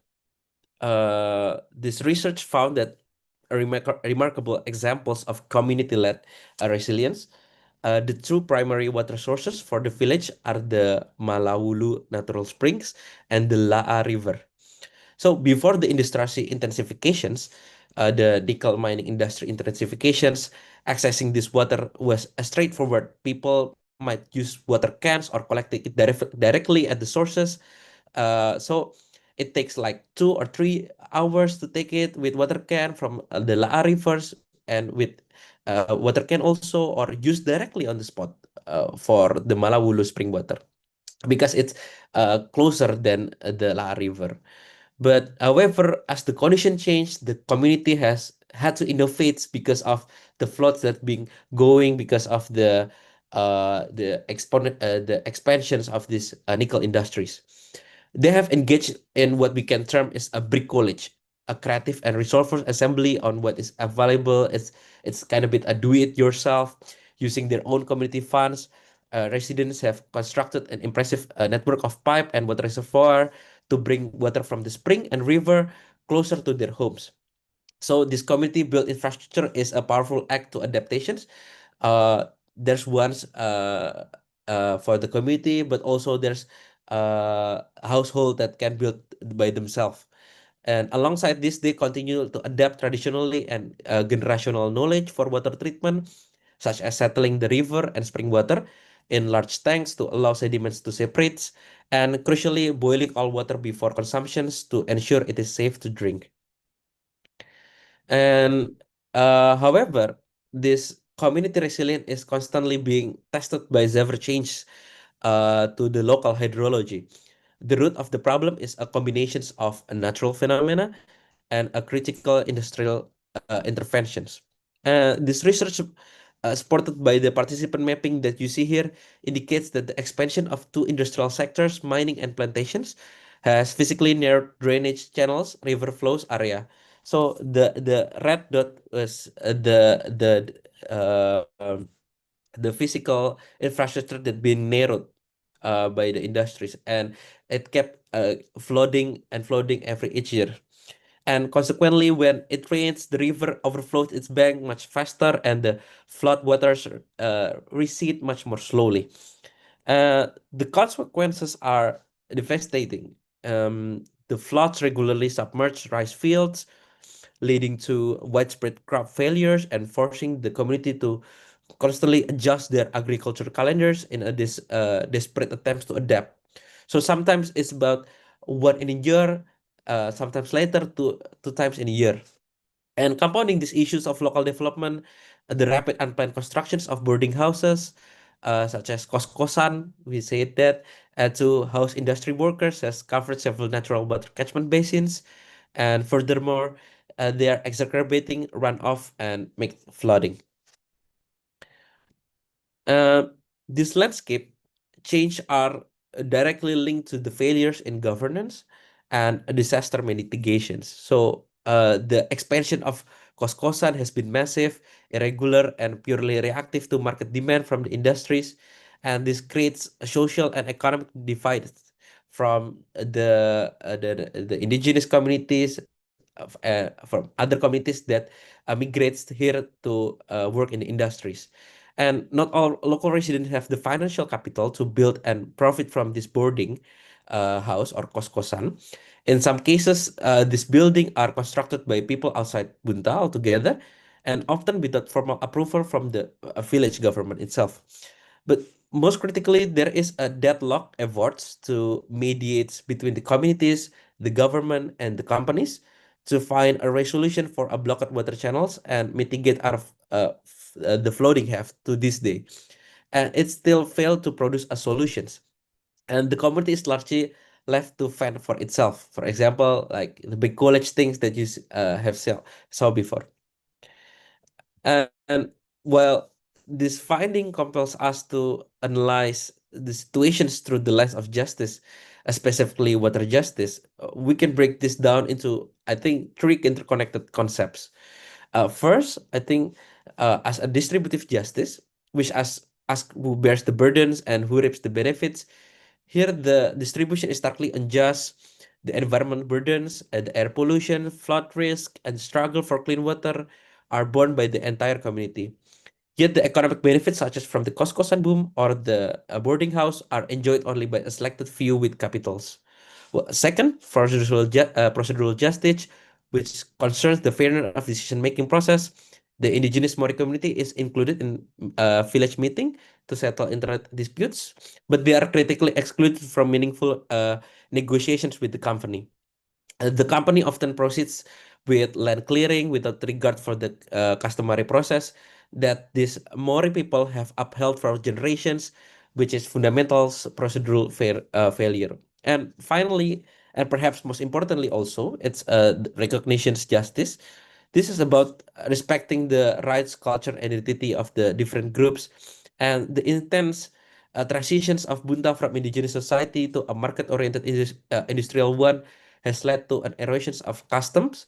The depth of the Mori are being ignored and rendered invisible in the face of industrial expansions. I think, in conclusions, the situation in Bunta village is a microcosm of a larger structure faced by indigenous and local community across the globe. So that's my research. I think I will give back the uh, screen to Rauf. Thank you so much. Okay, thank you so much, Chris, for your I think this is a good presentation, and you have been done well explanation about the community engagement and how the clean water inaccessible at that place. So, but please stay tuned because after two speakers, there will be open discussion and open Q&A. So for the saving times, I will let to next presenters from India. So the next presenters is I hope my pronounce is correct, Kache. I think he is going to present about indigenous practices in food security among the Pomai Naga. So I hope you are already here, Mister. Okay, Yes, so I'm here. okay, great. Yes, I'm here. You're already here. So you only have 15 until 12 minutes to explain all the presentations. So yeah, the screen is yours. Okay. I hope the screen is visible. Yeah. Okay. Well, thank you, Ralph, and I thank GIYSCC for this time. I'll be speaking on indigenous practices in food security among the Pumai tribe. The Pumai Naga tribe is an indigenous ethnic group and one of the major tribes of the Nagas. This indigenous tribe is separated by the political boundary of Manipur and Nagaland states in the northeast of India. The Nagas are popularly known as the headhunters, and they were active in war. Due to such nature, every ancestral Pumai villages would be situated in the hilltop for strategic and security reason. However, for survival, it is not the mighty warriors alone that sustain the population. It is the food. So today I categorize into three methods of indigenous practices in food security among the Pumai Nagas. I'm very sorry. I think, Dr. Kachi, I think you're trying to share your screen. Your screen is not visible. In case you're sharing your screen, yes.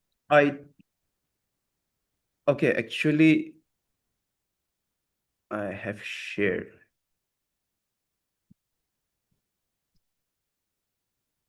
Or is it just me? Can the others see his screen? Maybe Ralph, you can confirm.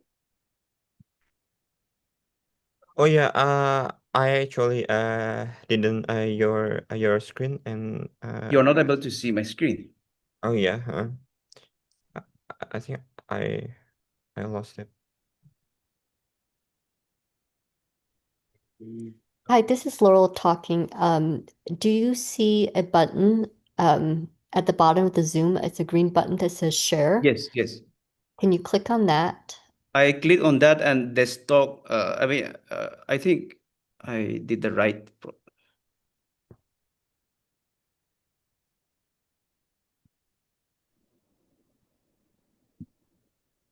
Maybe you just try one more time again. Just stop sharing from your side and try again one more time, maybe.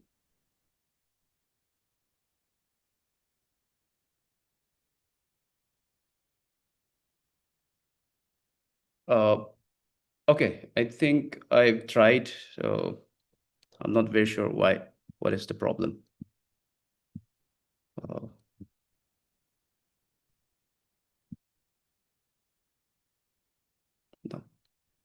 Okay, I think without PPT, it should be fine. If not, I have collected some of the photos and all. That should be more fun. Yeah. In order to considering the time that I have given, I'll just go ahead with the. If you share your PowerPoint. Oh. Sorry. So I think you have to share the presentation with Okay, with what me. I'll do is that can I send in the group? Yeah. Okay. You can send. Yeah. I've sent. It would.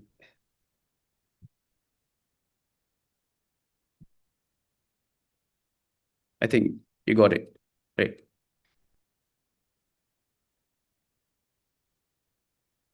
I've shared in the group chat. Yes.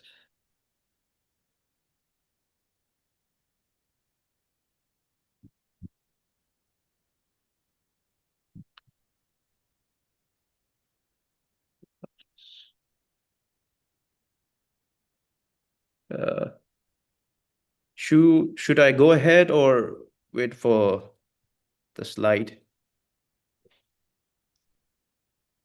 I do it. I think I did.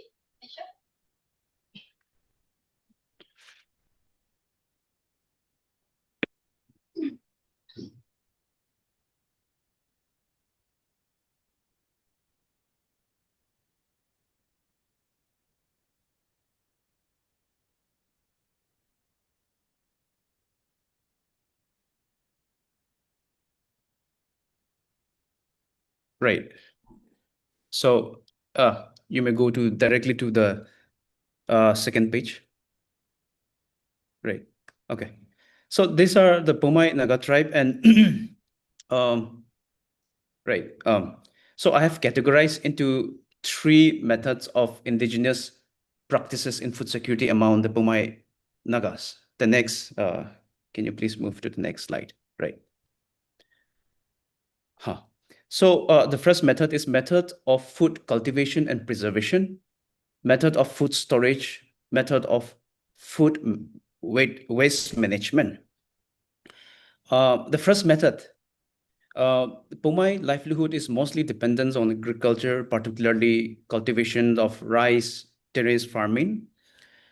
Traditionally, they hunt animals, and the hunted animals would share among the hunters or the group that go for hunting, and later share with the close kin. You can move to the next slide, right? So sharing of hunted or cultivated food is part of the culture of the community. If the hunted animal is big, or even when domesticated animals like cattle were killed, the individual family would preserve the leftover, mostly through smoking the meat or sometimes sun dry. Fish, bamboo shoot, and soya beans are fermented using preservative methods. They were wrapped in the banana leaves to be used for months, even years. Vegetables are dried in the sun to be used in the off-season. The more they dehydrate the vegetables by squeezing out the moisture from the vegetables, the better with the taste and has more durability. And even today, most of the people would carry dry vegetables, meat, fermented items while traveling away from home. And the next slide is the photo that I've taken from my kitchen. I live around 2,000 to 3,000 kilometers away from home, but I have dry organic vegetables with me in my kitchen. And these are from I brought it from home. Brewing of rice beer is one very common practice among the tribe. The next slide, please. The second method is method of food storage. So the cultivated crops would be dried and kept in the storage. For paddy, they keep in a place called bao, which is a huge handmade bamboo container. Other crops like corns, millets, or wild garlic, we call it naga lasun, would hang in the corridor. Beans, yam, and potato are kept in the dry surface. All these food items are kept to be used for months or years. And you may move to the next slide, please. Every traditional Pumai household has a kitchen roof above the fireplace, and this kitchen roof are made up of bamboo or can. And dry meat, dry vegetables, or fermented items are kept in the kitchen roof to keep away from contamination. Okay, the third methods of food waste management. You may please move to the next slide.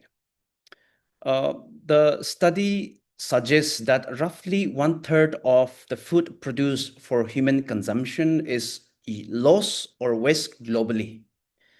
So when I was a kid, we used to dry paddy. Before we keep that paddy, cultivated paddy into storage, or before we go for pounding the rice. We by exposing in the sun on the bamboo mat that is shown in the photo. And my parents would instruct us to look after the paddy rice that is kept for exposing the sun. And if the sun is about to set or the weather is cloudy, we put back the rice into the sack. While doing so, my parents, especially my mother, would strictly instruct us to collect all the single grain lying on the ground, to put it back to the sack, and she would narrate us stories of how, failing to do so, we would starve or that God will be angry with us. So we grew up with the values taught to us that every grain matters and that it should not go waste. Most of the agricultural products, several eatables, fruits, wild fruits were preserved. Even the meat bones, the big meat bones were also not thrown away, but rather put into fermented and then used and add as a good flavor to the curry. If a family has produced or cultivated enough agriculture products, they share with the neighbors or relatives, or if they are busy to cultivate all those or pluck those vegetables, they would inform them to use for their requirement. So one unique culture we have, the Pumai have, is that while preparing food, even the byproduct or the waste food or the leftover or spoiled food are kept for the pig, used as a pig food. So even today, every traditional Pumai household, whether in town or villages, there will be a container, a bucket, or a tin kept for the waste food product, especially for the pig. And in case that individual family does not rear pig, then they give to their neighbors who rear the pig. You may go to the next slide, please. Okay. Food security is often categorized by the 3 A's, which is availability, accessibility, and affordability. The indigenous practices in food security in Mount Pumbaya has made the food available, accessible, and affordable through indigenous traditional preservative methods, food storage systems, and community sharing systems. To wind up with my speech, a talk, let me share you one story about a village called Kapau. You may go to the next slide. Yes, please. This is the last slide. So in the history of Pumai, there are hardly any story of famine occurred in the village, except one that we have heard about. There is a village called Kapau, which is located at the bank of this Barak River. And once Kapau village was considered to be one of the wealthiest or richest village amongst the tribe. So according to folktales or legends, there was a calamity occurred because the villager make fun of the food. For instance, in the paddy field, the farmer would roll the sticky rice into a bowl and throw it each other playfully. Or when it is lunchtime in the afternoon, the person who is preparing the lunch would roll the rice into a bowl and throw at somebody to sign for the lunchtime. So due to such wicked practices of wasting the food by the villagers, God or the mother nature was angry with them, and all the villager vacated the place. Some of them died out of famine. So it was only in the year 1952 the new settler begins a new life in the village called Kapau. This story is a reminder to the community that Mother Nature or God is the provider of food, and we must not disrespect or contempt it. Yes, thank you. That's all. Yes. Okay, thank you for your great presentation. So I have see clear in your case in your area, but we have to moving forward for the next speakers. So just stay tuned on the screen because we have something great on the open session sharing. So we hope all we can further discuss. So yeah, thank you very much, Kache, for your great presentation. So yeah, well done. So yeah, thank you. There will be last speakers, also from India. His name is Kaka, his Kaka, and he's served as an assistant professor in the Indian Institute of Technology in Gujarat, India. And Dr. Hasis Kaka will present about the understanding and realizing water and health rights as a fundamental rights across South Asia. So I hope you already here, Kaka. Yes. Am I audible? Yeah, I can hear your voice, Kaka. Okay, just a second. I will start to screen share. Yeah, you can share your screen. Is this visible? visible? I can see your screen. Okay. Okay, so just give me a sec. I'll just I hope this is visible to everyone. Maybe you should put on presenters mode, please. Okay, sorry. In your right in the Yes, I'm just you're down. Yeah, got it. that's icon. Okay, so the screen is yours. So let's start it. Thank you, Prof, and thank you to the GIYSCC for having me here.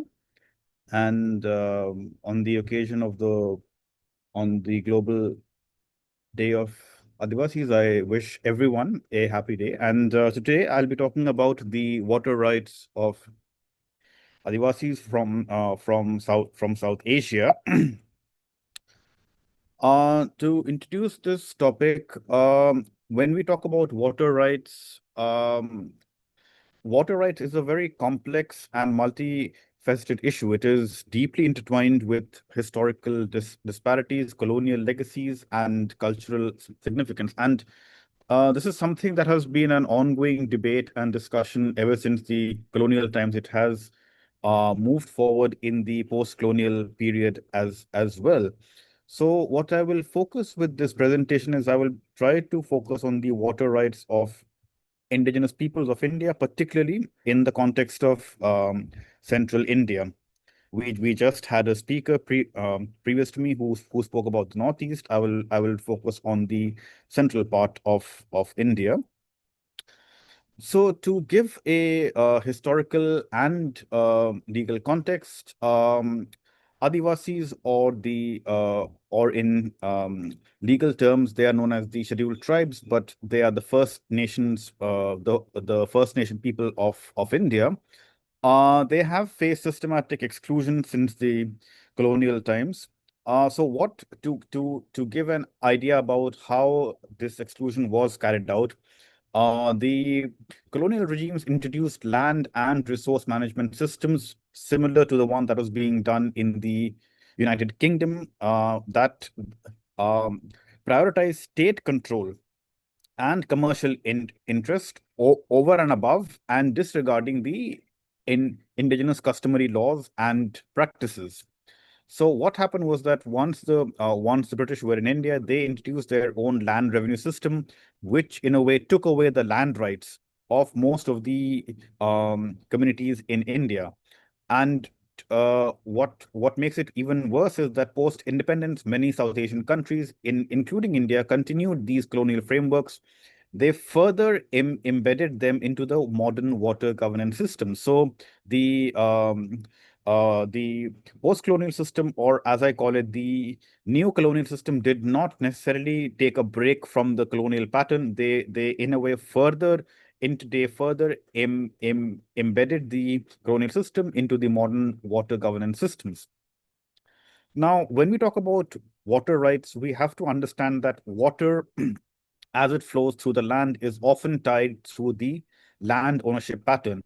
And since the indigenous peoples were historically dispossessed of their lands, their access to water resources was similarly curtailed.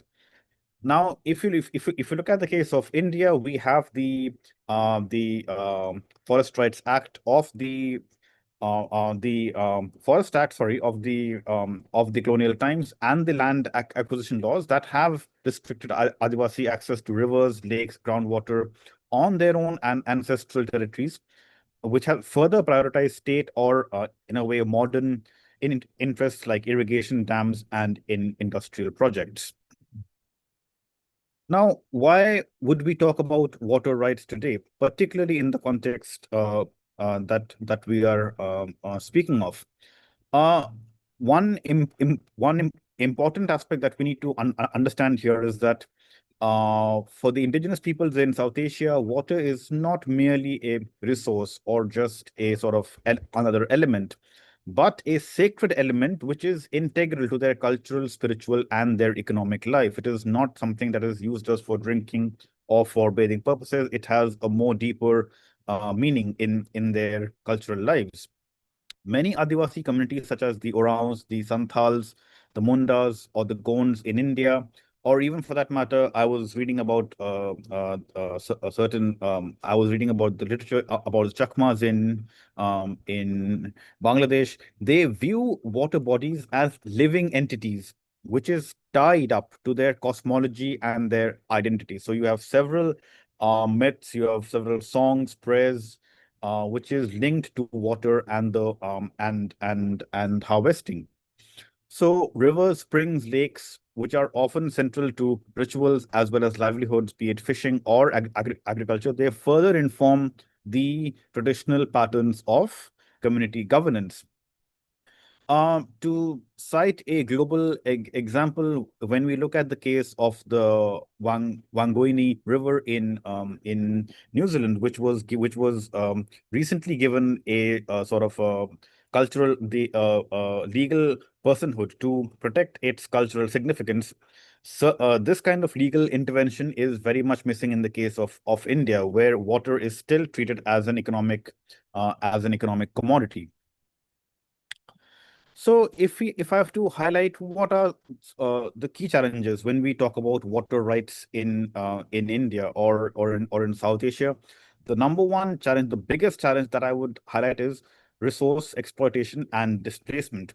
So across South Asia, particularly in India, the indigenous peoples face growing competition for water resources due to extractive industries. So a lot of the whole project of um, in a way, modernity has, in a way, prioritized industries, dams, which has led to the exclusion of water resources from these communities. The second part is the lack of legal recognition of these water rights. So many South Asian countries, they still do not fully recognize indigenous customary laws which are linked to water. Now, in the case of India, while the Forest Rights Act grants some community right to forest resources, water resources is still something that is left ambiguous and are often, in a way, subordinated to state-controlled water management policies. Similar issues have been seen in Pakistan and in Sri Lanka. When we look at the major consequence of this event, if you look at pollution or the environmental degradation, we see that because of the fact that the state, particularly the post-colonial state, has in a way prioritized in industry, this has further led to industrial pollution, which is further accelerating climate change. And in a way, it is leading to contamination of water scarcity and the overall pollution, more so in the indigenous regions of India. To give an example, mining in the state of Jharkhand, which is in central India, has led to massive water pollution, and it has affected the health and the livelihoods of several Adivasi communities. Today the birth rate in Jharkhand has gone down quite low, and a lot of the babies who are born in Jharkhand are usually deformed or stunted. This is due to the larger industrial process that has taken place.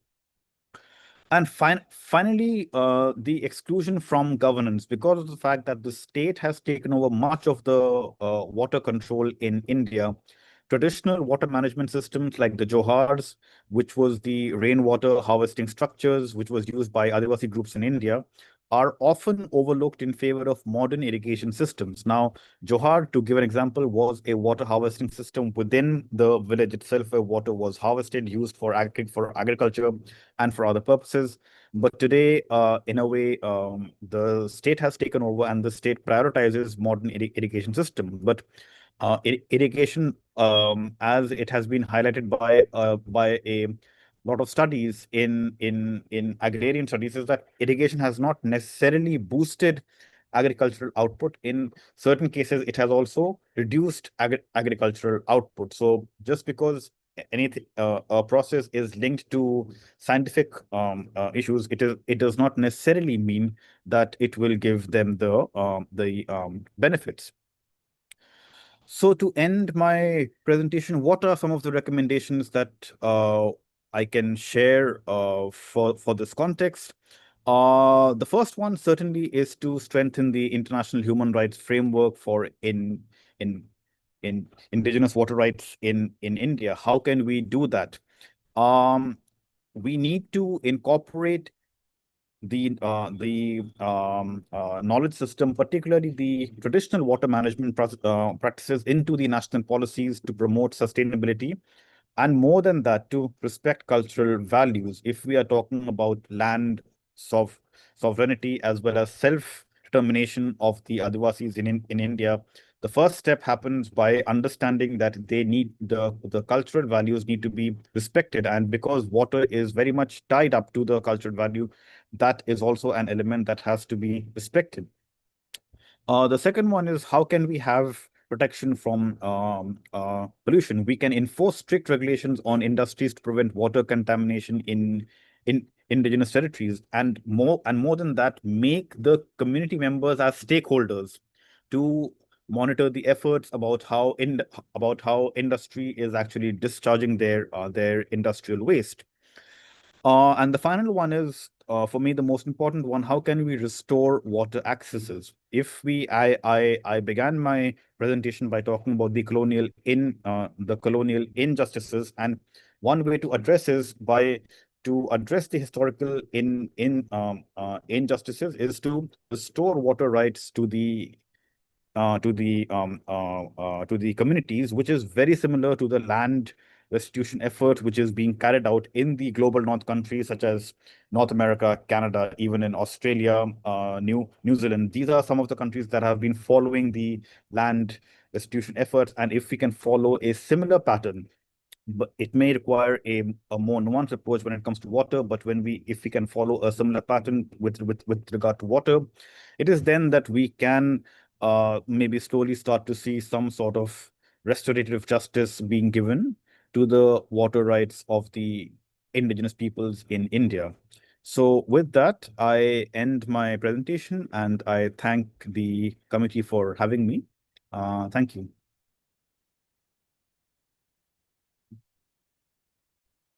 Yeah, thank you for your great presentation about water rights in India and in South Asia. Thank you once again to Dr. Kaka. I think yeah, for the overview or to sum up the three speakers have previous presented is about the water rights. So the community in each country have a water rights and access a problem also in many countries in South Asia. In following that concern and that problem, may before we jump to the next session is open dialogue. So I want to re-invite the three speakers, Nicholas Kriswinara and Dr. Kaka and also Kache to join the discussion. So before the discussion is comments, I actually have a question. I actually have something curious about your all presentation. So yeah, welcome back all. It's been great for your presentation. So I have a link, the same link with your presentation is about the water access, right? So the indigenous community in its country in Indonesia and India also, and many country in South Asia. So we are still lacking the regulation justification from the state or from the government. So I I want I actually don't have a specific question because I just want to curious or sharing each other for your each three this speaker. So my curiosity is about during your research in Indonesia in two speakers from India. So what's the challenges you was face during your field research or you're collecting the data in the community my in the community context? So what's your biggest challenges that you ever faced? So we can start from Nicholas Kriswinara, then followed by Kache, and followed by Dr. Kaka. So go ahead, Chris. Yeah, thank you, Ralph. I think uh the most difficult things that I try to when I gathering the data and speak with community, it's about the time that I have I think that's the most important things when speaking with indigenous communities. And you know, I think I have to schedule a lot of times. I scheduled a few times in a day, and try to make sure that uh they are okay to give uh or having this in-depth interviews in such a few times in a day. Uh, I think other than that, it's also about the fields. In North Morowali, it's still kind of bit uh you know the road is not it's not like in urban places. They are still rocky, uh and quite a bit hot right there. So yeah, I think that's the challenges. I think the most important is about times, I think, and also make scheduling, I think. Yeah, that, that's it, Ralph. Okay, so thank you, Chris, for your experience to collecting the data. I think it will realize when we want to approach in a community. So the biggest challenges, how can we approach them, and how and which the network we can use. So I think it's really obstacle. So the next speaker is Kachi. So what's your biggest challenges during your collecting the data or field research or observation? Okay. Right. My actually today's presentation is something to do with food security, but my area of interest is non-traditional security threats. So for a very long time, like I think the indigenous people, particularly in Northeast, they were taught the wrong kind of definition of development. When there is a construction of road or a construction of buildings and cutting down trees, they perceive as a development. So I think that sensitizing them that this is a wrong kind of development that they were taught, put instilled in the mind. There are lots of project on hydroelectricity. This in the northeast, particularly in Arunachal, and there are several indigenous groups where they worship river as god. And because they belongs to minorities, a few sections of villages, they protested, but it's not hard. So I think this kind of educating to the indigenous people that water, if there is no water, they have to migrate to several places. In fact, I live in Maharashtra for quite some time, and there are several districts in Maharashtra, which is in India. It's a state, one of the major state in India. Several people have migrated to cities because there is no water. So in Northeast, cutting down trees and sensitizing about all these environment issues has to be more there in the school curriculum activities has to be more aggressively or introduced, and often a seminar be conducted to sensitize them. Yeah, I think that would be my thing. Yeah, your last statement is really interesting. You was emphasize that we have to need a specific education curriculum that will supporting to maybe to have an access to the students to learn about the environmental and anything about the indigenous people or water issues. So I think it's good idea for we are here to understand the solutions. So the last speaker from Dr. Kaka. So still the same question. What your biggest challenges during your research or observation? Thank you. Thank you, Rolf. So my fieldwork was conducted both in central India and in the northeast, particularly in the state of Meghalaya. One of the most striking observations that I saw was that you know, water rights is also linked to the concept of gender, because a lot of women are also involved in the water management systems in both in Meghalaya as well as in Jharkhand. That was something very common that I saw. And they are often, be it in terms of irrigation, agricultural rights, or for that matter, water conserving practices. There is a very strong gender element which is also at play, which is not often reflected in the policy issues. So one thing is certainly about, and the other challenge that I faced was that but particularly I had tried to make some dialogue with the industrial project heads that, what is being done to conserve the water issues, or for that matter, the land issues in that particular region.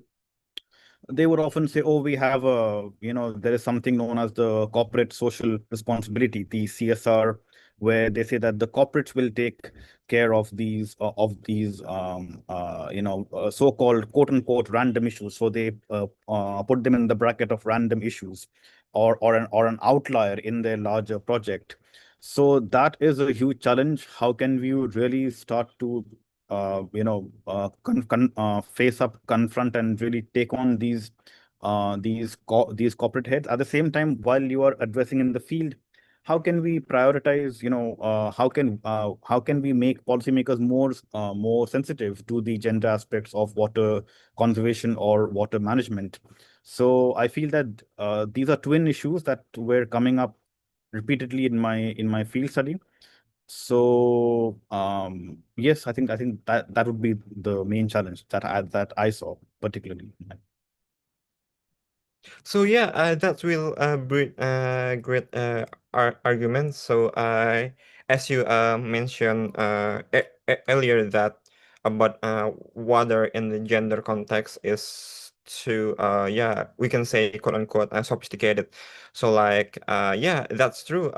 If we compare woman and man, and woman is actually need a more clean water access than men, like the pregnant woman, the disabilities woman, and another like marginalized or groups didn't have the accessible water as same men has.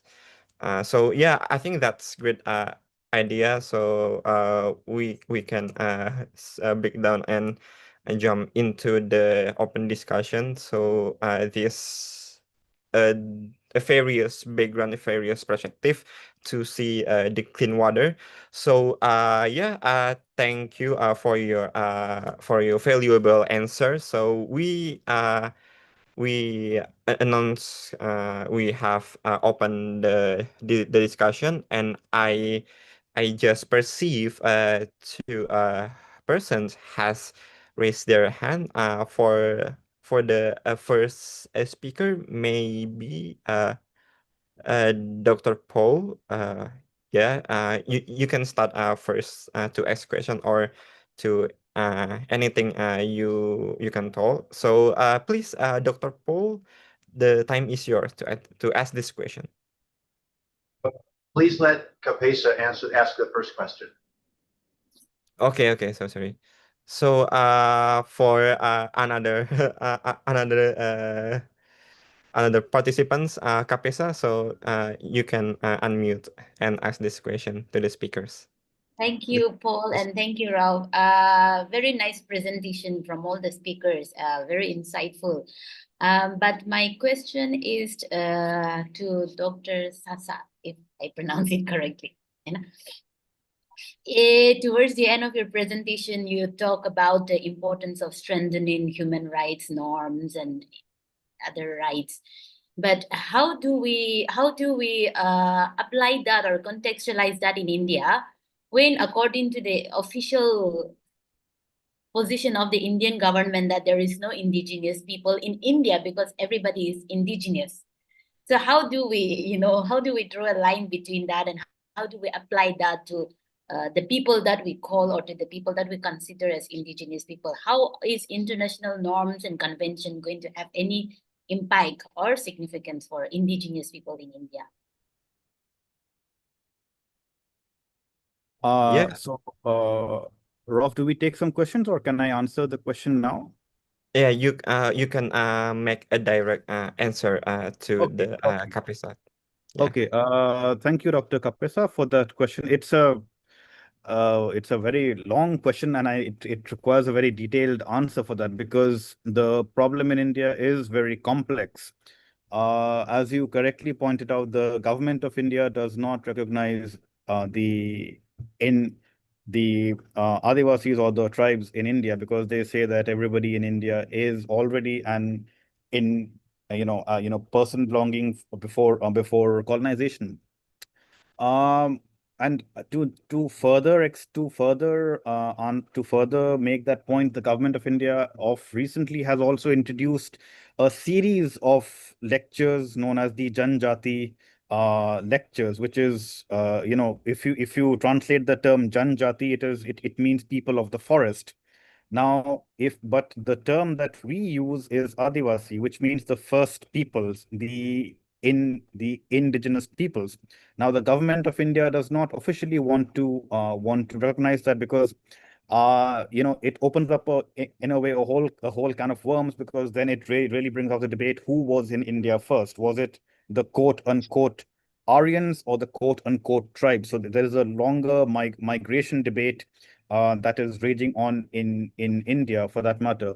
But that aside, I mean, that is a broader historical debate. But if you were to ask me, the contemporary issue, yes, I think sessions like these sessions for the fact that we do have a scheduled tribes category that is very much part of the legal ambit of India, which in a way it is very ironic that the government of India does recognize the category of scheduled tribes, but it does not recognize indigeneity. So it is a complex conundrum that we are in right now.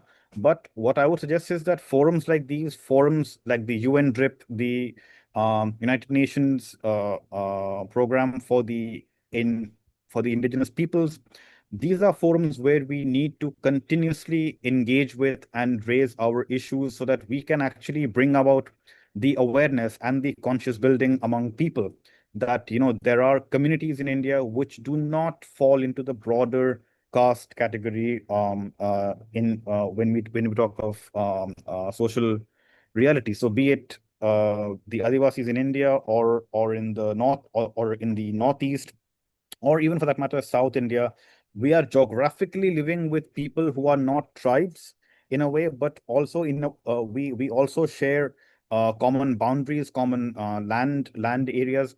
But at the same time, Northeast has a unique situation where they had their own states, they had their own they had their own communities.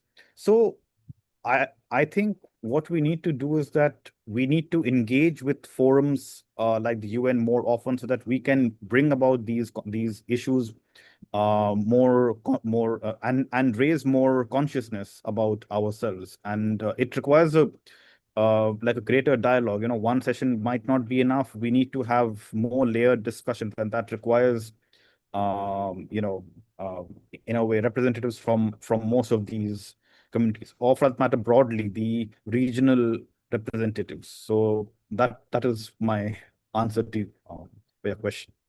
Thank you. So yeah, thank you, Dr. Kaka, for your great answer.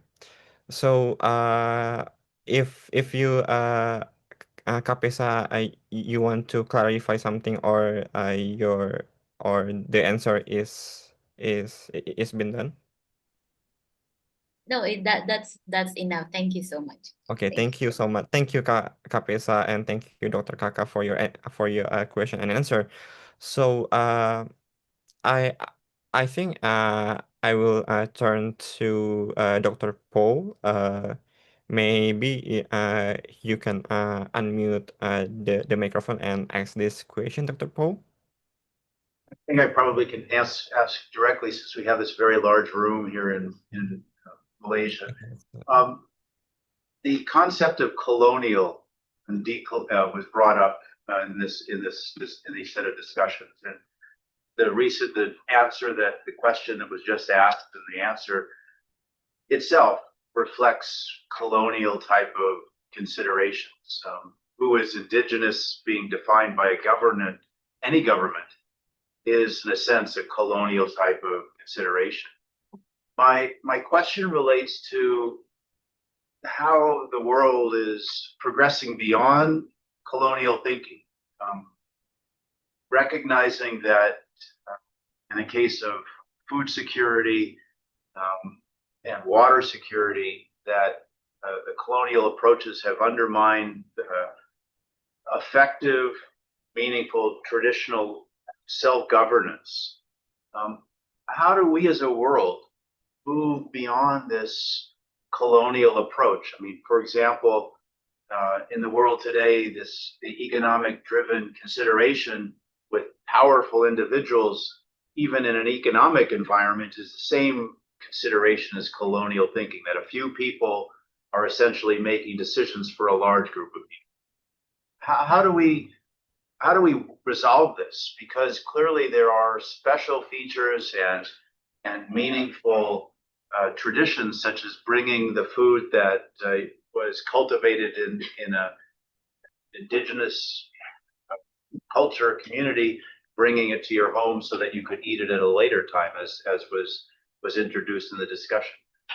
Yeah, I'm just trying to recognizing I'm neither indigenous nor you, but I'm just curious as to how we resolve this problem, because it's a global problem, it's a persistent problem, and it's something that has to be figured out on a planetary scale. And I mean, the discussions I've had with the United Nations, for example, United Nations designates certain communities, cultures as being indigenous.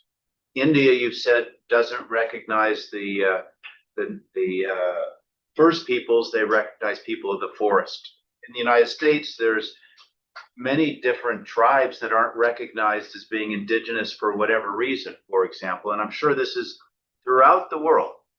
So how do we progress? How do we go beyond this government, this power control type of feature to enable the self-governance that has enabled resilience in the sense of sustainable development for millennia in the context of indigenous communities?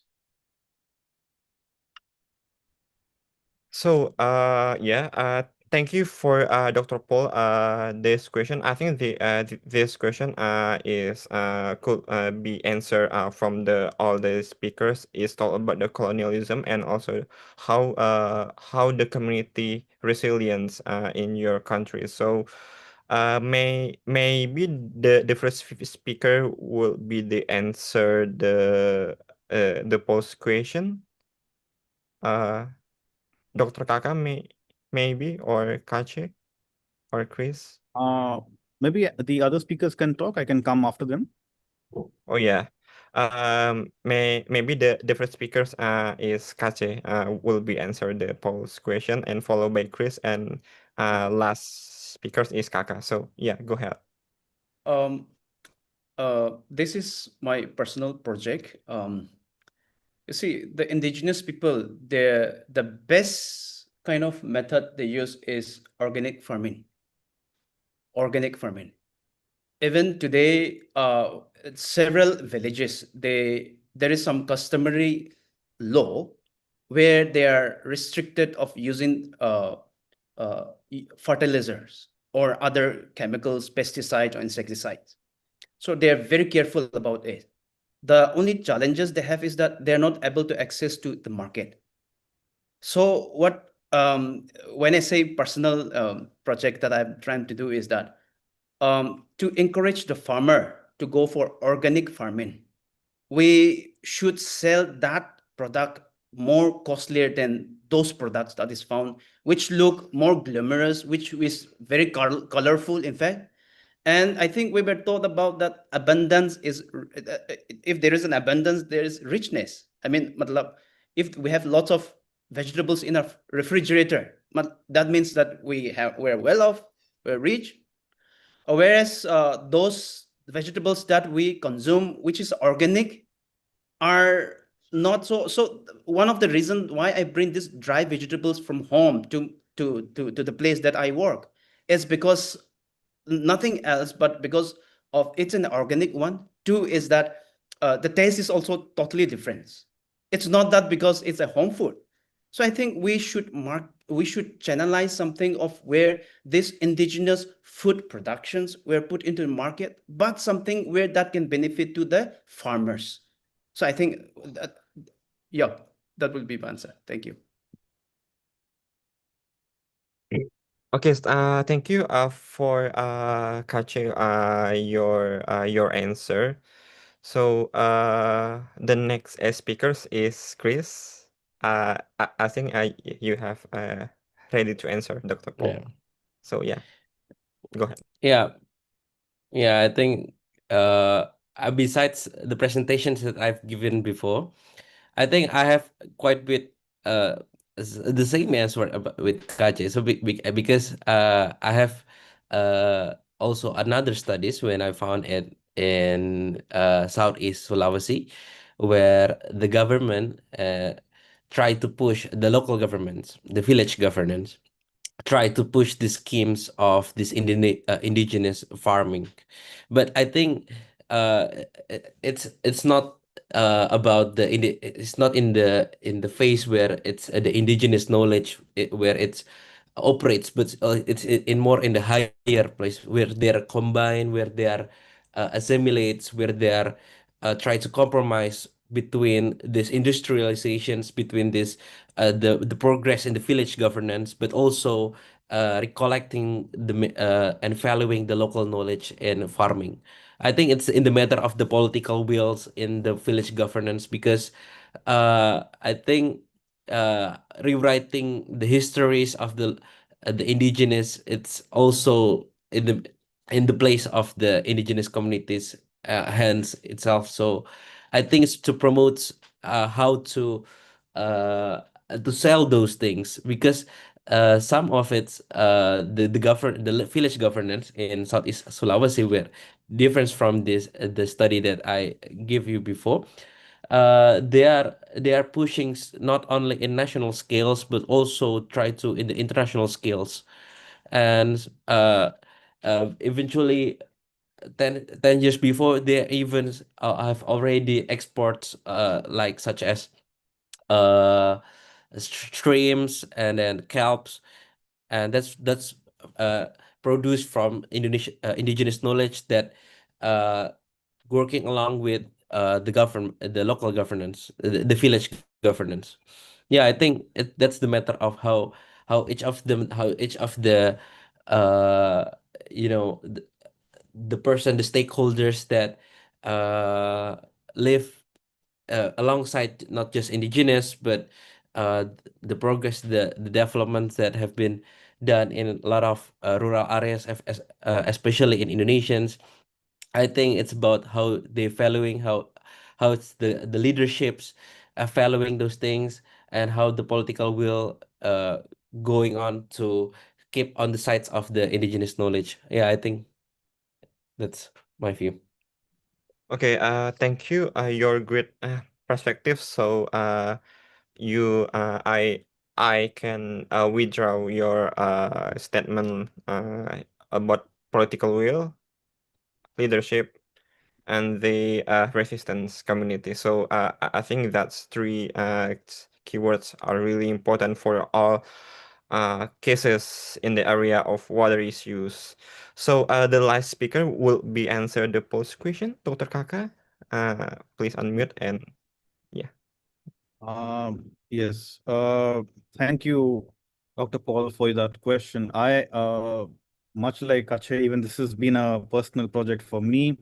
Uh, I have been engaging with this idea for almost the last 4 to 5 years now, that how can we really move forward from this colonial and neo-colonial idea of extraction, ownerships.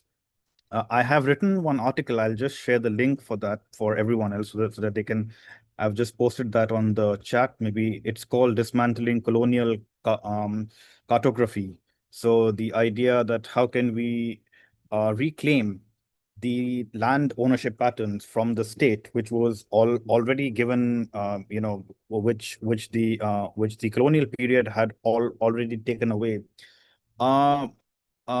My suggestion, or for that matter, my recommendation is that we need to, in a way, the only way we can move towards a sustainable, uh, planet or world is once we bring back the sustainable knowledge of the communities whose land or water resources have been taken away from them. Because as long as it remains in the state control, the state mostly cares about economic profit, that too in a very narrowly defined economic idea of profit, GDP, growth, industries. That is a very narrow idea. There's no mention of human development or cultural development in those categories. So for me, what matters most is that there has been a lot of knowledge loss in these last 300 years. And to restore that knowledge, we do need to rely on a lot of the oral histories, traditions, songs, poems. These are certain aspects from which we can draw back some of the knowledge systems. And I think we need to start engaging with the state as to how can we bring back control to the community people, because as long as it remains in the state, it will just be seen as another resource that has to be used or exploited to further economic gain. But the minute we bring it back to the community, as Kache said, there are traditional knowledge systems of either preserving food. But for me, there's something more than that. It's about food, knowledge systems, governance, and also the reciprocal benefit of being within a sort of a community knowledge, and not just individual profit, but rather community profit. So that requires a massive rethinking of the colonial epistemology. We have to move beyond that, and I am very much in the page that we need to really start making these efforts to push the argument more in favor of the community knowledge rather than just keeping it in the state knowledge here. So that, I think, we can move forward from that kind of. That would be my sort of response. Thank you. So yeah, thank you, Dr. Kaka, for your answer. You also put the interesting keyword like restore the knowledge. How can we restore the knowledge, and how could we preserve the traditional knowledge in the modernized era? So and you also mentioned about the reciprocal profit, which not only benefit for the particular groups, for the elite groups, but the all people community, including the vulnerable, impacted community from the climate change, is really important. So yeah, I will ask again to Dr. Paul. Do you want to clarification and any feedback to its speakers? Just this concept of community profit versus individual profit seems to be a general consideration, that the economics of the world is becoming concentrated into fewer and fewer people. Fewer people own more and more wealth of the world. So this concept of community profit or community benefit would seem to have general relevance. Is this something that can be championed by indigenous peoples from around the world? So yeah, Dr. Paul emphasized again. So this is a reciprocal and traditional knowledge could be the champion for the indigenous people around the countries. So yeah, maybe three speaker. Who will be the first answer? Dr. Kaka, please. Yeah. Perhaps if someone can say something first. We have our program, the one that I mentioned earlier on this morning, our Rumah Baca program. As not just our Rumah Baca program, it is also our Menrap, which is actually the youth the youth indigenous patrollers in the forest. Yeah? What we do, the male youth patrol the forest to help our government to patrol the forest against poachers, etc. And our female youth teach the children, yeah, to learn so that the children can go can be trained to either go to school, or those who are not good enough can actually be trained bushcraft so that they can become patrollers. And for both programs, what we did, 100% of the salary do not go to the patrollers nor to the teachers, 50-50%. Like they are paid 10 ringgit a day, 5 ringgit goes to the individual staff, I mean the patrollers and the teachers. The other 50%, the 5 ringgit goes to the community. When that happened, it's like it's a program that helped the community where the family would support the staff who are working, and because the fund goes to the community to assist the community with various activities within the village, and the whole community would actually support the program that we are doing. And that actually has proven, because this program has been growing in Raya Belum Forest from one teacher to 4 teachers, from 1 school to 4 schools. And on the other side, when it comes to our Menrak patrollers that are patrolling the forest, the numbers has grown so much, because it is not just benefiting those who are working for the ecosystem, it is also benefiting the community. It's a proven case study in Malaysia. So yeah, maybe we start off from Dr. Kaka and followed by Kache, and last followed by Chris. So before we jump to the new statement or question from the Kapesa, can you make just a brief answer before Kapesa gonna talk the discussion? Thank you. Yes. Thank you for your intervention. I did not know about this case study from Malaysia, so I think it is fascinating to know about this.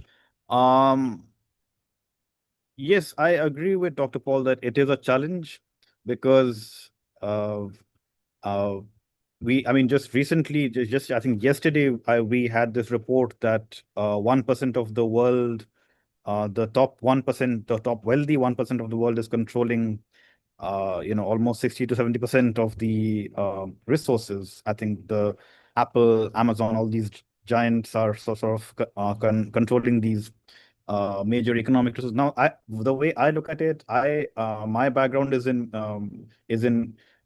development studies. So the way I look at it, this is like the culmination of what the capitalist in industrial movement had that had taken place, ever since from Europe and coming into US, where certain companies, certain individuals were given benefit over the larger community issues, and from what we are trying to address over here is that I also want to make this point that it is also an unfair expectation on the First Nations to really, I mean, maybe champion this as much as we want to, because the scales are unequal, because we are the ones who have been dispossessed of our land and our water resources.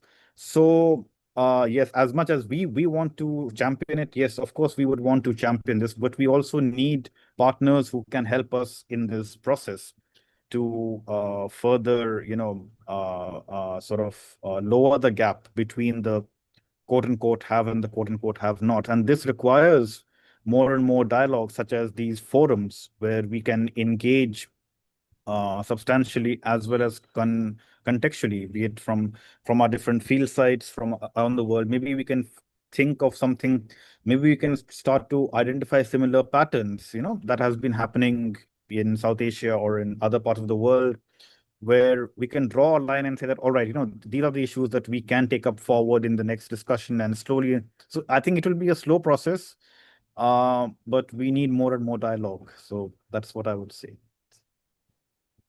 Okay, I so might- we need. more dialogue, so your answer, your emphasis. Okay, so Dr. Poi, you want to clarify something? Just quickly before Kapesa asks question, the purpose of the Global Indigenous Youth Summit in its concept is this type of sharing, that observations from India or Malaysia or Nigeria or Nicaragua or the Arctic or Oceania are shared so that common features can be elevated and introduced into a global discussion. This type of global discussion is beyond the capitalism that you were mentioning. It's oriented to thinking as a community, to build common interests on a planetary scale. Yeah, so you can answer the brief very quickly before you jump to the next participants, Kapesa. So, Dr. Aka, do you want to add something?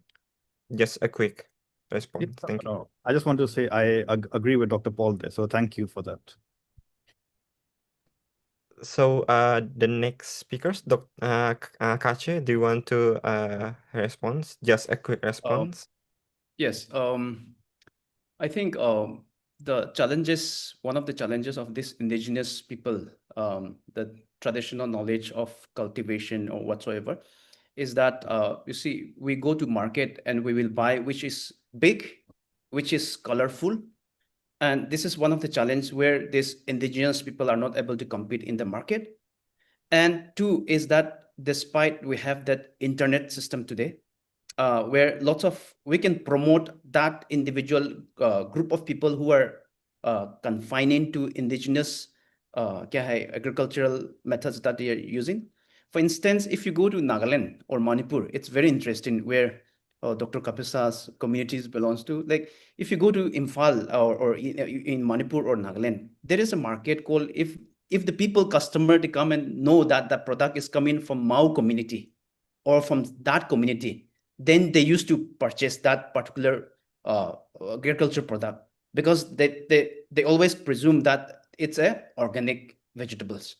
So I think promoting certain kind of community, indigenous people who are cultivating, who are still practicing this traditional knowledge, I think that and one thing I want to add is that I think today to have an organic food or organic vegetables is luxury, it's medicine.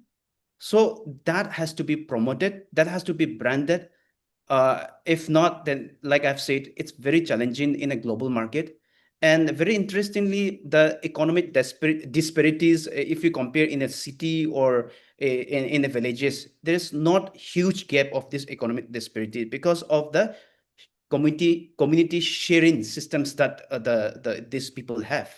So the product they put into the gardens, in case that is abundant, they share with their neighbors or their relatives who have not that types of vegetables. So I think this has to be promoted, and yeah, that's all. Thank you.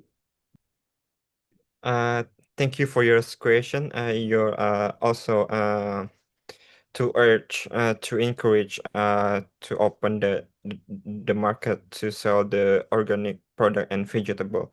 So may I proceed to the last speaker's question? Last speaker answer from Chris. Do you want to answer? Just a quick answer. Yeah, I think I just give a quick answer. Yeah, I think the regions or where the community, the indigenous community live, it needs also a blueprints. It also needs a collective actions to do such things like that, to to break the markets, to make them also available not only in national level scales but also probably in international level scales, so it can be recognized not only in, probably not in just in regionals or probably in just in village. And I think that's need consequentials, either it's a leaderships, either it's a breaking through of collective actions together. And I think that's what can be sustained in indigenous knowledge, as I saw in Indonesians, for instance. And if there's no room for collaborations and for compromise from one of the indigenous group to the other, so that it can be happen, and it also can and it also as the same as when indigenous knowledge faced with the government, and where indigenous knowledge and the indigenous communities faced with the market. So they have to not the dialogue. So I think the dialogues needs to push not only in the global scale, I believe, but also pushed in the local scale. And I've seen that before, and it needs not only one, two, three, or four of member of the indigenous members, but the collective action. It needs the blueprint. It needs the archetype. What should we do next? What we gonna do, and what year? Probably 5 years till now. And there's such thing that the communities can then or can prepare for several years from now. Yeah, I think that's my answer. Okay, thank you for your answer.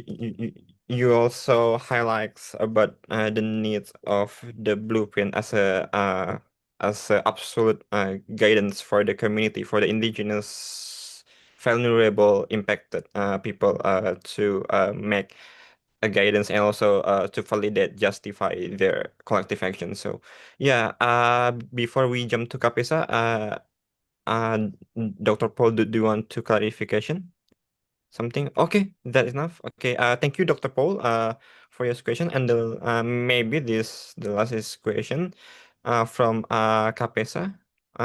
Please unmute, and yeah, the screen is yours. Thank you, Rao. I hope I am not being too greedy with the time. This is not a question. I just want to make some I just want to share some additional thoughts from the ones that our speakers, our panelists have shared. And I actually have a lot of things going on here. This is relating to two of Paul's comment, I think both of which are very important and need so the first, but first the second comment that Paul talked about, a community benefit instead of individual benefit. And I differ a little bit with Dr. Sasa from this. Because I think in indigenous communities and indigenous worldview, we have something, of course, this is a new term, but we call it gift economy instead of market economy. So this gift economy is just the philosophy or the belief that everything we receive from nature, it's a gift. It's not for us to exploit. It's not for us to control. We receive in gratitude, in thanksgiving. And this is why ever since we were growing up, we were always taught not to destroy, not to take more than what we need. And referring to Dr. Kache's presentation earlier, when you kill an animal for meat, or when you go hunting, it is not the hunter alone, or it is not the family that is killing the animal that consumes the meat. We share it with everybody.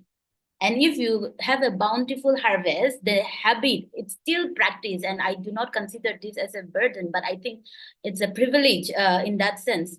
When we get a lot of vegetables or fruit, before taking it to the market for selling, what we do is we give to all our neighbors. We give to all our neighbors. Likewise, our neighbors also give us when they have a very good harvest, when they get something special. So I think in that way, I think indigenous people are actually doing it. It's not something we need to do or we need to learn or we need to become, we're already championing it. It's probably that the world is not paying attention to it. We share, and this gift economy, the circulation through gift economy has always been a practice, a philosophy of the indigenous people. And yes, and with your permission, Rob, I want to make another comment regarding the first point that Paul talked about decolonizing. So, sorry, I'm taking a lot of time, but I think this is a very important discussion, and I just want to lay it out in front of everybody. Decolonizing, I think that is something that is very important. We need to do it, but it is more easier said than done. But I think we can start, as I was talking about, indigenous people sharing our story. We tell our story in our own way.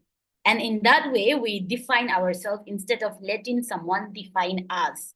And I think it's, as I said, it's easier said than done. But when at the time when the future of humanity is at risk, I think it's worth trying. And let's say if some indigenous communities start talking about their stories, their ways of sustainability, their ways of mitigating climate change and all these, and it might not be a reality, it might not be a possibility, but assuming this happens, then I think we can, I don't know if, I think we can re-story the world again. When we don't think about the world in the way that we understand today, re-story it as something that we share. We talk about the gift economy just now, as something that we share, and then maybe then we can start listening to each other. And when we start bringing this concept of a relationality, reciprocality, reciprocity, and all this, then maybe the world can, I don't know, maybe one day stop thinking about exploiting the earth, but maybe able to look at the earth in a different way, maybe. Yeah. Sorry, again, I took so much time. Yeah. So thank you for your I think such a meaningful discussion statement about the nature, because the nature is still a gift. Yes, is still a gift, but the current situation, the capitalism, the many economical liberalization and many action from the company and private company do not have a permission, and they action to exploit and uh to destroy, diminish the nature, but they did not replace them. So we still in the climate crisis right now. We still to hold down the one I think it's 1.5 degree Celsius until 2 Celsius. We have to hold down that number. So yeah, we also a part of the indigenous community must be resilient to face that challenges. So yeah, If yeah, Rolf, if I yeah, can make one quick comment. Dr. Kaka, okay, please. So yes, I agree with Dr. Kapes. I mean, I don't think we are speaking in different languages. We are talking about the same issue. So what I was trying to say was that because the Adivasis already have this community knowledge.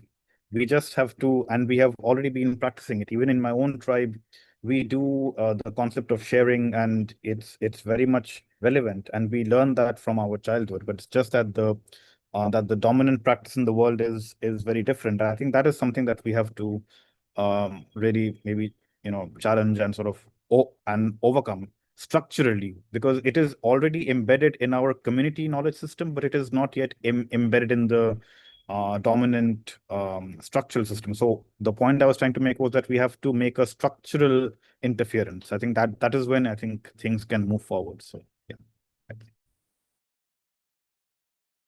So yeah, thank you to Dr. Kaka, your expression, your give a great statement. So if other speakers do you want to jump discuss before I open to a new participant, Thomas? So Nicholas or Kache, do you want to add something about the discussion? No. Okay, so yeah, may we have a new perspective. So yeah, Thomas, I hope you can clearly hear my voice. So you just raise your hand. So please, maybe we can share the knowledge or asking this question.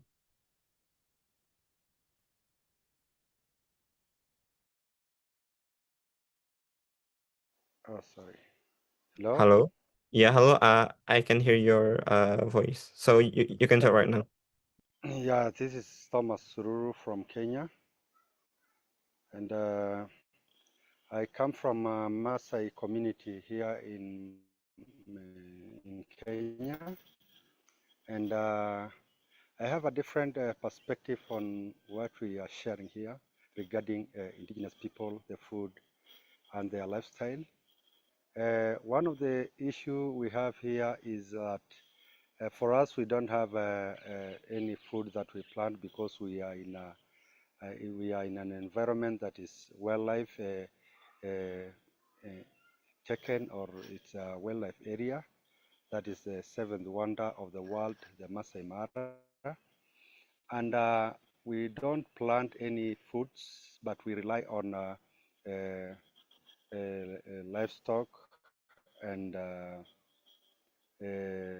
we eat meat and milk, and in one instance or another we get some few vegetables from other communities, and we find it sometimes hard for us to have sustainability of food, because maybe you've been taking meat for a long time or milk and you want to change the diet, but we don't get it, which the government we have here does not even have time to like maybe take care of it. And we come to an issue of sustainability, and we cope to eat the food that we eat because we find sometimes it is healthier and it is like healing, because when you eat like meat and you mix with the soup from the shrubs or from the trees, you find like maybe you don't get sick like always, like rather like other communities who are eating vegetables which have been produced using herbicides and these other herbicides that are harmful to human. So my point is that we need, as a community or indigenous people, not only in Kenya or in Maasai land, but globally, to have such spaces like where we are now, either through Zoom or in-person conference, to let the world know that having your indigeneity does not destroy your identity, or does not destroy your humanity. So it is important that we keep our indigeneity, and we need to explain these things to the world through such forums, and also we need to be representing ourselves, because most of the time communities that are around the globe are misrepresented by other people. And this time, as indigenous communities, I happened to attend a meeting on the COP29, COP28 and COP29 last year, and we were talking as indigenous people, saying that we need to represent ourselves. Nothing for us without us. And this is the voice that is going across the board. And we need to be there to tell the world what is itching us. And we need, on the issue of food, we need to have a holistic land management, starting from the governments to the local governments, and also to the community, and also involving all the stakeholders that are entailed in these categories. So my point is that we need to have more meetings like this, and to involve the rightful people and the rightful stakeholders, because this issue of misrepresentation is bringing a lot of headache to the world, because people go to boardrooms and talk on issues that does not pertain their lives. Thank you so much. Thank you so much. Your great argument, and also your underscore about we need an important action, not just all in the international forum and any forum, any luxury ballroom in a hotel, but we can have the intensively action into the local community that bring more benefits real benefits to the community. So this is real important.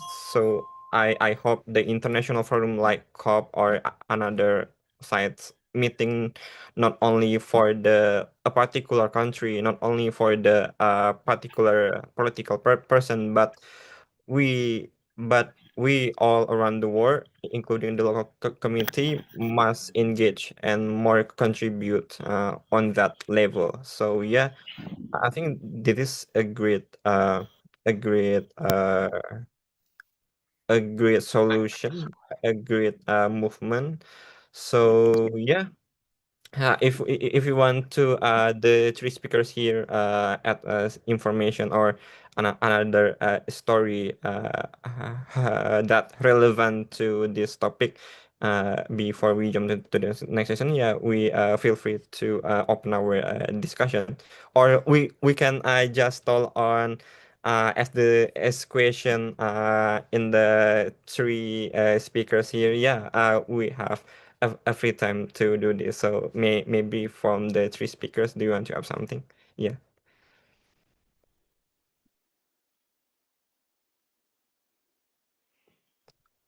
Or just you can share a brief, like a brief statement, or I will I will to ask the each speakers for a brief close statement, just a quick maybe just two sentences. So yeah, maybe we'll start from Kache, followed by Nicholas Kriswinara, and last by Dr. Kaka. So please, Kache, for the closing remarks this discussion. Thank you. Okay. Before all this technology like storage of food and systems comes, these indigenous people that I'm presenting today, Pumai Nagas, they have that preservative methods, which we need to revive it again. And two is that I think this kind of platform, I think Thomas, who is coming from just who have gave highlighted about misrepresentation and all that stuff.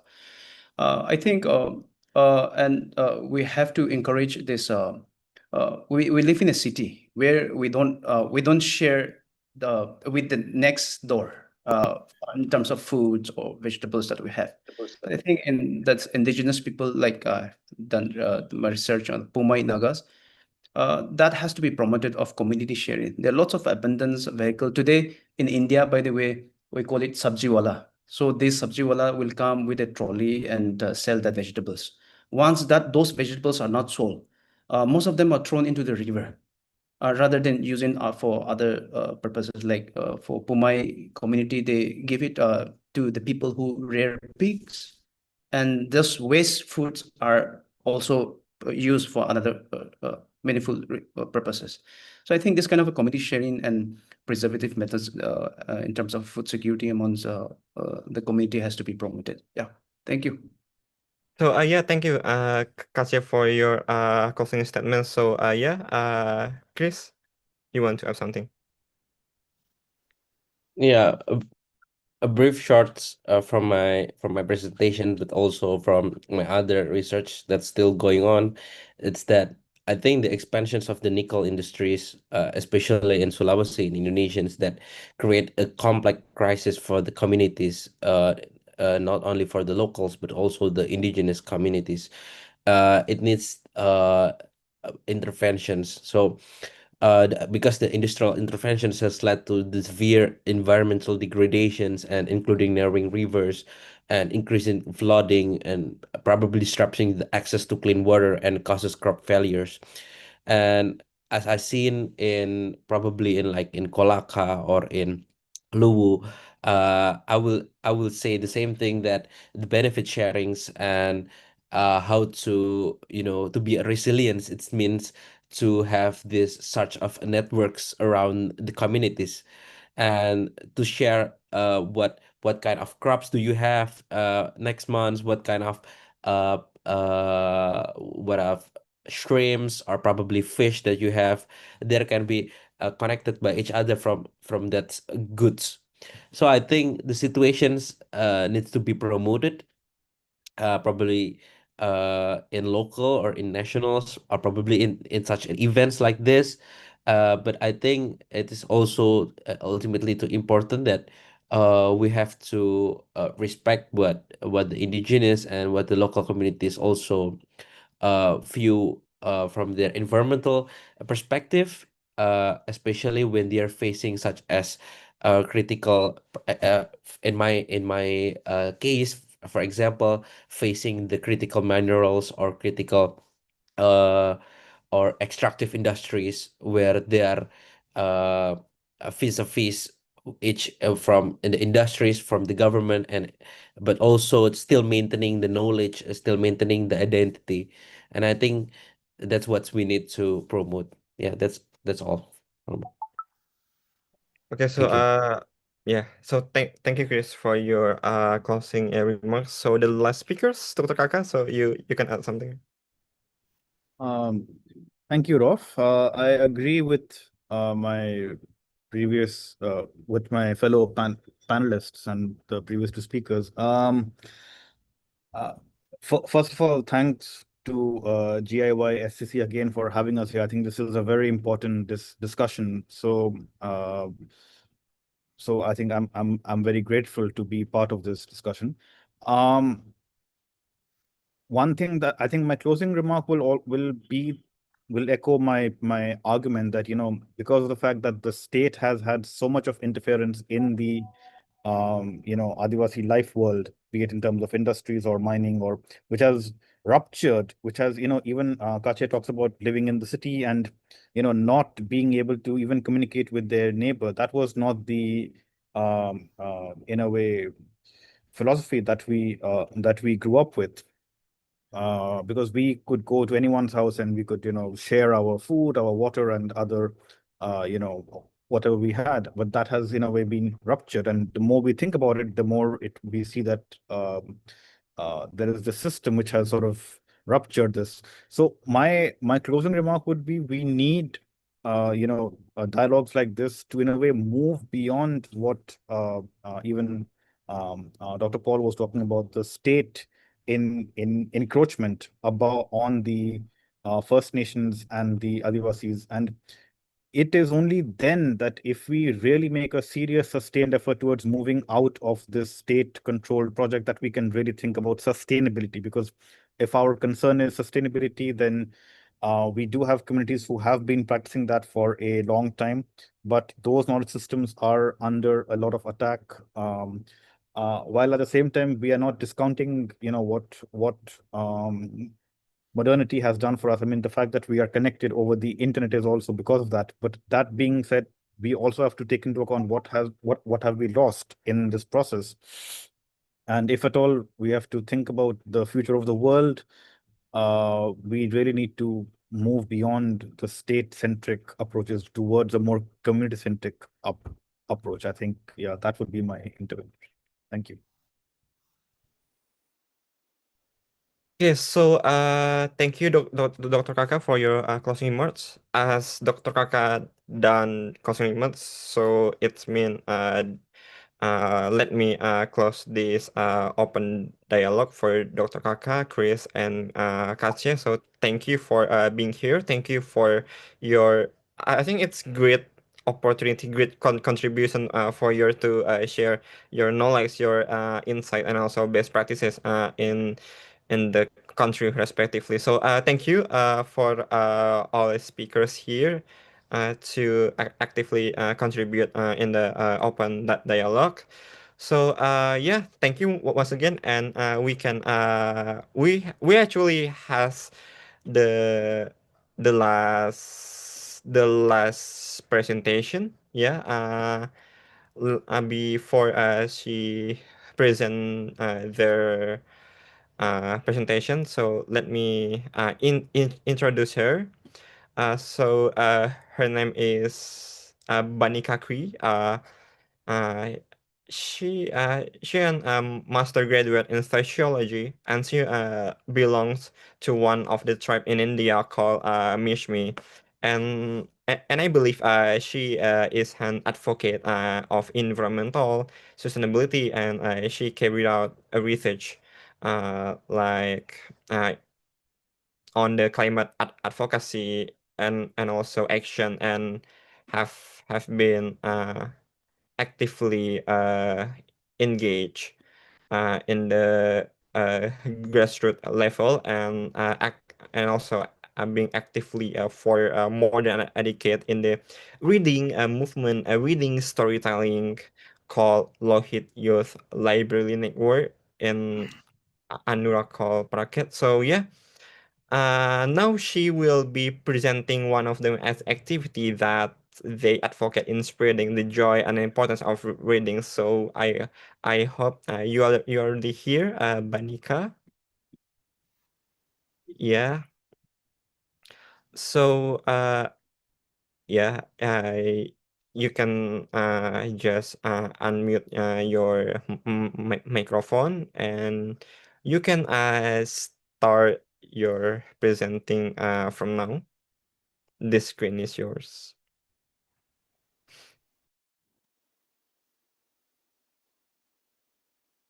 Oh yeah, I think you have not an access, right? So wait. Yeah, I think you already as a co-host.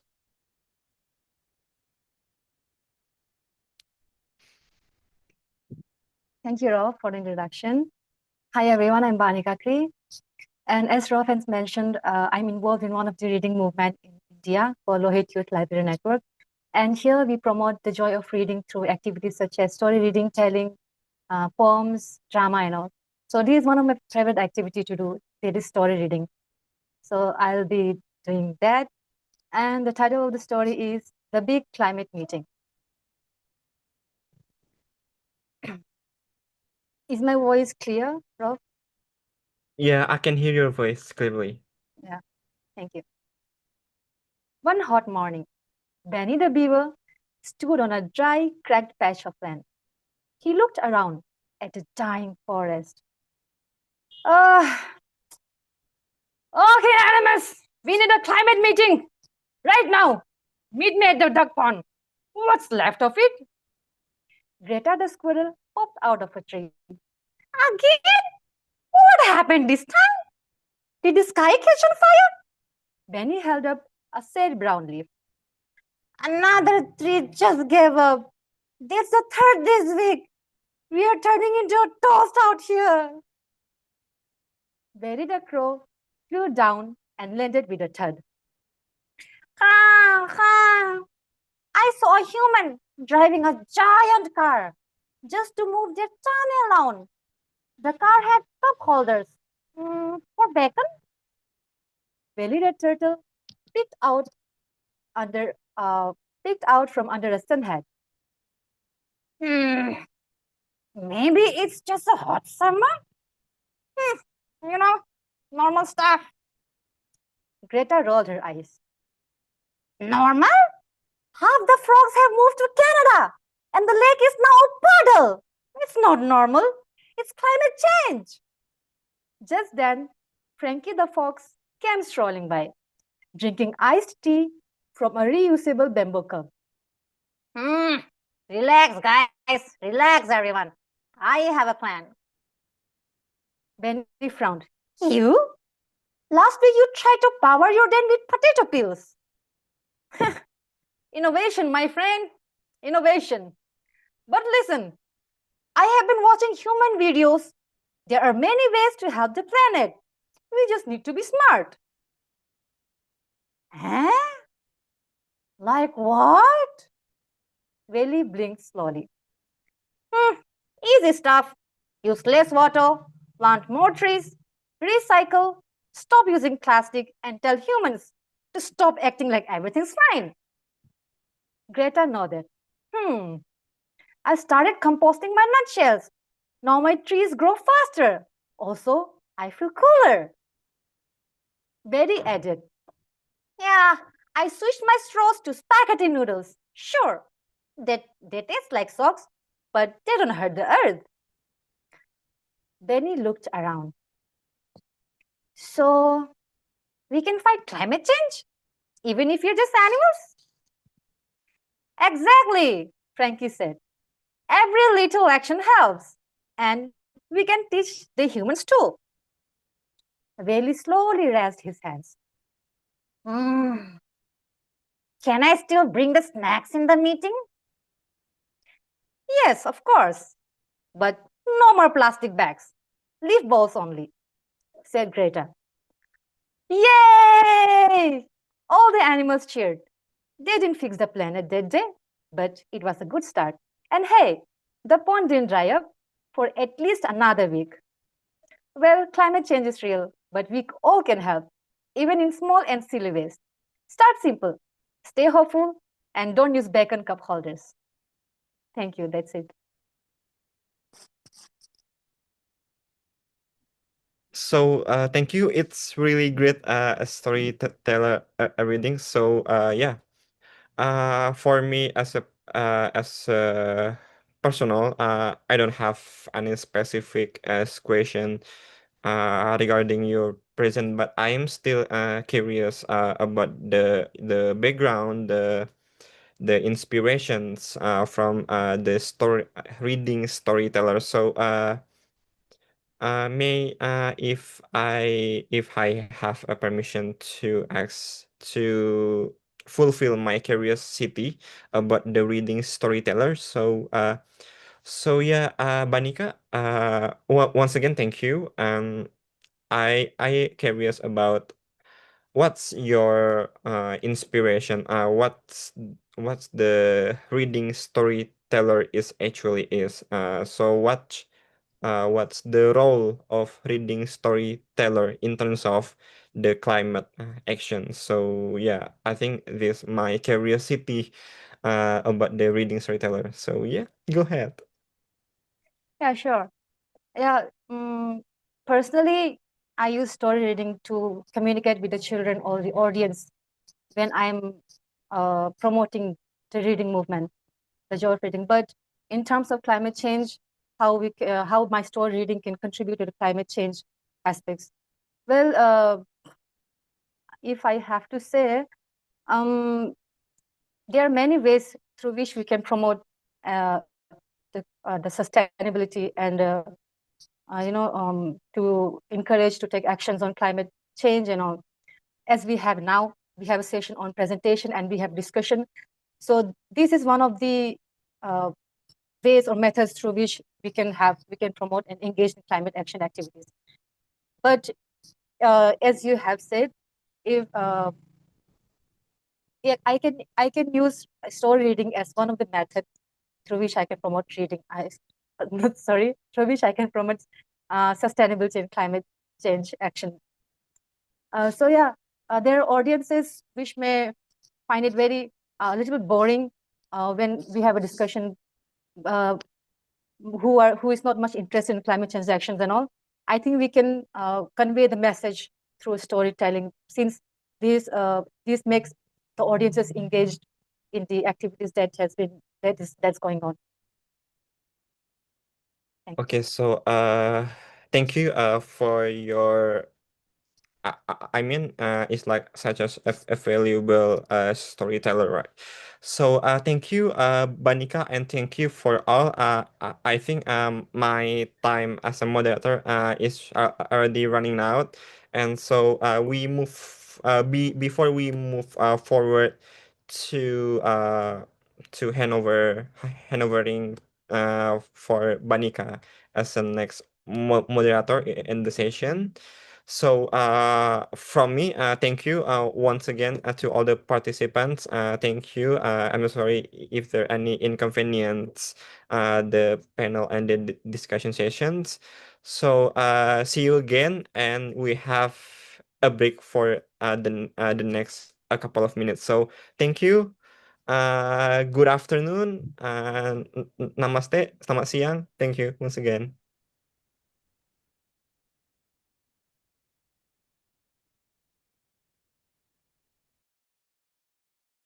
Malaysia berada di kedudukan ke-8 teratas yang menghadapi masalah sampah plastik tidak terurus. Sisa pepejal di Kota Baru, Kelantan meningkat sebanyak 430 tan sehari sepanjang bulan Ramadan ini.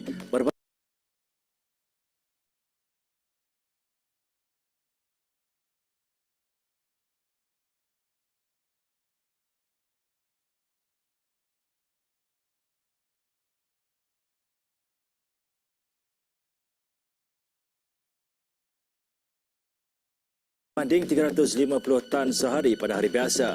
Masalah sampah terutamanya plastik yang memenuhi ruang lautan menghantui bukan sahaja Malaysia tetapi juga negara-negara membangun yang lain. Hampir 50% daripada jumlah plastik yang digunakan adalah plastik sekali guna dengan anggaran global menunjukkan 13 juta tan plastik dihanyutkan ke lautan setiap tahun. Manusia dan plastik tidak boleh dipisahkan. Kebergantungan kita kepada penggunaan plastik sangat tinggi dan tidak dinafikan, murah, praktikal, tahan lama dan kalas air. Tidak kurangnya ramai menganggap penggunaan plastik ini merupakan isu remeh, maka ada yang tidak kisah dibuang merata. Namun tahukah anda, plastik adalah musuh senyap kepada manusia dan ia boleh mendurjanakan. Bukan sahaja kepada alam sekitar, malah manusia juga boleh menjadi korban. Dalam edisi kedua dokumentari kesedaran Kelab Belia Prihatin Malaysia, kami akan membawa anda memahami situasi semasa pembuangan sampah, terutama plastik di Malaysia. Fokus turut diberi kepada risiko bahaya, kesan maupun impak yang sedang menjadi barah ini. Apakah pula tindakan dan langkah untuk kurangkan kemudaratan ini? Semua isu ini akan dikupas dalam dokumentari khas dibawakan Kelab Belia Prihatin edisi kedua. Malaysia boleh menjadi suara negara-negara membangun untuk melawan plastik haram ini. Oleh itu saya membuat keputusan bahawa kita perlu lawan dan kita menjadi suara. Dan selebihnya mesti dalam 40% lah adalah sampah plastik. Sampah plastik paling banyak lah, styrofoam, helmet, semua plastik-plastik jenis macam tu. Pencemaran plastik ini satu daripada krisis planetary yang sangat-sangat besar yang kita menghadapi sekarang. Dijangka dalam 9 bilion tan plastik yang kita sebutkan di Pacific Garbage Patch. Macam satu pulau plastik yang mencemarkan alam sekitar kita. Jadi ini memerlukan inisiatif dan kesedaran di semua pihak, terutama sekali juga kepimpinan negara, kepimpinan ahli politik. Kita mengurus sisa dan sampah sebagai contoh.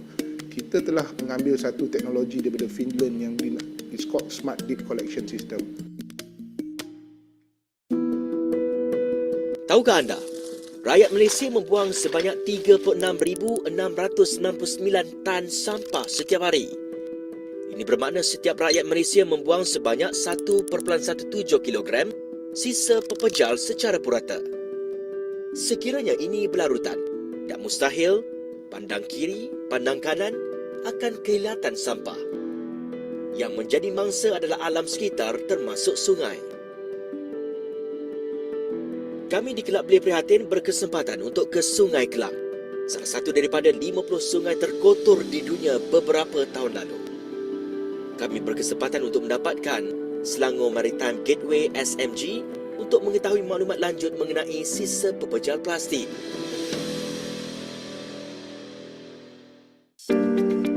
SMG yang berperanan menjaya projek untuk meningkatkan nilai Sungai Kelang menggerakkan jentera pembersih sungai dikenali Interceptor.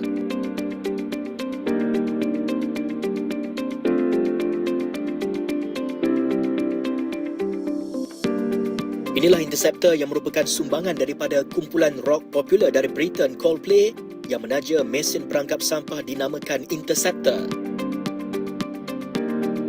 Difahamkan Malaysia merupakan negara pertama yang menerima sumbangan tersebut dan menggunakan mesin perangkap sampah dengan kendalian NGO di Ocean Cleanup. Interceptor 005 ini memulakan operasi di Sungai Kelang pada 2021, mampu memerangkap hingga 100 tan sehari sampah terapung yang dibuang ke dalam sungai sebelum sampai ke laut.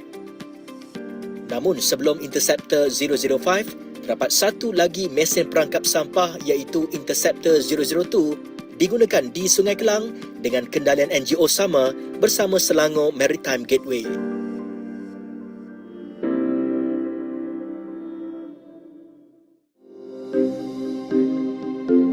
Sepanjang 56 km Sungai Kelang ni, kita ada memasang 7 perangkap sampah dan 2 interceptor, termasuk interceptor yang di belakang saya ni lah. Okey, kalau in totality, pungutan sampah kita telah berjaya memungut sampah daripada 2016 sehingga tahun 2023, Mac 2023, anggaran daripada 10,000 ke 16,000 tan metrik untuk setahun. Dan untuk sebulan, anggaran dan 1,000 tan metrik sebulan lah.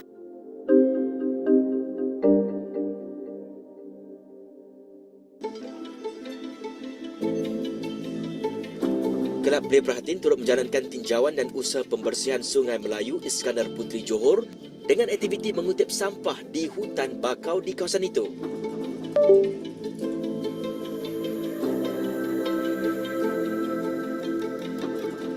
Sungai Melayu yang berada dalam kawasan seliaan pembangunan oleh Iskandar Investment Berhad IIB ini tidaklah seperti sungai-sungai lain.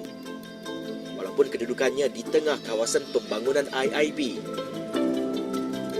Namun tidak dinafikan, sampah-sampah yang berjaya dikutip turut mengandungi bahan plastik yang dibawa dari hulu ke hilir.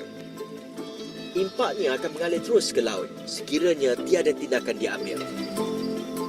Namun bagaimana pula dengan sungai-sungai yang lain, terutama sungai yang tidak diurus dengan baik oleh pihak berwajib? Pastinya satu situasi pencemaran yang sukar untuk kita hadap.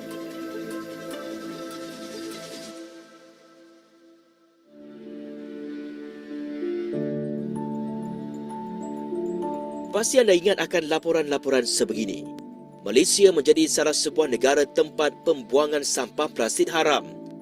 Ia bermula apabila China menutup sempadannya, tidak lagi menerima sampah plastik untuk dikitar semula di negara itu, yang aktiviti ini dijalankan oleh perusahaan haram.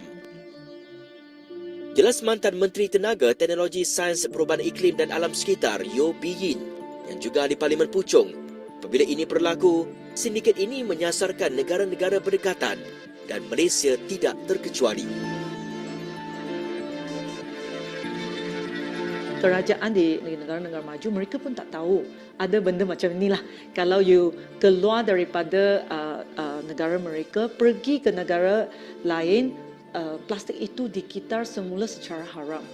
Mereka ingat semua ini keluar, dia pergi kitar semula ya, dengan baik.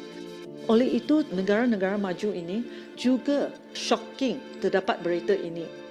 Oleh itu, saya rasa ini adalah satu loophole dalam recycling policy di negara-negara maju. Selepas kita mengangkat isu ini di international media, negara-negara maju ini dalam recycling policy mereka telah pun memperbaiki recycling policy mereka untuk memastikan bahawa apabila sisa-sisa plastik ini mereka dikutip dan dieksport, sisa plastik ini betul-betul dikitar semula dengan cara yang baik dan mesra alam di negara-negara lain.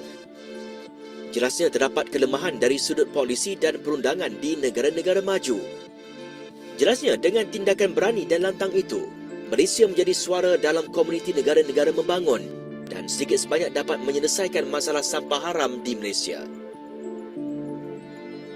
Dalam babak seterusnya, kami akan membawakan kemudaratan plastik ini.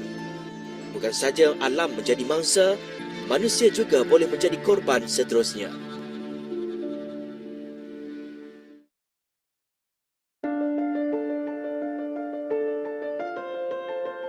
Kalau dilihat kiri dan kanan kita, lambakan sampah dan plastik di keliling kita. Semua ini puncanya dari sikap kita. Tidak menguruskan sampah dan plastik secara teratur. Tahukah anda, pembuangan dan pelubusan sampah tidak teratur boleh menjejaskan kesihatan selain alam sekitar? Ya, ini kebenaran yang perlu kita hadap. Profesor dan Pengarah Eksekutif Sunway Center for Planetary Health, Sunway University Malaysia, Tan Sri Dr. Jamilah Mahmud memaklumkan, kesihatan manusia sangat berkait rapat dengan kesihatan planet. Jelas beliau, hasil tangan manusia ini Dijangka lebih 9 bilion tan plastik berada di lautan Pasifik dan ia membahayakan kehidupan. Dan ini adalah sangat berbahaya kerana bukan saja plastik itu nombor satu menjejaskan kehidupan haiwan dan sebagainya dan tumbuhan di dalam laut, tapi yang menjadi punca makanan kita, tapi juga mikroplastik. Jadi plastik ini pecah, dia menjadi kecil, dimakan oleh ikan dan sebagainya, dan bila kita makan pun kita dapat mikroplastik itu. Tapi juga plastik yang terdedah, dia akan juga mengeluarkan mikroplastik yang kita akan menghidu ke dalam paru-paru. Jadi banyak penyakit yang berlaku akibat mikroplastik.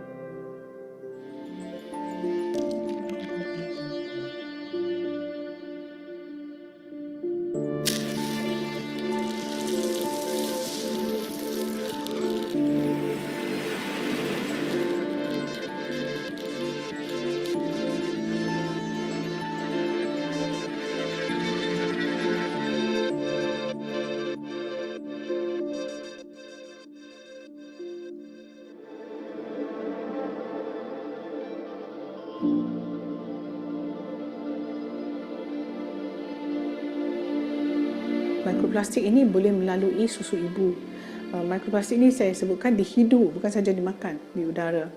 Jadi bila plastik itu terbiar pun dia akan hidu, dan akibat ni banyak masalah kesihatan.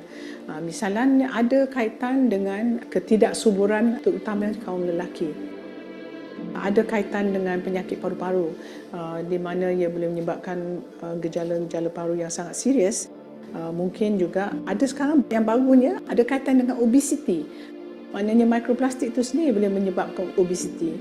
Dan juga kita tahu plastik itu toksik dan mungkin akan akibat lama ialah ada long term ialah kanser dan sebagainya.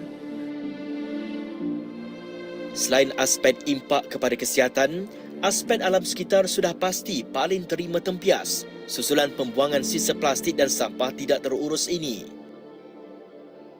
Menurut ahli Lembaga Pemegang Amanah Lestari Alam Profesor Tan Sri Zakri Abdul Hamid, kegiatan manusia tidak lestari akan terus mengancam kepupusan haiwan maupun tumbuhan.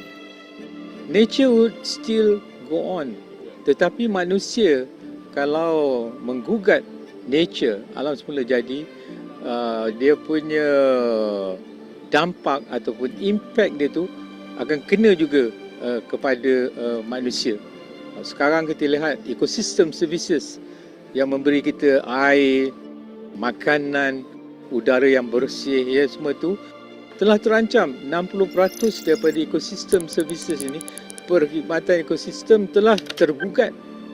Jadi kalau kita teruskan amalan rakus ini, nanti tahap itu akan lebih tinggi dan mengancam survival manusia. Itu dari segi global. Sebagai orang Malaysia, kita juga ada tanggungjawab. Tapi di peringkat nasional, di peringkat kebangsaan, di peringkat lokal, kita juga ada tanggungjawab. Apa yang dipanggilkan orang think global, yang kita fikir global but act local. Itu tepat sekali. Setiap rakyat, kecil, besar, tua, muda, ada tanggungjawab masing-masing untuk hidup secara sustainable ataupun lestari. Jelas beliau, kesedaran dan tindakan perlu bermula dalam keadaan segera. Sekiranya tidak, alam sekitar pasti akan terus disakiti. Inisiatif dan kesedaran di semua pihak, terutama sekali juga kepimpinan negara, kepimpinan ahli politik nombor satu. Kalau tak ada political commitment tu, orang biasa macam kita ni kurang sikit nak memberikan kita punya iltizam. Masyarakat juga jelasnya perlu beri sokongan kepada inisiatif dan program yang dijalankan serta mempunyai tanggungjawab sendiri untuk memastikan alam terus terjaga. Jelas pensyarah kanan dan fellow penyelidik di Institut Alam Sekitar dan Pembangunan Lestari UKM, Dr. Ahmad Adri Amir, salah satu ekosistem hutan yang penting dalam negara kita iaitu hutan paya bakau juga tidak terkecuali daripada menerima impak kepada sampah plastik ini. Dalam masa yang sama, dalam era moden ni ataupun antroposen ni, tekanan yang dihadapi bukan setakat memerangkap sedimen ataupun terhapus disebabkan pasang surut, tetapi akar-akar ni menjadi sangat kondusif untuk memerangkap sampah. Seluruh garisan khatulistiwa, semua negara-negara tropika dan negara subtropika yang mempunyai hutan bakau mengalami isu ini sebab macam kita bincangkan, sampah bukan datang daripada darat sahaja, daripada hulu sungai ataupun pertengahan sungai ke muara. Sampah ni pula boleh juga datang daripada negara lain, daripada sungai-sungai lain, daripada laut pesisir pantai lain. Jadi ada kemungkinan sampah kita buang di rumah kita di Malaysia ni akan boleh sampai ke Indonesia, boleh sampai ke Papua New Guinea, Australia dan seterusnya. Sampah-sampah ni pula akan terperangkap di celah-celah akar bakau dan mereka tidak boleh keluar lagi sebab di bawah arus terperangkap dan air keluar tapi sampah-sampah ni tinggal tetap. Jadi ketika air pasang surut tu, sampah ni terus melekat dan menutup tanah-tanah dan juga akar-akar bakau itu sendiri. Apabila pokok pai bakau ini terjejas, sekaligus beberapa lagi ekosistem dan rantaian mempunyai nasib sama.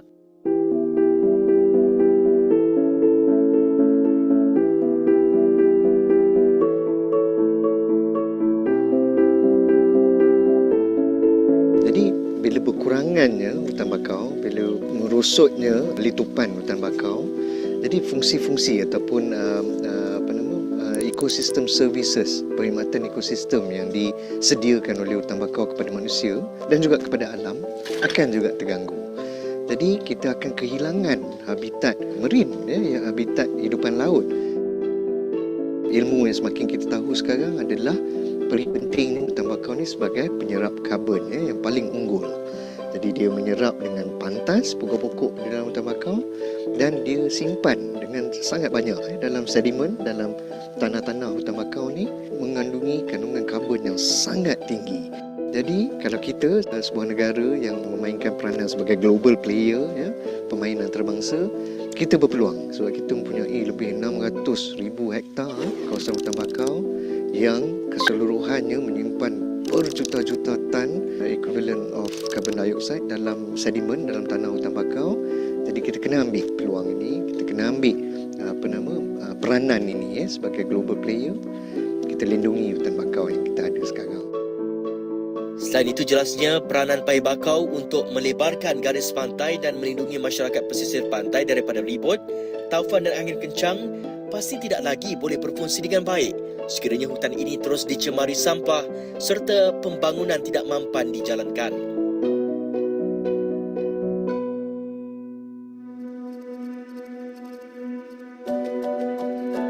Itulah kesan sekiranya plastik ini tidak diuruskan dengan baik, dicampak melata akhirnya alam dan diri jadi mangsa.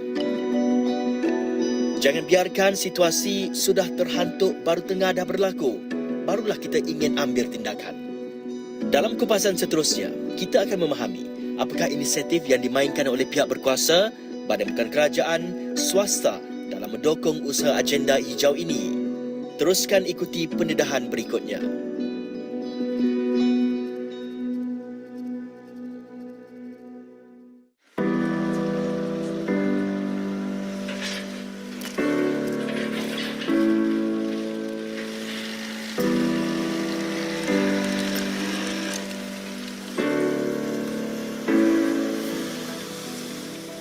Kita perlu bergerak sekarang, ambil tindakan segera. Tindakan pastinya terarah kepada usaha mengurangkan penggunaan plastik ke arah satu gaya hidup yang mementing alam sekitar. Pihak kerajaan, pihak swasta dan juga pengguna perlu bekerjasama dalam memastikan perkara ini dapat diselesaikan. Saya percaya pencapaian maklumat yang jelas hasil daripada kolaborasi semua pihak ini akan dapat untuk memberi pendedahan dan juga maklumat yang jelas kepada pengguna khususnya untuk mereka mengubah dan juga memilih gaya hidup yang lebih mampan. Kerana ini sangat penting untuk kita mengubah masa depan. Selain bahan plastik, bahan sukar terurai juga turut menjadi fokus. Bagaimana kita boleh memainkan peranan dalam memberi kesedaran dan menggerakkan satu gerakan kitar semula secara baik. Dengan data yang kita ada, at global data that we studied that thoroughly, and also the Malaysian data that we are very privileged to receive from our government, so we have decided that this is the right time for Malaysia to have a specific movement to catalyse the textiles and clothing circular economy in Malaysia, di mana kita punya sasaran adalah number one is that to create awareness that unwanted fabric should be retained, reduced, reuse, repurpose and recycle. Sebab pengetahuan tu kurang mendalam di Malaysia.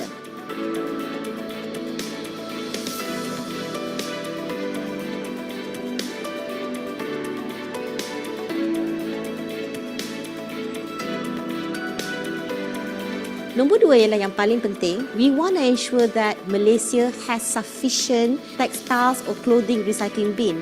It's only because even if you create of awareness, a lot of awareness, walau bagaimanapun, kalau tak ramai orang tahu di mana nak membuang pakaian lama, benda tu tidak ada faedah juga. Hand in hand, in a nutshell, that's what we do to create awareness, then to ensure that fabric recycling facilities are closer to you. And most importantly is that we communicate you with substantiated data. Pastinya, usaha berterusan daripada korporat amat dituntut. Selain daripada inisiatif syarikat ke arah menjalankan program agenda hijau, cara bagaimana pengoperasian juga boleh diterapkan.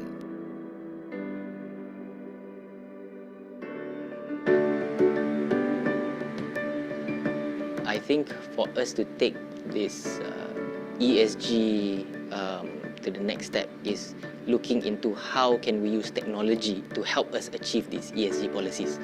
This is also why we exist.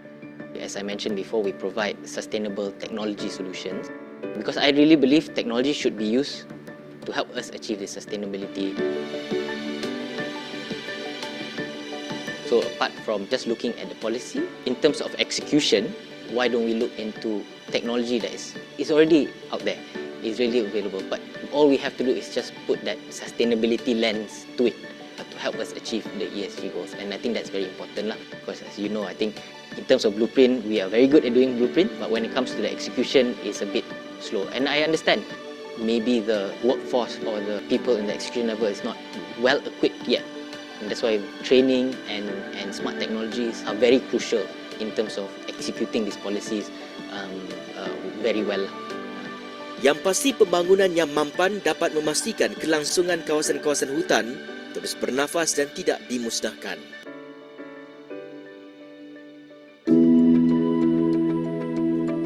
Ini yang dijalankan oleh Iskandar Investment Berhad di kawasan Iskandar Puteri Johor yang menerapkan pembangunan mampan. Kita di dalam perancangan untuk membina the first net zero carbon Central Business District Association. Jadi kawasan Paya Bakau ini, as you know, carbon sequestration daripada kawasan Paya Bakau ini adalah yang tertinggi, lebih tinggi daripada hutan biasa dan tanaman-tanaman lain. Jadi kita menggunakan ini sebagai satu aset utama kita dalam membangunkan pembangunan lestari bandar low carbon ini. Ini termasuk usaha untuk menguruskan sisa pepejal. Bagaimana ia boleh diuruskan dengan cekap serta mampan. Penting juga untuk saya kongsi bahawa hasil kecekapan sistem pengurusan sisa pepejal yang kita jalankan juga inilah sebenarnya berhasil untuk mengelakkan daripada sebarang pencemaran langsung atau tidak langsung daripada berlaku di situ. Sekaligus dapat kita memelihara khazanah alam ini.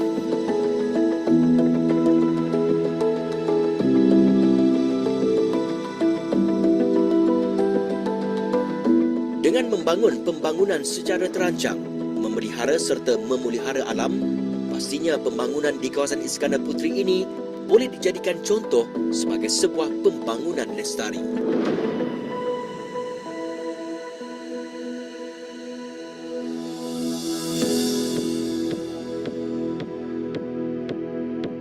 Harapan saya agar sedikit masa lagi Iskandar Puteri dapat menjadi sebuah bandar raya contoh di antara wilayah perniagaan utama di Asia Tenggara. Bukan sahaja melalui penyediaan dan pembangunan infrastruktur fizikal serta peluang pekerjaan, tetapi yang perlu ditekankan juga adalah satu sudut pandang penjagaan alam sekitar sekaligus menjadikan Iskandar Puteri ini sebagai bukti bahawa alam dan manusia boleh hidup bersama secara harmoni. Ini juga akan menjadikan Iskandar Puteri sebagai satu destinasi pelaburan yang terbaik dan yang unik di Asia Tenggara. It is our responsibility to prioritize sustainable development that safeguards the well-being of Mother Earth. Pastinya kesemua tindakan ini sekiranya diambil dalam keadaan segera, kita menjanjikan dunia yang baik untuk diduduki bagi generasi akan datang. Walau sekecil usaha kita dalam menjaga alam, kesannya sangat signifikan dalam jangka panjang.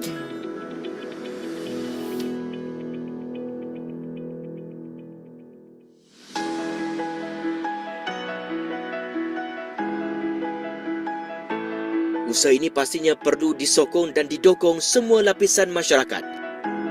Terutamanya anak muda, anda pewaris alam ini.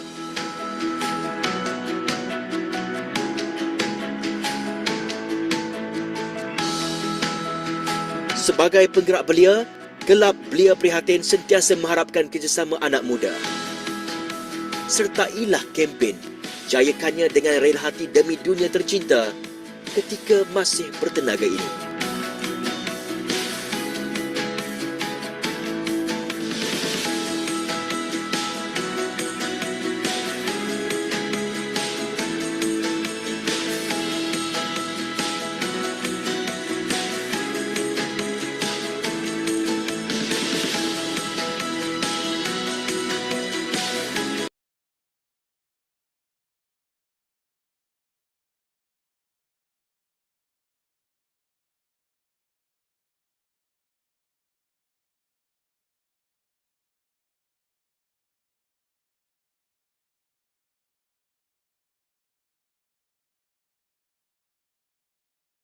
I thank you for the documentary.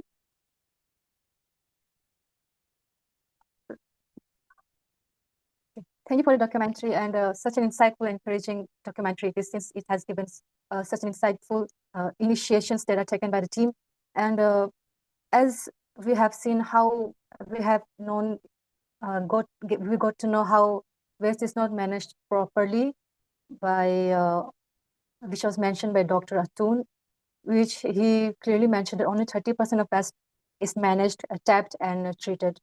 I believe this same situation is all over the developing countries, and plus the developed countries, they are dumping the waste in the oceans, which is nearby to developing countries.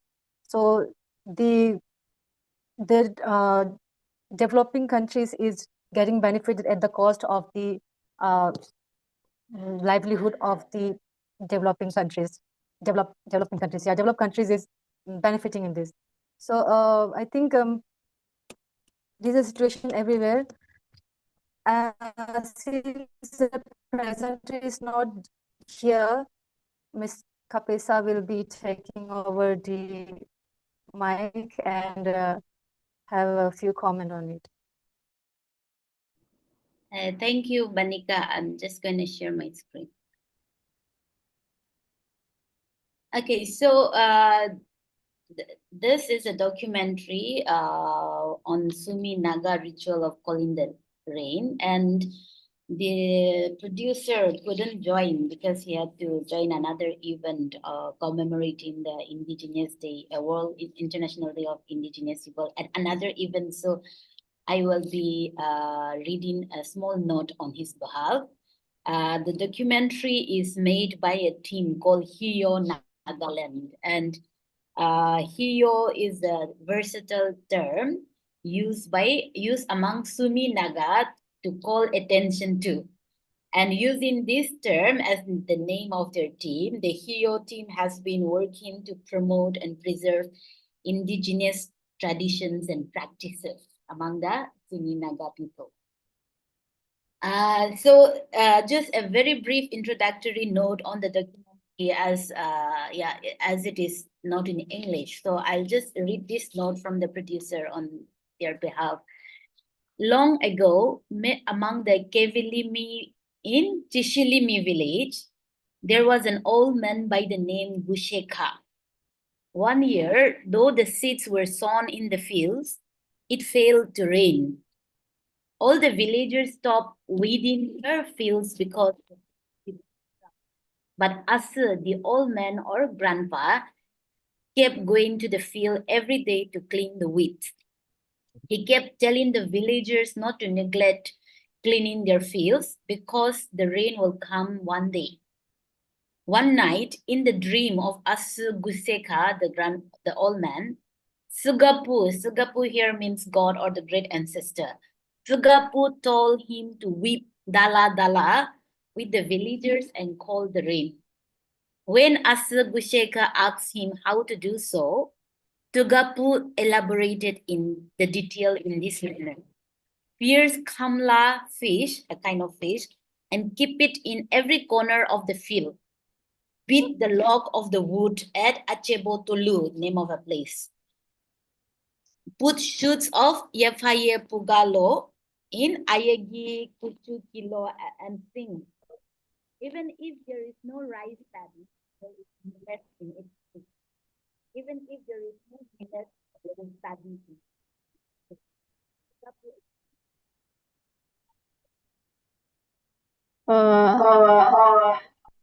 I cannot hear. Okay. We can't hear you.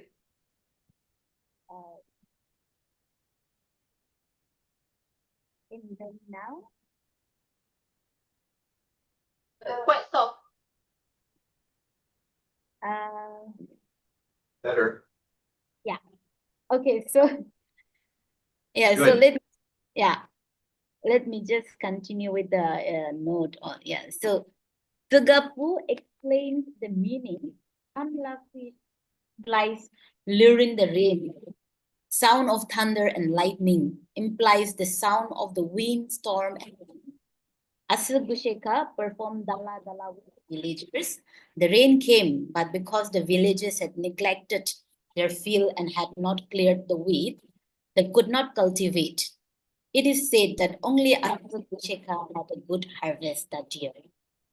And since then, the Hindi people have been performing this ritual, which they call Dala Dala. And every year, they perform this ritual as a kind of appeasement, as a ritual appeasement to the rain spirit or to the great ancestor for good rain. And yeah, so let me just share that.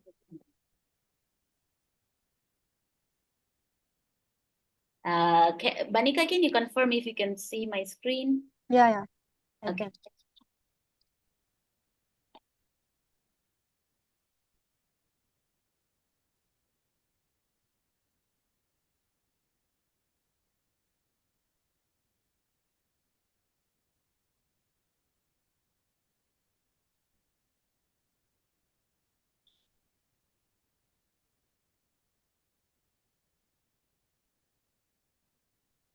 Hello.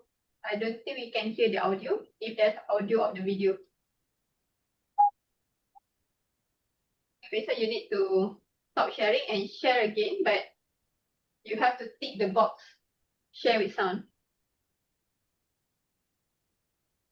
Okay, where do I do that? I'm sorry, I was not aware of that. Stop sharing is okay. You again click the share button, but then you go on your top on your right side. Can you see? Oh, before you really share, can you stop sharing first? Don't choose the file yet. You just click on the share button. Okay, and then you can go to on the top of your right side.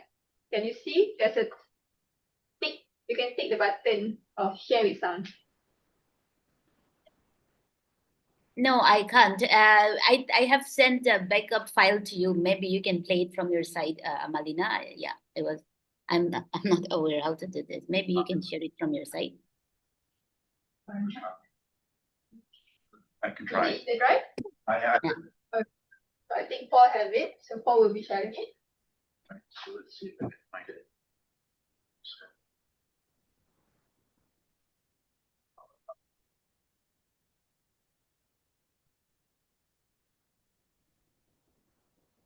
Here. Share.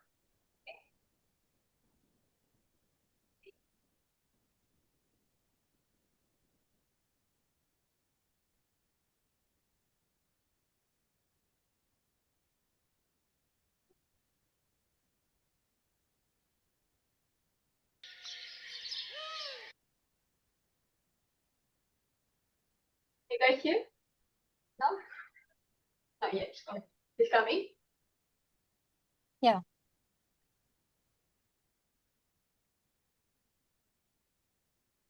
I think it's still not audible.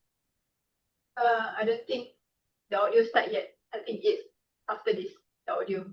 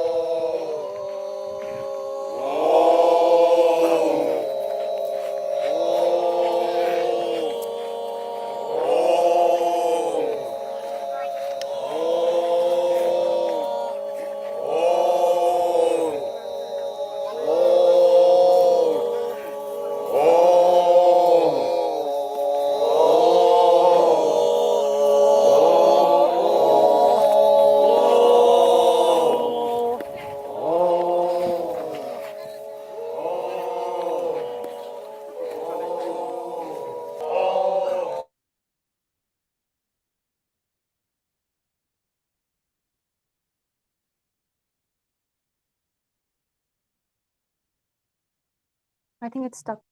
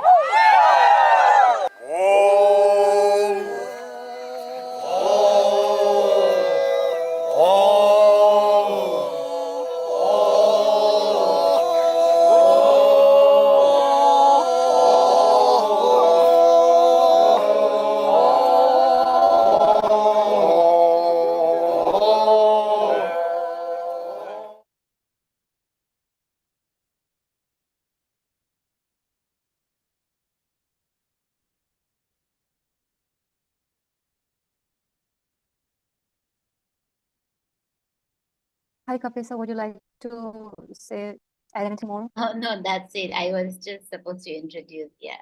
I don't think I can make any comments. Yeah, sure. I'm so glad to see that other than tribes in Arunachal Pradesh, which is one of the states in India, other states also have this kind of rituals and practices of calling the rain. So I'm really glad to see that. So we'll move to the presentation. I would like to welcome Mario Ernesto Ongang. Before that, I will give a brief introduction about him. He's a young researcher from Institute Resource of Governance and Social Change, who currently focus on political ecology, migration, resource management, and sustainable development, particularly in the East Nusa Tenggara province, Indonesia. He is active in community-based research and highlights issues of climate crisis, natural resource management, migration, and environmental justice. Mario is involved in various field research projects that involve direct work with indigenous communities, migrant women, and other vulnerable groups, and integrates socio-ecological and participatory pedagogical approaches. Welcome, Mario. The stage is yours.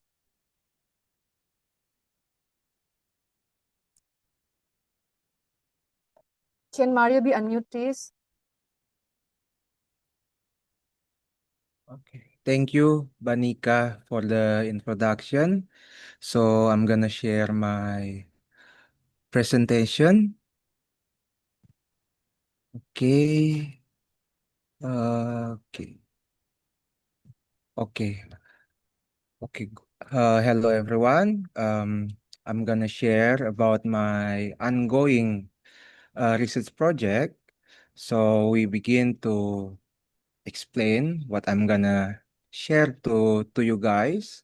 So the title of the project is Social Ecology in Motion, Everyday Life, Livelihood Struggle, and Market Circulation in Liay and Haumehara. I'm not working alone. I also working with my fellow friend, which is unfortunately cannot attend in this discussion because they are in Java and still in Savu Island. And due to the connection in Savu Island, Nguru cannot. So basically, there's 3 people in this research project. So basically, in this research project, we use the adopt qualitative research design using phenomenological approach to understand the life experience, perception, and local meaning attached to the phenomena under study. Phenomenology enables the researcher to uncover how individuals interpret and make sense of their everyday life, particularly in the context of social and ecological cultural environment. Okay. And to explain or to explore this topic, this research centraling into 2 questions: how Liae and how Mehara community member narrative define ecological consciousness or perspective, and second, how community establish narrative address their social ecological everyday life practice. Okay, maybe before I talking about Liay and Haumehara. Liay and Haumehara is a sub-district in the Savu Island located in the province of East Nusa Tenggara. East Nusa Tenggara is the southernmost province in Indonesia, bordering with Australia and Timor-Leste, and especially Liae and Haumehara sub-district. They are located in Savu Island, which is between Sumba Island, if everyone knows Sumba, or maybe Labuan Bajo, or maybe Bali. It's a little bit further from Bali, but yeah, it's between island of Timor and island of Sumba. So here we go. So I try to, in this section, I try to not explain, structurize the the narrative of people, community members in Liae. And talking about social, ecological perspective, many of community member in Liae describe many things, and those many things we structurize into agriculture management, livestock management, dietary health pattern, and water management, and the last, economic cost. And regarding about the agriculture management, mostly people, when they're talking about their relation to the mother nature and try to define what exactly people of Liai describe their ecological narrative or perspective, mostly they try to share to us about their daily life struggle about environment management, especially in agriculture. They talk about the dynamic between using chemical use and how the capacity of seed become a challenge because there had been a two structure of to maintain the seed. In the back all day, they have their own system to restore or storing the seed, but now during the during the market, agriculture market, many of people highly dependent on seed market, and they need to go to like maybe the capital city of our province, Kupang, to buy the seed for the planting.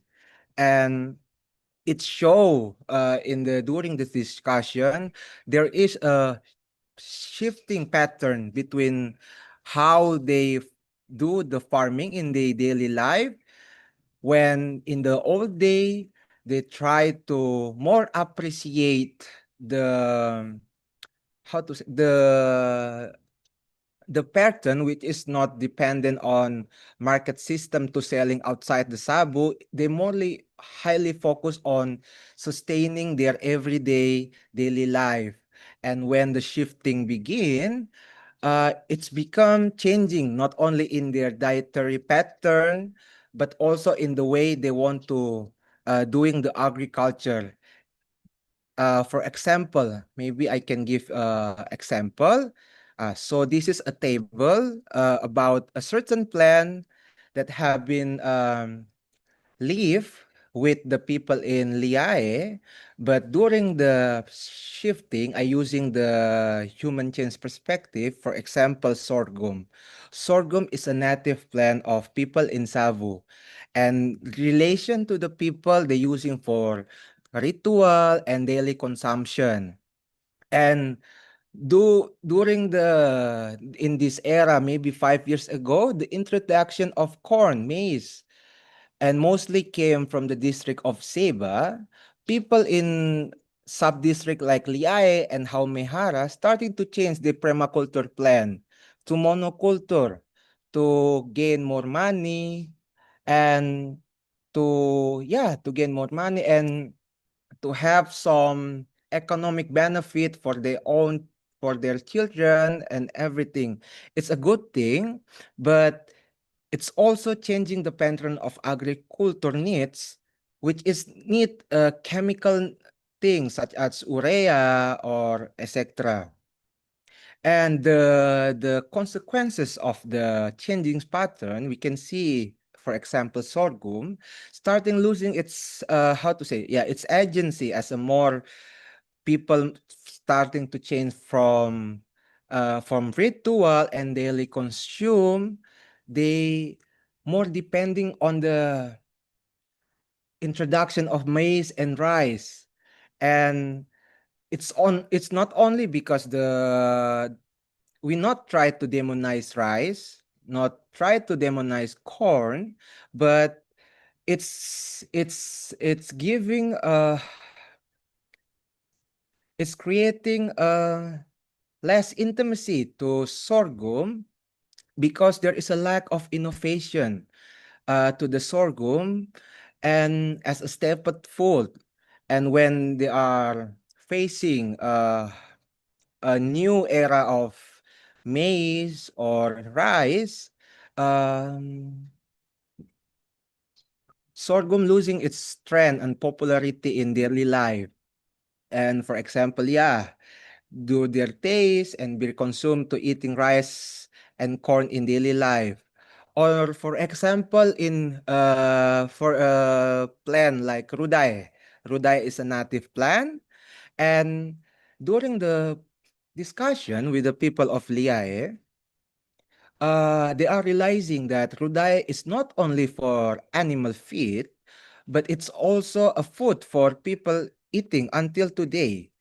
And mostly it was eating for people above 40 years old, because in current day, even the plan is not recognized for people less than 45 or 35. Maybe like people who live in 20, they didn't recognize the plan of Rudai. And the difference is between people who understood or recognized or in relation with Rudai, they still using it for food, for eating in their lunch, or maybe for animal feed on which is not dependent with the chemical animal feed from outside Cebu. But there is a there is also a perspective from younger people that also doesn't yet in relation with Rudai. And the result is Rudai was known as a wild grass, and rather than consuming or using it for animal feed, they burn it because they doesn't know and they think it's just a wild grass. And it's yeah, and there is so many things, for example, buffalo, gulama, balapia, lonta, rubahia, and comb. It's a giving a reflective for us, especially a young people. Story like a Sabu is giving us a chance, allowing us to see there is in daily life, it's not only a domination way of thinking just about market circulation, about how we want to buy anything, because in daily life, especially in Dohao, people, indigenous people of Sabu Island, as we can see, there is a structure, two structure of way of living. One of it is depending of circulation of market, planting to sell it to outside, and also there is another structure of life, which is depending on how their relation with Rudae, Buffalo, Sorghum, which is very in tie with their knowledge, their local knowledge, their cosmology, because they have their own calendar of way of agriculture. They have the naming of each plant, but do the dominant structure of market, people starting to move because it's very rational thing. And even though they're realizing such thing about this human change perspective, there is a limited space for them to appreciate this rudai and with their function, buffalo or maybe balapia, because in this research we argue they're talking about ecological consciousness, about ecological perspective. It's also mentioning we need to mentioning about the problem of space. There is lack of space for indigenous people to express, to appreciate this kind of relation regarding about they still maintain their knowledge regarding they still maintain certain thing about how they live. It's not about we romanticizing, but this kind of thing that's still used until now when the structure of market were collapsing. For example, when the uh, weather was very bad and there is no mobilization between island of Cebu and Kupang, there is no market circulation. It's become isolated for many months. And mostly how to say, mostly of the vegetable and everything, they cannot convert to money. And when that happen, most of them gonna go back to the old, not, I'm not gonna say it's old. They're gonna go back to the Rudai configuration, the sorghum configuration. They're gonna go to the, for example, sea cucumber, or maybe many things. They're gonna go back to that kind of a plan and using it for daily life. So in this, we also like, yeah, we argue there is a lack of space to appreciate. And even though it was not used in daily life, when there is a disaster came, this is their last resort to sustain or to maintain their livelihood in their everyday life. And we moved to Haumehara sub-district. And the thing is, it's also same. It's also same like Liae, but the difference in Haumehara, due to the demography of status working in Haumehara, mostly are seaweed farmer. We can see in their narrative, in their storytelling, many of people in Haumehara community member express the ecological perspective regarding the sea as only as a seaweed. They simplify the ecosystem in coastal mostly because of seaweed. And when talking about coastal, it's only limited in the seaweed narrative. They when we doing during the pedagogy self-criticizing in community member, many storytelling appear. They try to remembering what happened before seaweed begin and what happened to us after seaweed begin, after seaweed was integrated in their daily life. And many also sharing about how before the seaweed industrial came, there is how to say it, in the Savu Island, or mostly in my province, there is how do we say it, a meeting. It's a it's a it's a time where the shore, when the sea is going back to the sea, the water, and there is many, for example, fish was trapped in the coral, or many thing, and they're usually people gonna came and pick up the fish, and how to say it, the sea vegetable and many thing. And after many decade of seaweed industrial, many of biodiversity of the fish, the vegetable sea was reduced, maybe until none. And it's become, they also realize it. We need to highlight that the people is realize this happen, but due to the dominant structure of accumulation of this seaweed industry, people didn't have the choice to go to another way of thinking, because it's already integrated in the way that to abandon seaweed, it's mean to abandon their livelihood sustainability. And not only talking about biodiversity loss and economic, the biodiversity loss, we also have the table in this. And mostly in Haumehara, people in Haumehara express not only about seaweed narrative, they also express about traditional weaving, which is very in tie with the ecological landscape in the Haumehara in Savu Island. For example, there is certain plant like Nitas, Mengkudu that are using, or maybe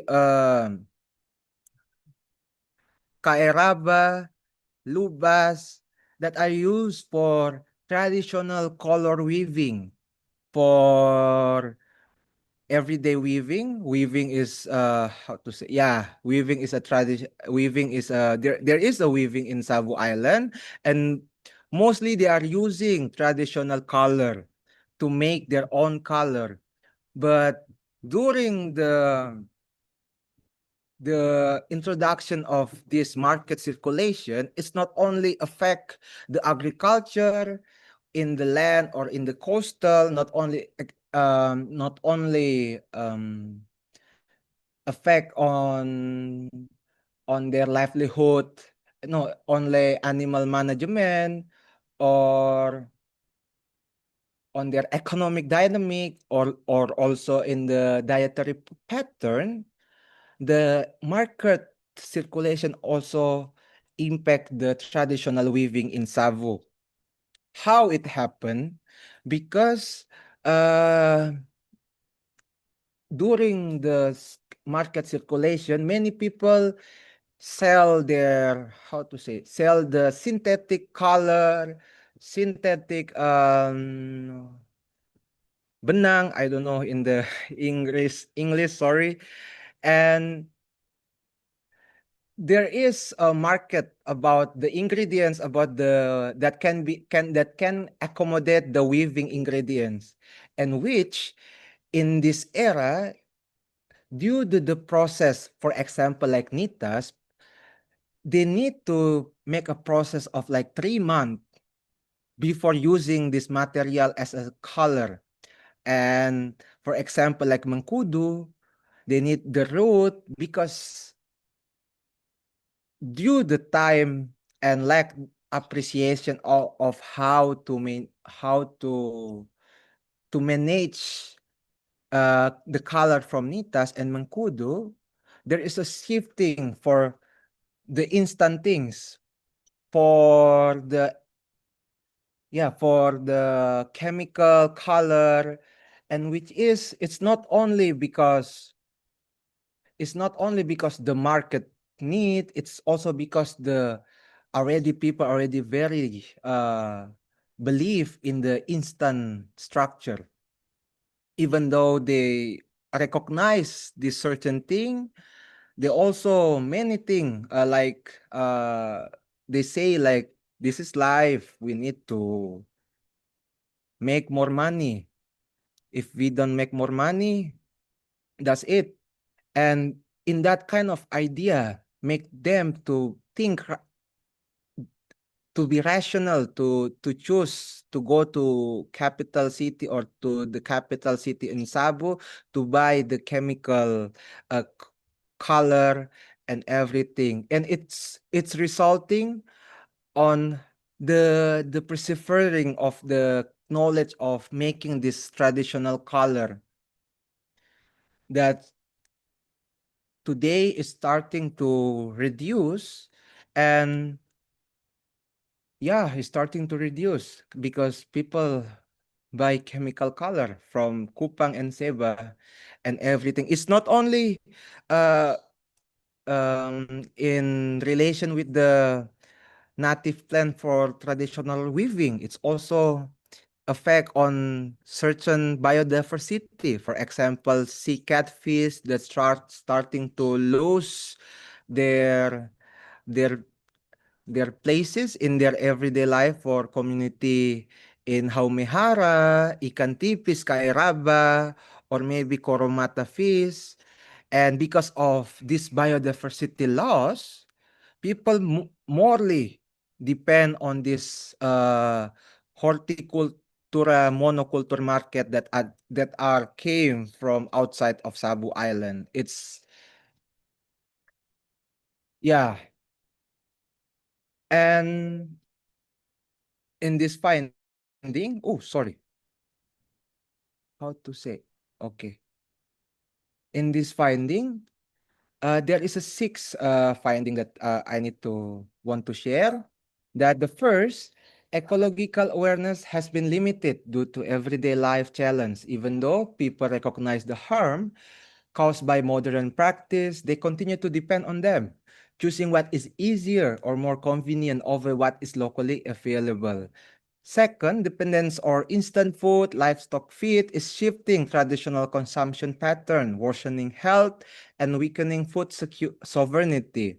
Water management crisis in Liae and Haumehara sub-district limited agriculture, livestock farming, and local group cultivations, especially during the dry season. And for local ecological practice such as living pharmacy and local practice of natural management, such as what we talked before, natural dyes are being abandoned, especially by younger generation. Ecosystem damage occur due to simplify ecosystem agriculture and livestock management, chemical use, and local resources. This situation reflects ecological inequality and the urgent need for an approach for development based on planetary justice. Even though there is no conclusion, I think our research maybe give us, for us, maybe a little bit reflective of how the indigenous people are maintain and struggling and define their own way of justice in every indigenous people around the world. And I believe every people in every indigenous indigenous peoples have their own definition of how they want to live and how they define their livelihood strategy in their own definition. And I believe this kind of discussion can create a kind of solidarity for us to exchange knowledge, or maybe like art, poetry, and many things. And for that, thank you very much.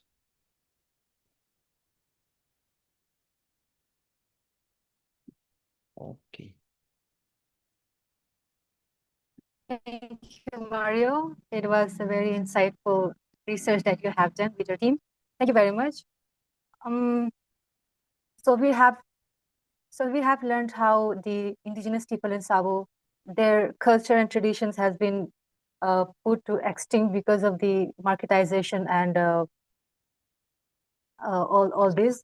So can I?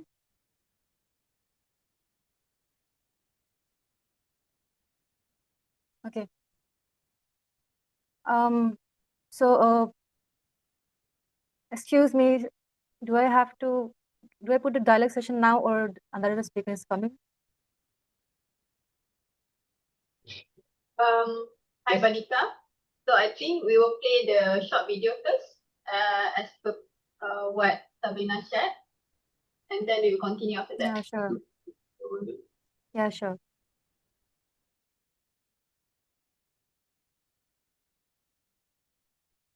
Please play the documentary.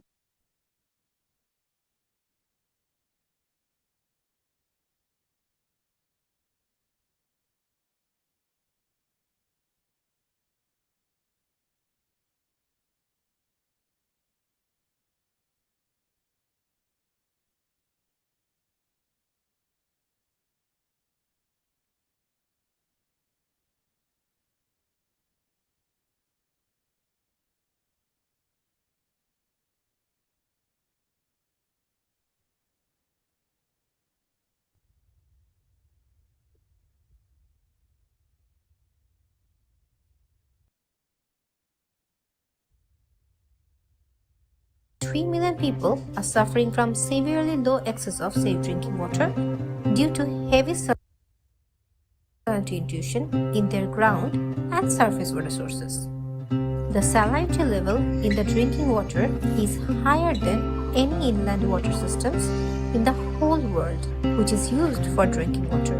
The current situation is evidence of severe climate change in the southern coastal belt of Bangladesh, affecting the health and livelihood of people, causing kidney damage, high blood pressure, and severe complications during pregnancy. Besides having a negative impact on people's health, it has multidimensional societal effects like low opportunity for female education, and increased gender violence resulting from the burden of collecting water, causing early marriage, and so on. NGOs and different government entities have taken several attempts over the years for generating systems like rainwater harvesting or big desalination plants. But those attempts proved insufficient due to the lack of sustainability and failure to engage the local community. Rainwater harvesting systems can only support people for 4 to 6 months, and the systems are subject to very easy contamination. And if you think about large desalination plants, they first of all need high installation cost. Secondly, they require to support 500 to 1,000 families to remain profitable. Now think about the thousands family living at the last mile. Females in those families need to travel more than half an hour every day to collect water. This is no way an efficient system. And if they want to avoid travel, they need to pay more than 2 BDT per liter for water, which is not affordable for lower income households. The desalination plants have additional problems too. They operate for limited hours and thus cause long lines and waiting time for collecting water. They also require paid manpower and sometimes need subsidies to sustain them. Thus, most of the plants, when funded by NGO projects, become inoperational after project periods. We understood that we needed a solution that is decentralized, can support the small clusters of households in the last miles of the coastal belt, which comprises more than 20 million affected families. This solution needs to be locally led, financially feasible without subsidy, and obviously eco-friendly. That is Tetra conducted an R&D and came up with a desalination system that can be set up in a courtyard, can run autonomously with a smart water ATM system, is solar powered, and is managed through a business model which empowers local females as micro-entrepreneurs and business partners of Tetra. Hi, I'm Sabrina from Tetra. We co-designed the whole system so that we can reflect the demand of the local users in our product design.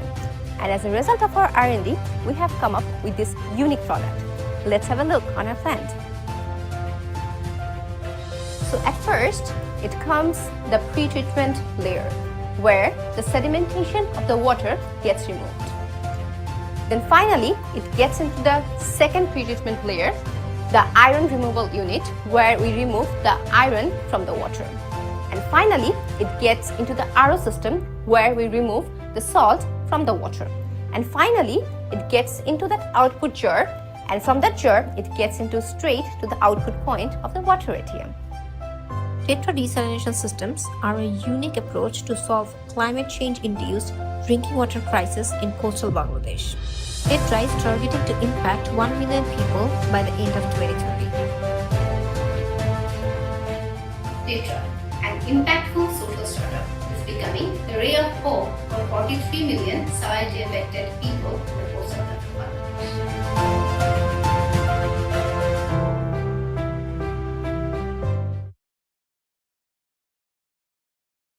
There are 3 simple changes I tell all of my arthritis patients.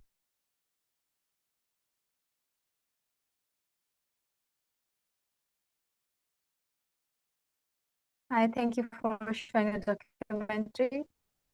Sabrina, please, would you like to give some remarks or comment on your video? Yeah, sure. Thank you, Benika, for giving me the floor.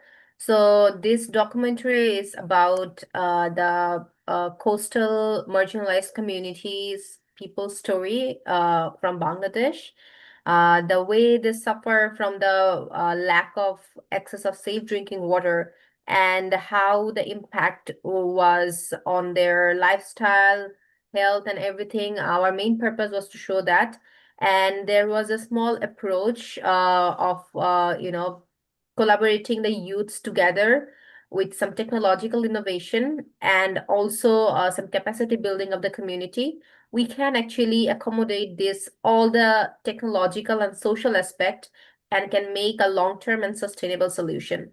So we have only started, to introduce and engage the local youth and local females with that particular initiative. And we believe, like, with technological advancement and innovation and with the community support and capacity building, we can make a difference. So thanks everyone for sharing that story from Bangladesh. And if anyone is more interested to know about how these marginalized communities of coastal people are like improving their lifestyles, I would love to share more. Thank you. Thank you, Sabrina. Do anyone have questions regarding the video to Sabrina? Okay, if not, then let's proceed with Mario's presentation. Thank you, Mario, for your presentation. I have one question for you. As you have mentioned that how the indigenous people of Sabu, their culture has been fading away, and to a lot extent, they are unable to have a touch with the historical traditions that they have, which is related to environment. Could you please tell me what are the actions, whether they are taking, then what are the actions the indigenous people in the island or the Sabo they are taking to help mitigate the how help mitigate how waste is disrupting the environment, and how what are the things they are doing to. Am I audible? Yeah, I can hear you. And what are the initiatives the indigenous people are taking to preserve the historical as relations or aspects that they have with the environment? Thank you, Banika, for the question. First thing before I answer the question, I think the local knowledge is not vanished. It was limited to be expressed in community member. And why I say that? Because I still see how people still using that kind of knowledge in their everyday life, but it was limited again, what I mentioned before in my finding. And this problem of limitation making me and our fellow researcher like Kadida and Nguru Kolo uh, have this kind of idea um, to co-creating a space for this kind of perspective to be discussed, and it's very crucial to creating this kind of solidarity in the perspective first, because it's quite waste of time if we suddenly in rush to making an action, because the problem of this, what I shared before, is not just need of immediate action.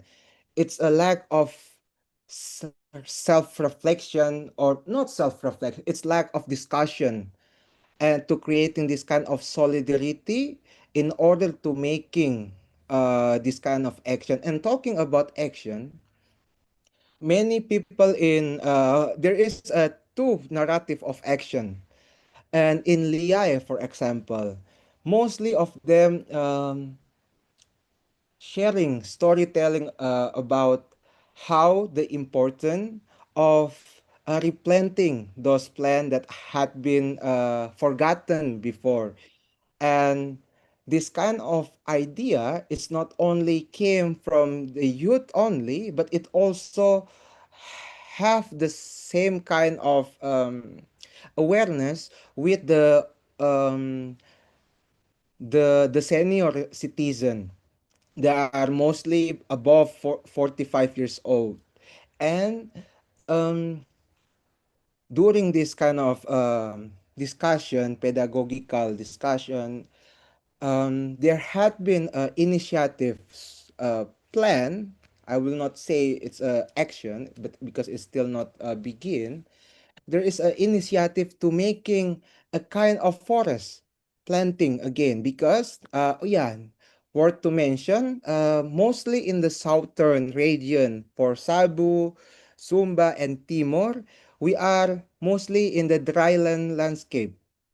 And it's a there is a less of rainfall pattern, which is sometime due to this changing pattern for the past 5 years. Many people, especially in Cebu, have been failed to harvest their planting for the rest, like for the 5 years from this year until 5 years in the back. And because of that, people starting to realizing this is the problem of lack of water. And they are looking not only in the sky, they have this kind of awareness to creating more plant in order to gain water from the ground, from the ground. And they have this kind of idea to creating a forest. And I'm not saying this is not new for the people of Cebu, especially in Liay, because in Liay there is a forbidden forest. It was made for many years ago from their ancestor, and right now it's become a forest. And right now there is a how to say, the same spirit appear again in this era to creating forests. It sounds a little bit crazy, but it happened, and it was happened before from Liai. And right now they're starting to um, we me and our college and many from community member in Liai starting to, maybe in the end of August we're gonna go back, because I live in Timor Island. We need to go back and visiting and going to the Forbidden Forest, because they already have a place, quite big place, to do the I don't want to say this kind of negotiation, because they say, and I believe it's really a forest, and that's for Liai, because it's not only for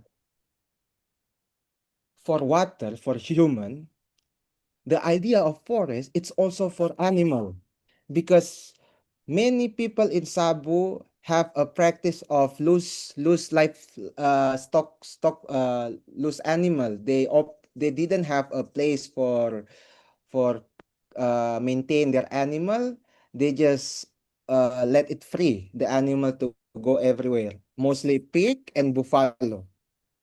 And during this era, three, 3 years from now, from 2021, there is a occurring virus, ISV, that happened in Cebu, which is it hit the economic benefit of people in Cebu, and they think, even though there is a vaccine of Cebu in island of Cebu, the animal, it's also very do the sunrise is very tired for the animal. Even though there is a vaccine, the capacity for the animal is very low, because there is no place for shelter, and the limitation of stock feed that are mainly dependent on chemical and buy from market.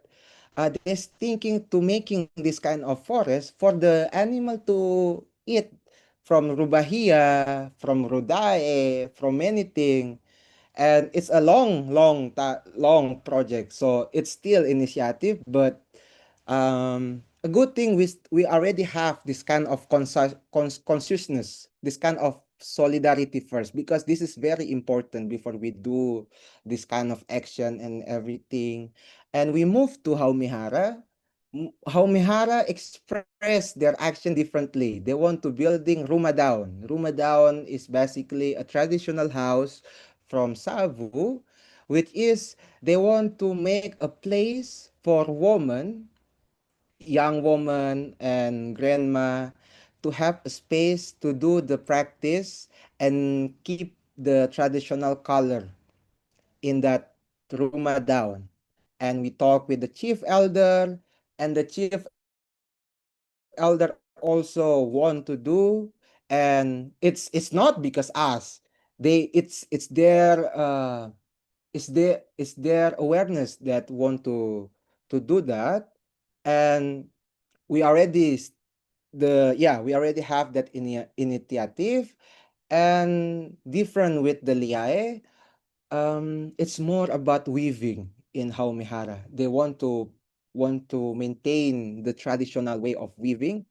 They want to have that space to maintain, to express the and to preserving that knowledge, because so many motif, and yeah, and to how to say, to transfer the knowledge not only in their house but in the sense of place, rumah down.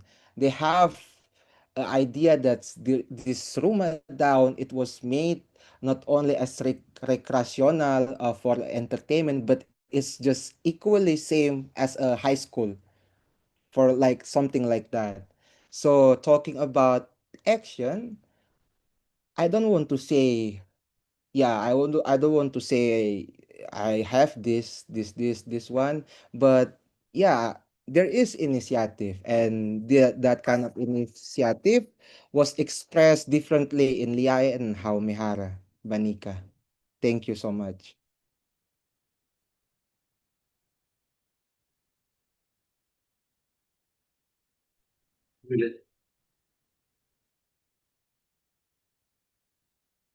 You're muted, Benika. Yeah, Paul, you have something. Okay, there is a question from Mixoli CB Sabang. How are you achieving documentation this indigenous knowledge for youth, by youth, and with youth to facilitate alternative path and way to engaging with sustainable economic growth? Sustainable ecology, productivity of the land, agricultural resource for the benefit, majority in community, and the food, sustain resource protecting technology. Hi, Mario. Since we're running out of time, could you please make your answer short for Yeah, this question? should I answer this from Mixoli, Saba? Yeah, that's for you. Okay. How are you achieving documenting this indigenous knowledge? I think the first thing, I think that very important when we documenting the narrative of the people, especially indigenous people, uh, we need to, how to say,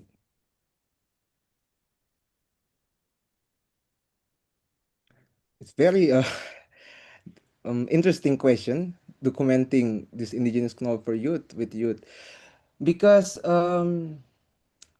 when we go to a place, even though I'm from the same province like people in Cebu, when we go there, uh, there is we need to live like to have that mental mode of how they live. So it's not like when you go there, suddenly you go to extracting data, you interview and asking people and finding that kind of solution that you already have in your mind. It's more you go with the empty, and you do you just imagine you living with the people. That's the very, I think for me, that's very fundamental thing to do before you go, and you live with there, have that connection, and do this kind of very, how to say, yeah, you need to have that their perspective before you engaging of sharing or hearing their narrative or their storytelling. And after that, when you're hearing them, you need to separate that connection as you already entangled with them, and as you as maybe as a researcher or maybe consultant or whatever, and then in that sense you can engage critically while maintain that connection. And I think it's the best because personally I didn't found for that kind of idea to go, even though I'm me and Sabu people, we have not different, very same cultural, because we are archipelago culture in our province. But I don't want to suddenly jump in the interview and asking and everything. And about engaging, it's I have a way of thinking that I'm just an instrument, and their narrative, it's our responsibility to structure their narrative, their awareness, their idea, and their definition in order to returning back to them again and to see their feedback. I think that kind of engagement, and it's more sustained rather than we collecting the data and then we do our own way and then just that's it, give it back to them. And I don't fond with the idea of growth. I don't know because yeah, mm, I think growth for the in the Savo people have their own definition of growth, and in this sense there is two structure of idea of growth. One is maintaining the daily life, and one is to planting and to send it back to the capital city or maybe in the market in the outside Sabu. So it's growth to who? That's the question. And the last agreement for the majority, their food sustainability. I think yeah, it's same thing. Protein, yeah. Maybe if you have another question or everything, I can, yeah. Maybe that's all. Thank you, Maxolisi Saba, for the question. Thank you very much. Thank you, Mario. Um, does anyone have any question to Mario? No? Then we'll proceed with the ending this session.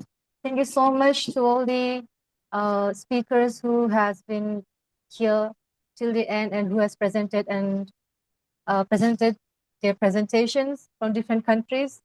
And thank you so much to all the colleagues and leads across who resides across the world. And thank you, Paul, for leading this summit.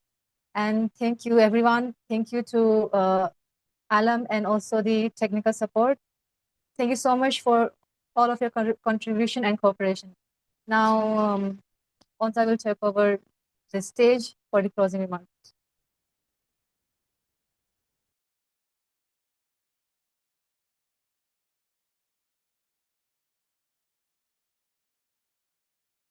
Onta, are you here?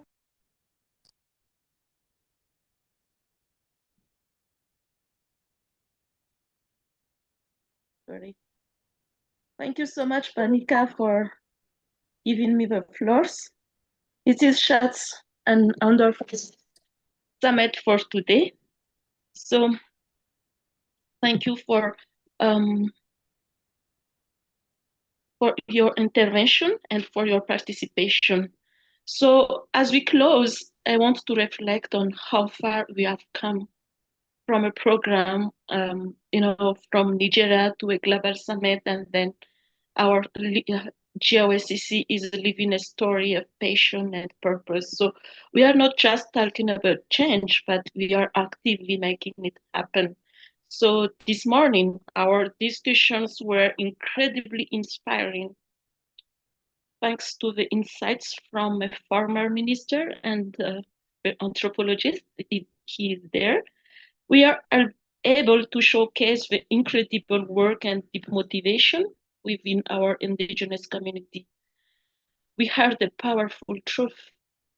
The water crisis to the climate crisis. This statement connects us directly to the urgent challenges we face. So, with our I'm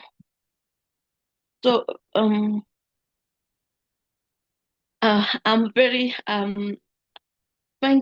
thankful and grateful for this summit today, and my hope is not just stop here.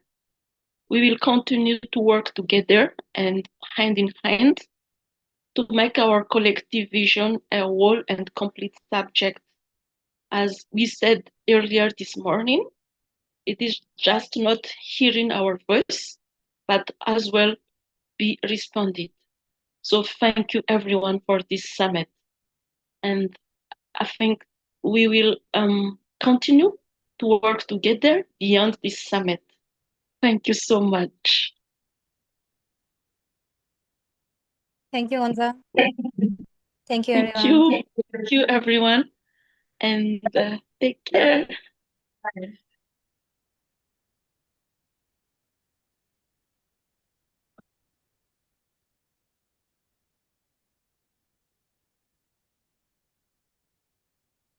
Bye. Bye, everyone. Okay, bye-bye. Thank you so much.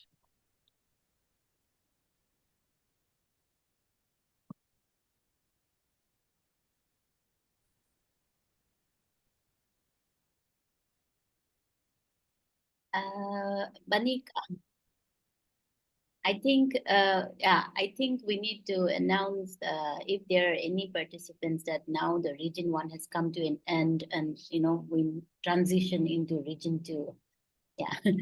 So who wants to join the region 2 dialogue, they have to join with a different Zoom link.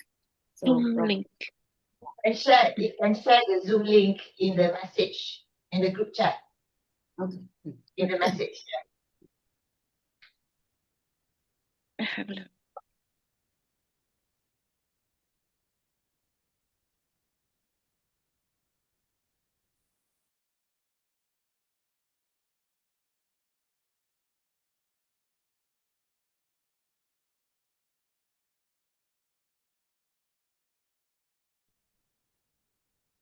Hi everyone, this is Laurel speaking. I think what I've stopped the recording and we can close this out. Currently, the host is the room that's at the Alum UCSI. So you feel free to close it out, and that will end the Zoom meeting for everyone. Thank you. Thank you. Okay. And